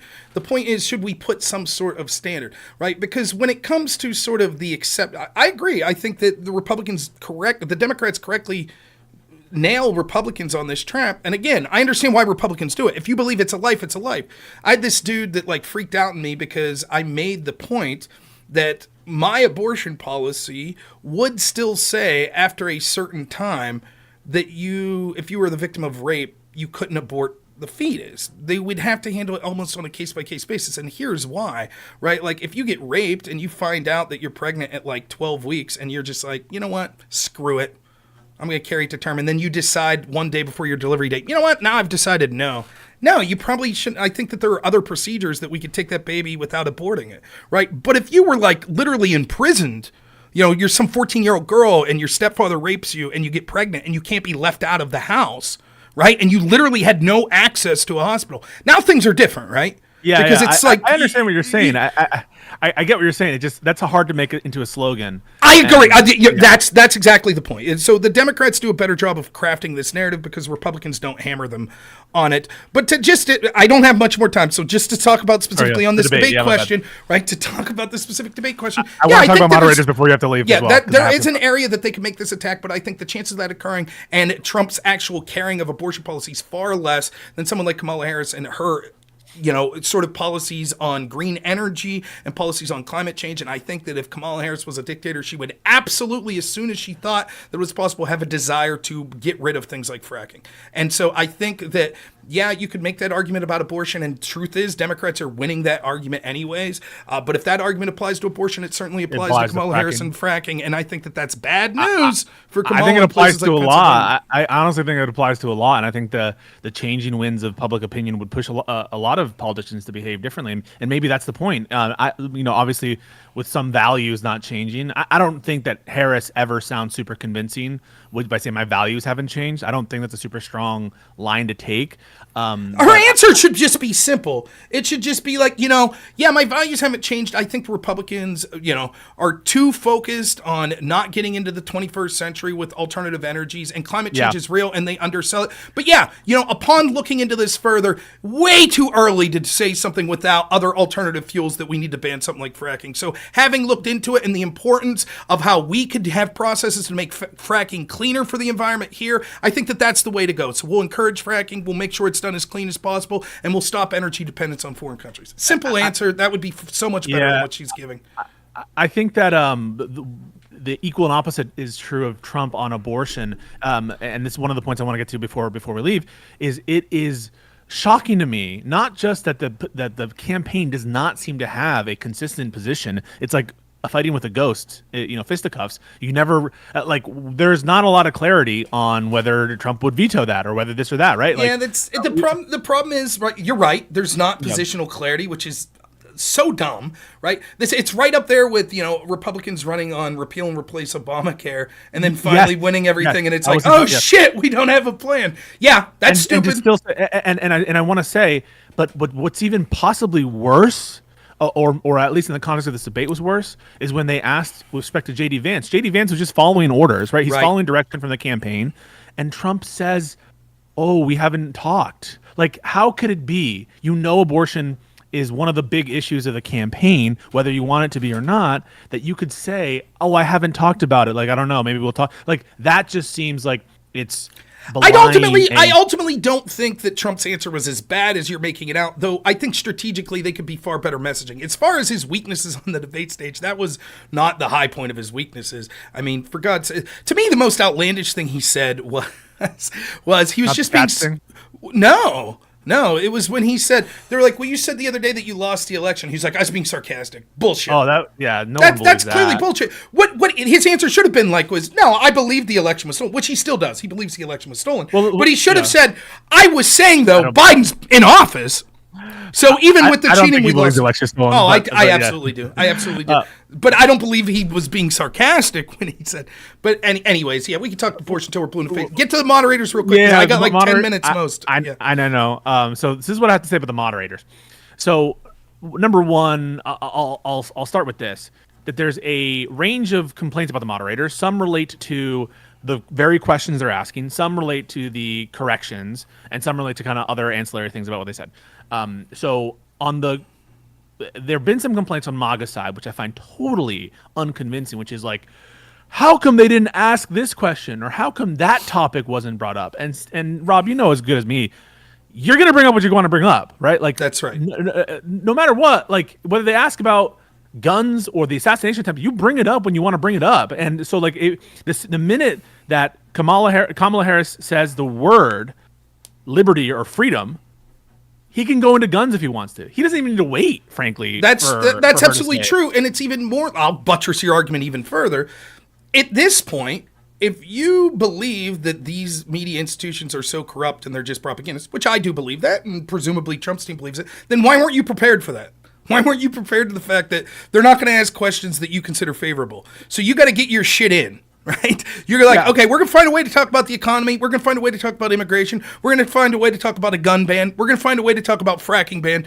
It doesn't matter. If the question is January 6th, real simple. You're like, January 6th, yeah, I regret some of the things that occurred, but I didn't engage with it. I told people to be peaceful. I didn't do like Kamala Harris, which she supported a bail fund for people that had just burned down a police station. But it's interesting that we're talking about this because we're actually just deflecting from the fact that the Democrats can't defend their disastrous record. People can't afford to buy groceries. People can't, illegal immigrants are a disaster to this country. And so all they want to do is go back to the state January 6th and try to. But that's what Kamala did, right? Kamala did that, right? So that's why I feel also the asking of questions.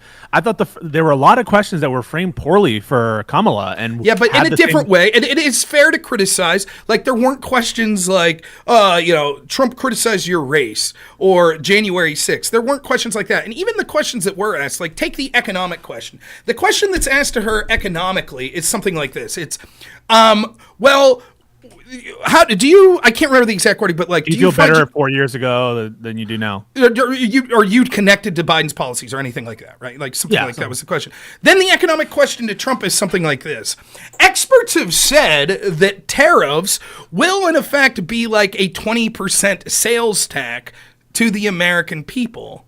Right now, do you notice the difference in how those questions are asked? Now, having said that, this is a very weak criticism. Very weak. There is hay there, but it's very weak. Like, get your big boy britches on. I knew that the direction that the questions were asked were going to be in that point, so you get your shit in. It's the economy, man. Like, neither candidate directly. No, he did okay on that question, but what he didn't do, again, the purpose of his debate was to label who Kamala Harris is. He should have been talking about the economy almost every question. It's the number one issue in this debate, and he needs to do a better job of being like, this is the Kamala Harris administration. Your economic woes are because of her and her policies, and she'll make things worse. And one of the simple things he could have done to do first, in his closing statement, he finally says, if you're going to do all these things, why haven't you done it? You've been there 3.5 years. Yes, that's the attack. But you do know the answer to that. I mean, well, I know what she's going to theoretically going to say. But again, and then the other thing he needs to say is like, okay, if you're going to be vastly different, the American people clearly aren't happy with the economy. So what are the things you disagreed with Biden that he did? Yeah, because she's not going to say anything. That, though they did. I feel like they did ask that, but like, what do you differ with administration? Both like maybe in the Gaza context, maybe not in the Gaza context, but definitely in the economics one. They're like, do you agree with everything that Biden has done and things like that? And that's the kind of framing of the Republicans. I just think that the Republicans handled it better. She controlled the direction of the debate. And that's that. Like, I don't disagree that there are criticisms of how the questions were asked, but I'm saying they're very weak. It's like 1 or 2% concerning. It's nothing, right? Like it would, if it happened in a debate I was in, I wouldn't even mention it. It would just be like, okay, whatever, because she allowed the framing in the way that she was baiting Trump. The questions that were offensive against her, the ones she had to play defense on, she did a good job of giving sort of a vague platitude and then shifting it.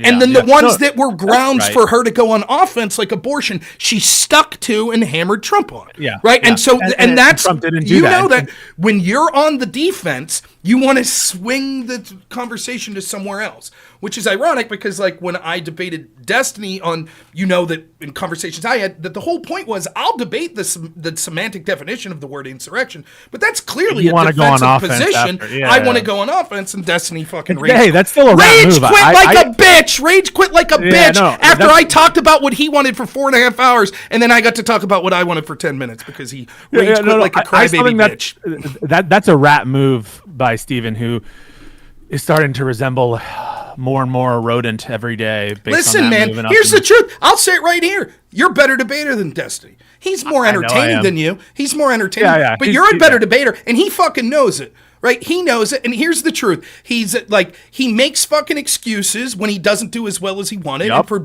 like poor things that he says, he makes excuses. And the sad truth is there's a healthy portion of his audience that just parrots his bullshit. That's what it is. And it's unfortunate because I think he's a smart guy and he's a competent debater, but he comes across as petulant. And instead of just having a sense of humility and being like, okay, maybe I should have looked into that, or trying to recover mid-debate, he just does things like rage quit. And he did the same shit when it came to the Trump assassination shit. Oh, assassination, yeah. It's the same shit where he spirals and then he just doubles down and doubles down. I was actually shocked. If you watch, I was shocked if you watched my stream after my debate with Destiny and people were like, oh, he's saying that he kicked you because his video says he kicked you because of the Chat GPT thing. I was like, oh, his editor, just makes titles and stuff. I don't blame Destiny for that at all. I'm sure he'll have me back on to talk about shit in the future. And then it was like, well, he may, but then he came out and was like, oh no, it was because of the AI stuff and Rob's blacklisted. And I was like, what the fuck? Really? That's how fragile he is? Now, I'm assuming we'll talk again in the future. I'm not fucking worried about it, but it's all cope. That's so bad. That's cope. Just say, dude, he could have just said this. Dude, I was getting fucking tired. I was tired of hearing Rob ramble on. I'll bring him back someday. That's it. That answer would have been sufficient for everyone. But it's like, he can't help it. He can't. And he gets so emotionally invested. And look, he's better than you and he's better at me at selling himself and being entertaining and having a big crowd. And making money. That's true. You'll probably never get a crowd like him. I'm never going to get a crowd like him. And I tip my cap to him. And you know this from conversations I've had with you, and I think my audience knows this. I don't dislike him. I wish him well. I really do. I firmly believe it. I firmly believe. I don't know if I'd say he's a cool dude, but I don't wish him well. And I'm not making attacks like him about his personal life and shit like that. And he hasn't made those about me, just to be clear. So I'm not one of these people that's like, I'm trying to bury this guy. I'm not fucking doing that at all. I'm not doing that at all. But I'm just telling the truth that he is not this like staunch best debater in this loser. He's not a graceful. He's not only not a graceful loser, but he is not. He is not doing as well as other people in the debate space right now. He's not. He's not on your side. You're better than him, at least on the issues of January 6th and shit like that he's talking about. And even when he directionally controls the debate for 4.5 hours, talking specifically on the topic that he wants with me, he ain't doing that well, which is kind of shocking because theoretically he's supposed to be like this big research man and this is his big topic. How well do you think he would do against me if I did 5 hours of Russiagate? Not good. Well, I don't think you have the facts on your side. I disagree with you, but even if that was the case, he's going to be ill prepared, right? I think he's going to be ill prepared. Of course, for like a Russiagate conversation. I think you both have different skills.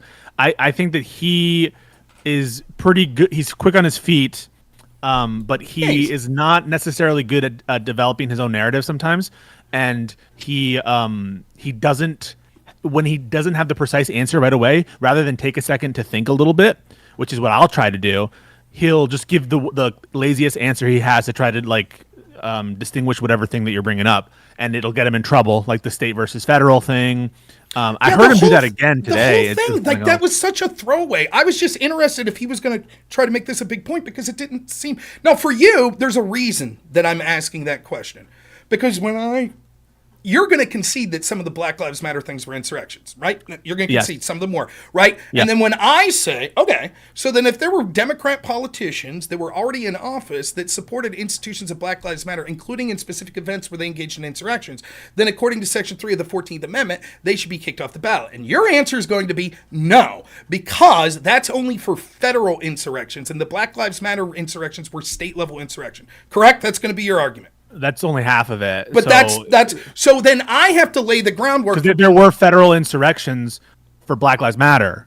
So, for example, the attack on federal courthouses, correct, I would consider that probably to be a federal insurrection. But you're going to make a distinction on the application of Section 3 of the 14th Amendment based on state versus federal insurrections. You're going to make I will where it's appropriate, but where it's not possible, I can't. But so then when I'm debating Destiny and he makes this point, insurrection can only be federal, that raises a red flag to me. He's like, well, is he going to try to make some sort of argument down the road later, 2 hours later, when I say, okay, when I get to talk about the shit I want, but those are state level insurrections, right? So I'm trying to nip that in the bud. So I'm just like, oh, so there can't be state level insurrections?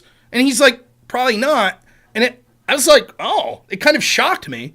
And I wasn't prepared to do like the whole fucking I lied about using AI. I did not. I had screenshots from fucking articles you sent me, and I had screenshots from articles I took because I was at work and wasn't on my computer. And I did have screenshots of this AI, which I told you in a conversation, like, are you sure that these authors didn't say this? And you're like, yeah, I don't think they do. Like, if you read this footnote. And I was like, oh, when it came to whether or not Section 3 applied. But they certainly admitted there's state-level insurrections.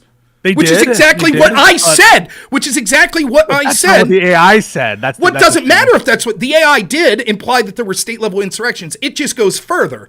It says, oh, and also they say that Section 3 of the 14th Amendment would apply to that, right? But I don't make that argument in the debate. I just want to do the most annoying nitpicky point.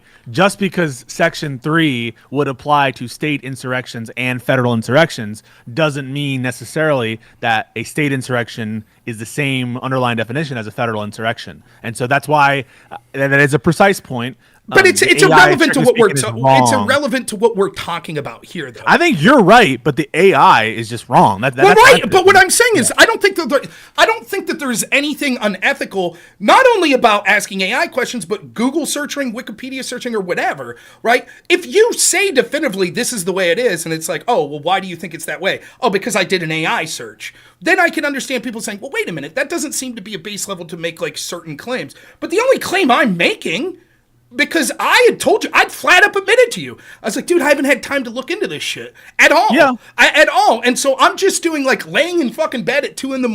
while I'm at work off the clock, just like, yeah, I'm going to try to go through this article. I can't go through the Bowden-Parson article because I find it to be very cumbersome to read a big paper like that in my phone. So I'm just like looking at reviews, like the New Yorker had a review and some other things had a review. And then I went to AI, was like, what do they say about the 14th Amendment? And the first answer it gave me was it started to talk about Lawrence Tribe because I misspelled the name Bode. So I said, what did Bowden-Paulson think about state-level insurrections of 14th? It was like, yes, Lawrence Tribe and this other guy say that state-level insurrections would apply. Just stay away, Rob. Stay away from them. I don't want you talking to them anymore. Don't want me talking to AI? I don't want you talking to Claude anymore, okay? It's not good for you. Well, then the second question I asked it was just like, well, what do Claude and Paulson say, or Bowden-Paulson say? Claude and Paulson. I kept saying Claude instead of Claude because Bode. Because Bode. Oh my god. Which is funny. But I said, what do they say? And it said they have a more narrow interpretation. Then the one article I was reading was like, oh, they talk about state level insurrection. So I said, even in the paper, the sweep and scope of Section 3, and it said, oh, no, they do have a more broad definition there. That's it. That's what it said. And then I was like, well, maybe they did, which was why I talked to you before I made this argument. Did I not? I was like, oh, I'm going to ask Pisco. And Pete, you were like, I would be careful saying that. Because actually... Here's why I said that you lied. Because I thought that you knew it was an AI summary not a review. And I can even show you on my phone. I have screen caps of like 6 different articles, which I was calling abstracts, which is, okay, I can understand criticizing me. It's not an abstract of a newspaper. Some of these things were literally like fucking like the New Mexico Times or some shit. That was like, oh, these dudes, Bowden-Paulson wrote this article, and maybe this could have implications of keeping people in our state off of, the ballot. And it'd be like 4 paragraphs. And I'm like, okay, that doesn't really say shit. But I took screenshots of anything that I thought was interesting. That way I could come, when I got back to my computer at home, I could type in those screenshots, like the keywords from it, bring up the article, and then save it in my folders. Listen, for me, all is forgiven as far as I'm concerned. Listen, I'm willing to accept at this moment, because I also accuse Stephen of lying about having read the Colorado Supreme Court opinion. I'm willing, and that was my belief, but I'm willing in good faith to say, I don't know for certain that you lied about it. It could have been the review. Maybe the abstract thing was weird. I'm willing to let bygones be bygones and say, Stephen, he might have read it, or he didn't know that he didn't read it. Whatever it is. But all I want to say is, let me be your source next time and stay away from Claude. Fuck all that. Fuck that. Why would I trust the person that I'm going to have disagreements? Because I'm going to give you the bullshit, the primary source. Well, you give me the paper, but I already had the paper. I just didn't go through the paper to be able to discuss you. We were setting up a debate that was going to be like a very serious, thorough debate on these things, and I was going to read through these cases. Literally, Destiny reaches out to me and says, hey, I'd be happy to debate you on January 6th, which is cool. I was like, yeah, sure. I'm doing like an 11-day stretch of work, then vacation, then work. But as soon as I remember it very. And so I contacted him literally 20 minutes from getting home and said, when do you want to do that debate? Do you want to do it tonight? He's like, yeah, okay. And this was a point that I would not have have brought up. I wouldn't have said, oh, Section 3 of the 14th Amendment Bowden Paulson say it applies to state level. I wouldn't have said that. But when he said, oh, there can't be state level insurrections, I was like, I think I read somewhere in one of these articles that it did. And so I'm just going through my phone. The picture was like, oh, it was this article right here. And then once it took 2 minutes, we were going through it. And once I sent it to him, I was like, oh. With the other things that you had compiled. Right. And then once I saw it was AI, he was like, is this ChatGPT? I was like, no, I think it's Claude. And then he says, I think that, yeah. And he goes, I think this is an AI summary. I said, yeah, that sounds right. That's what it is. That's it. So the big criticism is for 3 minutes, I said that I didn't say this was from AI, and then it ended up saying exactly, we went to the source material, and it ended up saying exactly. And then Destiny further then talks about it at further length and says, and when we went to the source material, it didn't say what Rob said it did. Bullshit, yes it did. It said exactly what I said. It said what you said it did, but it didn't say what the AI said it did. It doesn't matter. That's not the argument he's making. He's making the argument that I said something that was factually untrue, and that when we went to the source, because I bullied AI into saying it, and then when we went to the source material, it disproved it. Right. That's bullshit. I said something that was factually true. I came through it based on an AI article that was correct about what I said, but then said other things that maybe were incorrect. But when we went to the source material, it was proven that it was correct about what I said. It would be no different than if I asked AI 100 times who won the Super Bowl last year, and 99 times it says the San Francisco 49ers, and I keep saying, are you sure? Are you sure? Are you sure? And then the 100th time it says the Kansas City Chiefs, and so then we go look it up, and you're like, yep, it's the Chiefs. Who gives a fuck that I re-asked it, and I already explained why I re-asked it. So, anyways, I got it. Well, this is it. I got like 5 minutes. You got one last thing that you. Yeah. So, first of all, for me, Destiny's a bitch. That's what I'm getting. For me, bygones are bygones. I like you. I like Steven. I think that the whole thing got out of hand pretty fast. I think it was scummy for him not to give you that time, and I think that I don't think you blew him out or anything. I think that he's not as sharp as me on those points, specific like legal points, because he's not a lawyer and he doesn't like have a more expansive view of the definitions and how to apply them, and specifically how to apply them to your hypotheticals and to address your questions, which are like very incisive. So I don't fault. But here's all I want to, in my defense, here's all I want to say. I just want to be clear. I'm not like blacklisting Destiny. I was completely willing to accept the argument. Hey, dude, we've been here for 5 hours. I know I told you I'd give you equal time. Can we do it another day? I'm cool with that. Because he even said previous to that, he was like, hey, we kind of got to wrap it up. That's totally fair. But the fact that he's like, now, fuck that, you're blacklisted. He's the one who acted like a child about it. He rage quit. Then he post hoc tried to justify it by acting like a child again. And that's totally cool. That he has the right to do it, whatever. So the whole bygones be bygones, you never. It's on him. There was no necessary for you to let bygones be bygones. I never had a problem with you. I understand. Wait, so that's why I was gone on his stream, and I realized I made a mistake, because if you try to convince him of something, he'll always do the opposite, because he's like an oppositional guy. Right. And like, even if it's so, like, for example, I've been arguing with him about Alito and why Alito shouldn't have to be recusing himself for the flag thing that his wife did. And trying to make him be consistent about that, but he'll just double down on whatever argument he had against you, because he doesn't want to. He wants, I guess, he wants to save face, or that's just his personality. But I think that deep down, he can change. It just can't come in that kind of directional approach. But the reason why I was going to him while I had COVID, by the way, and being like, hey, don't do that. Let it go. Don't blacklist him, is because I think it's a misunderstanding. I think that things went wrong. I think you both had some like. He's saving face, and there's no need to save face. All he had to say was, yeah, okay, I rage quit, it was stupid, but I messaged Rob and said, come on some other day. I don't know when I'll get to, and here's the other thing, and I've defended Destiny on this over and over again. So many people want to be like, Destiny's running from Rob, or Destiny's running from this person, or Destiny's running, like, here's the thing. When it comes to me specifically, maybe Destiny is running from me. I don't know. But let me tell you something about Destiny. Destiny has the opportunity to talk to people with millions of viewers, right? Why is he going to talk to me if he has that opportunity? Right? And so a lot of it, I think, is just like scheduling shit. Like, if you have the opportunity to go on Piers Morgan, like Pisco, if you had the opportunity to debate me tomorrow, or to go on Piers Morgan's show and debate like I'm picking you J.D. every Vance. time. No, I you would. know what I mean? So I don't have hard feelings with Piers, I go that. Piers. And it's like, and you know this, even with like me, I get so busy. I wanted to do that debate with you, but we just haven't found the fucking time. Yeah, so we I don't haven't. mind him saying sometime other we could do it. I don't know when I'll get to it. The news cycle's moving really fast. My schedule's moving. I would have tip of the cap, been like, fair enough, we'll get to it. Oh boy, when we get to that, I'll have a lot to say. That's what I would have said. Moving on. But it's just this little bitch thing. And I think it's great now because I wear it as a badge of honor that I'm called Rob GPT now. I fucking think it's great because every time I hear it, I know stay away from those AIs, it's Rob. a fucking coping DG making excuses for his fucking rage quitting crybaby ass, and it I don't want to warms hear my about heart. you smoking It weed. warms my heart. It does. There's a room for AI, as you know. There's room for it and to look at things. I know, but there is a danger in saying that it's declarative, which is why before I would have. And people don't understand this. Me and Pisco were trying to set up a debate with some moderator. I forget his name, which was going to be ask yourself.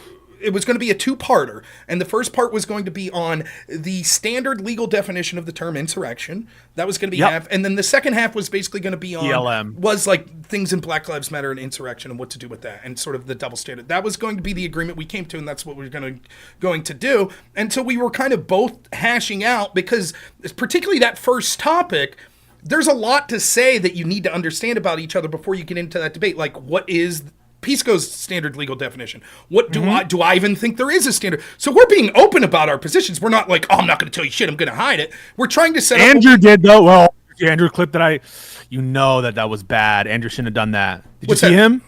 He was like, I'm not going to reveal my definition of insurrection right now. I'm saving it for a future. Like I don't think it's like the shittiest thing in the world, but it's not what I would do. Like I tell you all the time. I'll tell you all the time. I said it tonight. This is what I'm going to say Friday, right? Like I don't care because I'm interested in a good debate. I'm not interested in some gotcha necessarily. But that means that Andrew was necessarily being dishonest. I think when he was like, when he's going there with the, I understand for the purpose of the. Oh, wait, we've already talked about this privately. Never mind. But you know what I'm going to say. I mean, but again, so that's all it was. We were trying to hash this out, and I'm talking to him like, well, I don't know what Bowden Paulson really say. I'm going through AI and other articles, trying to find out what they say. And before we ever have this debate, I plan on talking to you again, which I did, and was like, well, wait a minute, what did they say about this? Because this seems to suggest this. And you're like, hey, Rob, I wouldn't say that. I would check into that. Because I think they say in a footnote that's... Right? Exactly, we had that conversation. We fucking had that conversation. There's nothing unethical or even wrong about me using AI if I'm then trying to check out with the source material or with other sources to make sure it's true. You need to get that sort, because the thing is, Rob, I agree. It's a great starting point. Right. People have gotten burned in the legal field, especially. It's so fake dangerous. cases and shit. No, I totally agree with that. But I don't think there's a problem of just like there's no problem with using Wikipedia as a starting point.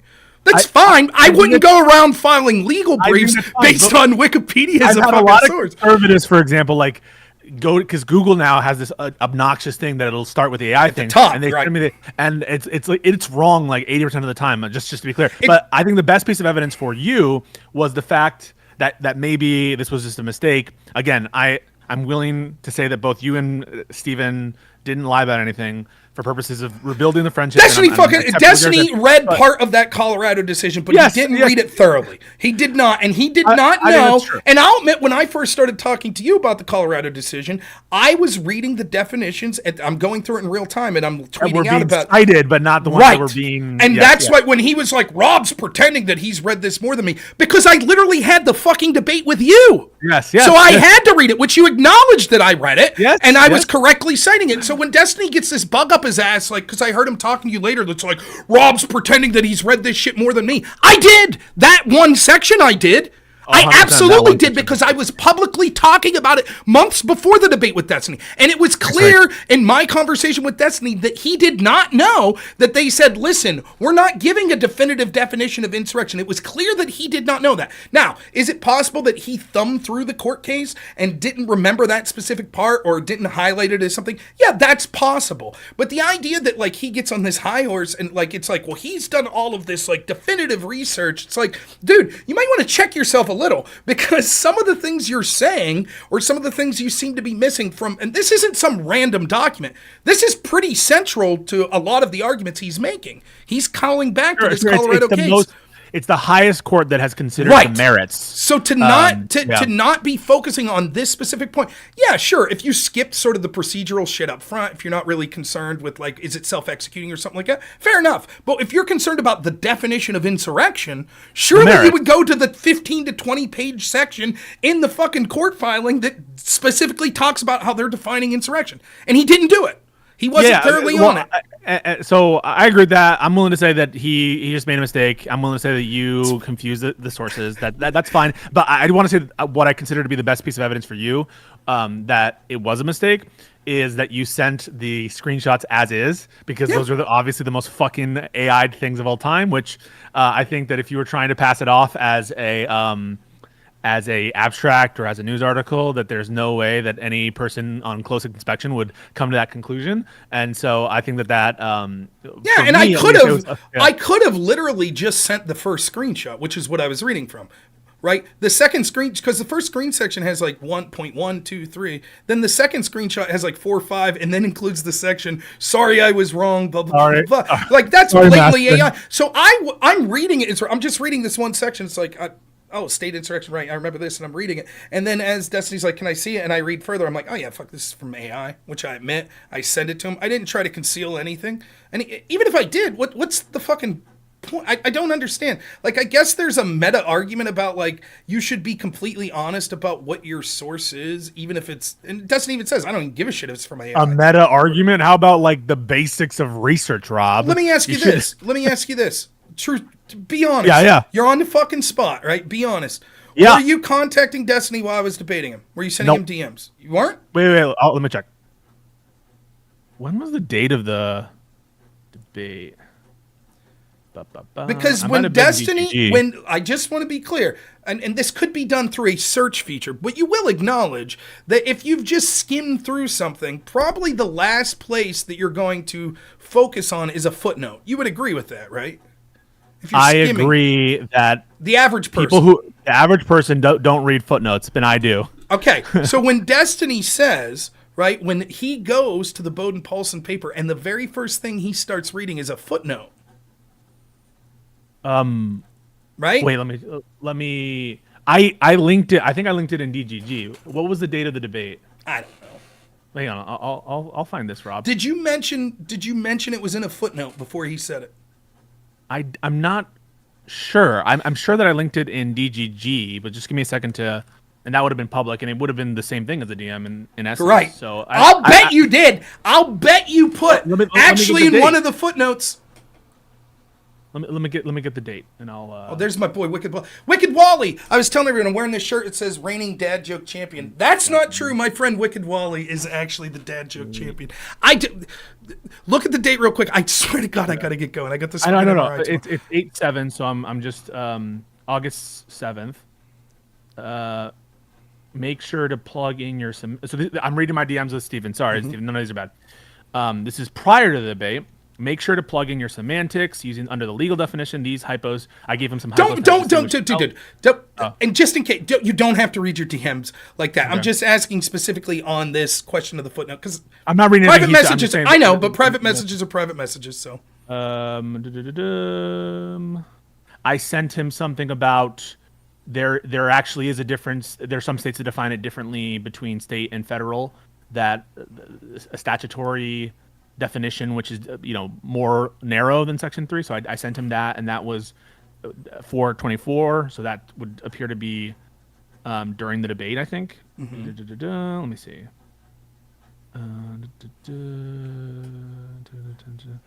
Nope, I did not send him anything that mentioned a footnote in DM. No, but I the thing about state versus federal, I sent him state versus Wagner, which is just saying that there is in fact. I'm not really in it. I just want to know if the reason that when he looked at the Bowden Paulson paper was that you either said in the public message or in DMs, check the footnote. I vaguely recalled putting that in DGG. Right. And that would be the same thing. I was right. publicly saying like, go to page this. So if the criticism of me is going to be, well, you should have been forthright that this was coming from AI. Now, I've already explained why it wasn't, but let's say that no one buys that explanation. They still say, look, the criticism is you should have. Shouldn't Destiny have also been upfront that the reason he knew to look at that footnote was because people were saying it in his chat? I always take it as a given that when you're talking and debating with Destiny, there's something of a committee approach. And That's right. But he ain't announcing it, is he? But what is that? Oh, is it your point that like if there is an ethical obligation to announce when you're making an argument where you get that argument from, so much so that you could condemn someone and say if that argument came but from I'm not AI, the source, Rob. I'm just pointing to where the source is. But No. I'm not saying you. I'm saying wouldn't that same obligation be on Destiny to say people in my chat are saying, because understand that Destiny's large-scale argument at the end against me is that I'm not as well researched as him. And I'm pretending to be. But if on these crucial points where it's, again, this is his subject, his Rob, semantic... this is I'm willing to give you a lot of grace, but this is a little different. Like having your chat spam you where the pin site is in a primary source that is at issue, I think is a little different than going off of a secondhand source. No. It might be a little different, but the obligation to say where you've heard the information is the same. For example, if I would have used AI and then we never go to the source material, then there's a criticism to be had. But if once we go to this, if your argument is, okay, Rob comes from a secondhand source using AI and Destiny comes from a secondhand source using chat, but that secondhand source was then pointing to the source material, same thing. He wouldn't rely on the mere bare assertions of DGG. He sees what they say in DGG and then he goes to the thing. That's why it's like a. But that's fine. Isn't that any different? Isn't that? No, but how is that different from me saying I think it is very different? No, I don't think so, because I'm not just relying. I'm saying, are you sure? Because I think that they say that there could be state level insurrections, right? I'm not saying declaratively this is it. And then he's like, well, let's go to the source material. And I'm like, yeah, I can't find it because it's not my phone. Can you send me a link? And then I find it and we go to the source material. It's the same thing. Are you saying that your degree of confidence is... I think his point, and I think that you would accept that if he were correct about these facts, he would have a point. You just don't think that he's correct. But he said you're misrepresenting what the source is that says the thing and relying on something that you're lying about. I'm just saying something real simple. Like, regardless of where you came... And I've defended Destiny on this and others. Let's say you come to something through Wikipedia. Who gives a shit if it's correct? If you go to Wikipedia and it says, this Baltic War started in 1873, right, or whatever, and you're like, and I'm like, oh, you just got that from Wikipedia, and he's like, well, let's check it out. Let's go further. I'm checking it out. Yep, here's another source, and I'm like, oh yeah, cool, that's what it says. I don't have a problem with that at all. And I've defended, it's like, that's totally legitimate. I don't care. I don't know that I would run around filing legal briefs or shit like that based on Wikipedia or, a Google search. But, so I don't understand, and it was clear to me that after that portion, where Destiny was like, yeah, okay, yeah, it says it. That was it. There wasn't controversy. He was willing to move on. Yeah, listen. It was only brought up again because he was a bitch, because he rage quit. That's why he post hoc justified. Oh, it's all about this AI shit. What? That happened 2 hours previously in the debate that you said, yep, it says what you said, let's move on, and it wasn't an issue at all. And so that's it. It's just a coping mechanism. You know it, and you might want to say something that'll cause some bridge to burn. But you know it, and I know it. That's what call fucking him a hack happened. all the time. That's fucking bullshit. He brought up. Well, do you acknowledge that in real time he didn't have a problem with how that interaction went with AI? Do you acknowledge that? I don't think you can establish that. What you can establish is he continued the conversation for a period of time, a significant period of time, after that incident happened. But I don't think you can establish that he, by necessity, didn't have a problem with what occurred in that moment. Merely that he was willing to move past it at the time. Do you think? If you had to guess, do you think the reason that he quit was because it was ruminating on him that 2 hours ago that I used AI that ended up?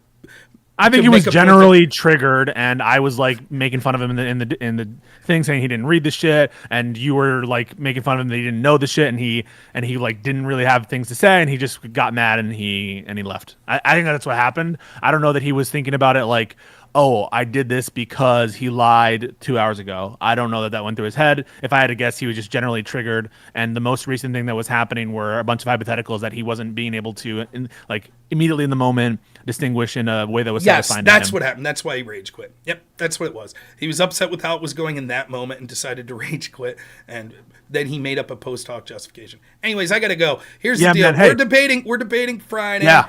As far as we both know, just to get... if it switches to NATO or whatever... I'm not doing NATO. I'm not doing it. Oh, okay. Why would I? Well, I don't give a fuck. I'll debate whatever they put in front of me, but we're both under the understanding, because I don't want to hear this fucking cope from a bunch of people, not saying you, but others, that, oh, there's a misunderstanding about the topic, and blah, Hang blah, on. blah, blah. I'm just gonna message Dylan, and we need to just get clarity on what it is. I don't want there to be a chance that half the people think we're going in there on a totally different telling topic. you, my understanding is is that Dylan, AJW shit. I think Dylan's debating some other topic first, right? And so normally it's Yeah. the big panel is first, and then like the one-on-one debate second. Oh, Danabo's here. Danabo's right here. Danabo. The whole topic is for us, for our portion, the latter portion.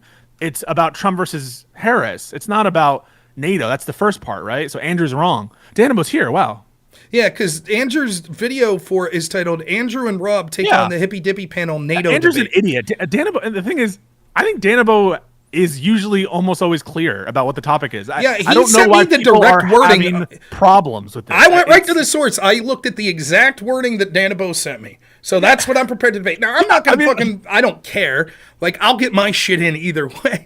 Like people are going to Connor. People are going to like go to Danabo, go to Dylan. It doesn't make sense to me that we're having this issue of knowing what the topic is. I will say one thing about me. I would have messaged Danabo. I would have if push came to shove. But one thing about me is when I'm not streaming, I'm fucking done 95% of the time with streaming. Like, I don't know if you've noticed this about me. I don't post near as much on X as I used to. I just don't have time, man.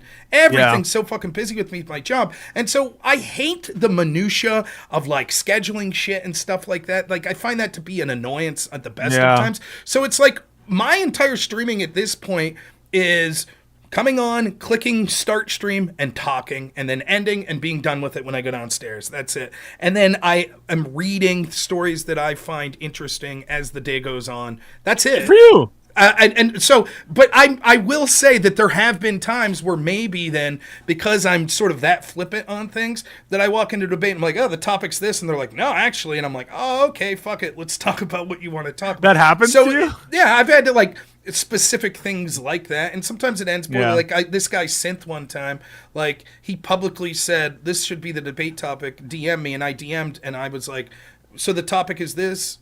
And he seemed to agree with it. And then he was later like, but the agreed upon public topic was X. And I'm just like, huh? What the fuck? And it had to do with Vosh's, I want to see a world where people are taking shots at Patriot Prayer members out windows. And I was like, that's a fucked up thing to say, sir. And then after we have a trans shooter, it's like, oh, is that stochastic terrorism? Vosh, who talked about a trans genocide and said you wanted Patriot Prayer people shot?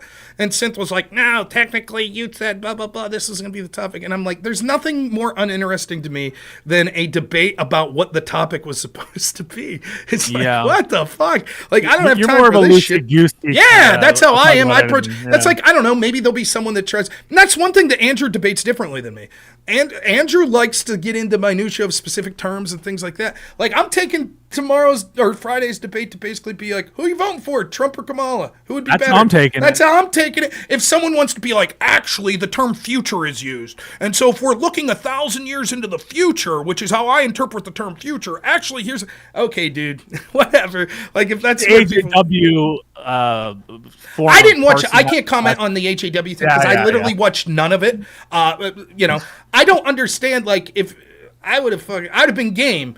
I would have been like, yeah, whatever, dude. Like, Dan was like, please don't do this. No, dude. Hey, man, I was lined up for that debate. That was not your fault. I was lined up for that debate. I understood it as just like, it's democracy on the ballot. That's what I understood the topic. So that's just all I knew. Danabo reached out to me. I don't remember the exact wording. It was just like, is democracy on the ballot? Your wife is calling you. I would keep you around for hours, but I just want to be respectful that you, We will see you Friday. Good luck. Have a good stream. We will. Yeah, you as well. Yep, take it easy. Appreciate it. All right, my audience, I got to go. Thank you so much to everyone that donated. I got to go down and get a shower. Hopefully I'll be in bed by 1. My wife's going to kill me. Nah, she won't. My wife's the best. Thank you, everyone that donated. I really appreciate it. I honestly do. Tetsuo says, never was gifted a sub from this pathetic channel, but I'm sure you already know that. LOL. Oh, cool. Listen. Pisco's a better debater in Destiny. He is.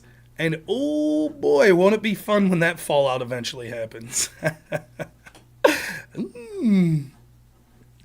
Wills be interesting. Now, maybe he's a better debater on specific topics. Like legal topics and shit like that. will be interesting. I'll be fun to see it go down. Anyways, thank you so much. Everyone that donated was incredibly generous. I can't say enough about you. Pisco's an idiot. Maybe. Better debater on legal issues than Destiny, so what's that say for him? I did. Tetsuo47. There, I said it 6 times. You're practically famous. I'm shaking? Am I? Cool. Anyways, I'll be on tomorrow, I think around 7 p.m. Eastern, debating whether or not women should have the right to vote. What a topic. Should be fun. So, it'll be fun, though, because I really like Jim Bob. Yeah, I got my shit in Burning Destiny. It was worth it. And I know it'll get back to him. Ha! I love it. I might be blacklisted, but actually it'll get back to him. Ha! It does, though. It warms my heart to see the coping. The Pisco fucking knows. He knows it was cope. He knows what's going on. It's a fucking joke. He knows it. It was a one-time fun thing. We'll see you back, Tetsuo. 7 times. Thanks so much, Taze, T-E, for the follow. So I'll be on around 7 p.m. Eastern. It might be 8 p.m. Eastern, but if it is, I'll probably be on early. Anyways, we'll be debating that tomorrow. I'm just going to head out. Let me see if I could raid someone real quick. It's only fair. Also, I got this thing, because I've been doing a little better on YouTube, I got this thing about, like, twist thing about YouTube partnership or blah, blah, blah, blah, blah. And I think it'll allow me to have subscriptions on YouTube. I don't know what I would do with it, but so maybe I'll have an option to subscribe to me on YouTube coming up in the near future. I don't know, but maybe that's something that you all would be interested in. Tetsuo, stick around to Tiberius D. We're going to raid Tiberius D. He's the only person I see. I don't see Pisco on here. I guess we could have raided Pisco, but I don't see him listed. I don't know if he streams on Twitch or just on X. Oh, shit, there he was. I should have raided him. Oh, well. Well, we're raiding Tiberius D. Thanks so much, everyone. I really appreciate all of you. We'll see you all tomorrow. Wish me luck in my MRI. Thank you again for the donations for the sewing machine. Hopefully my wife enjoys that and was able to get a quilt made here. We'll talk to you all soon. As always, have a good one.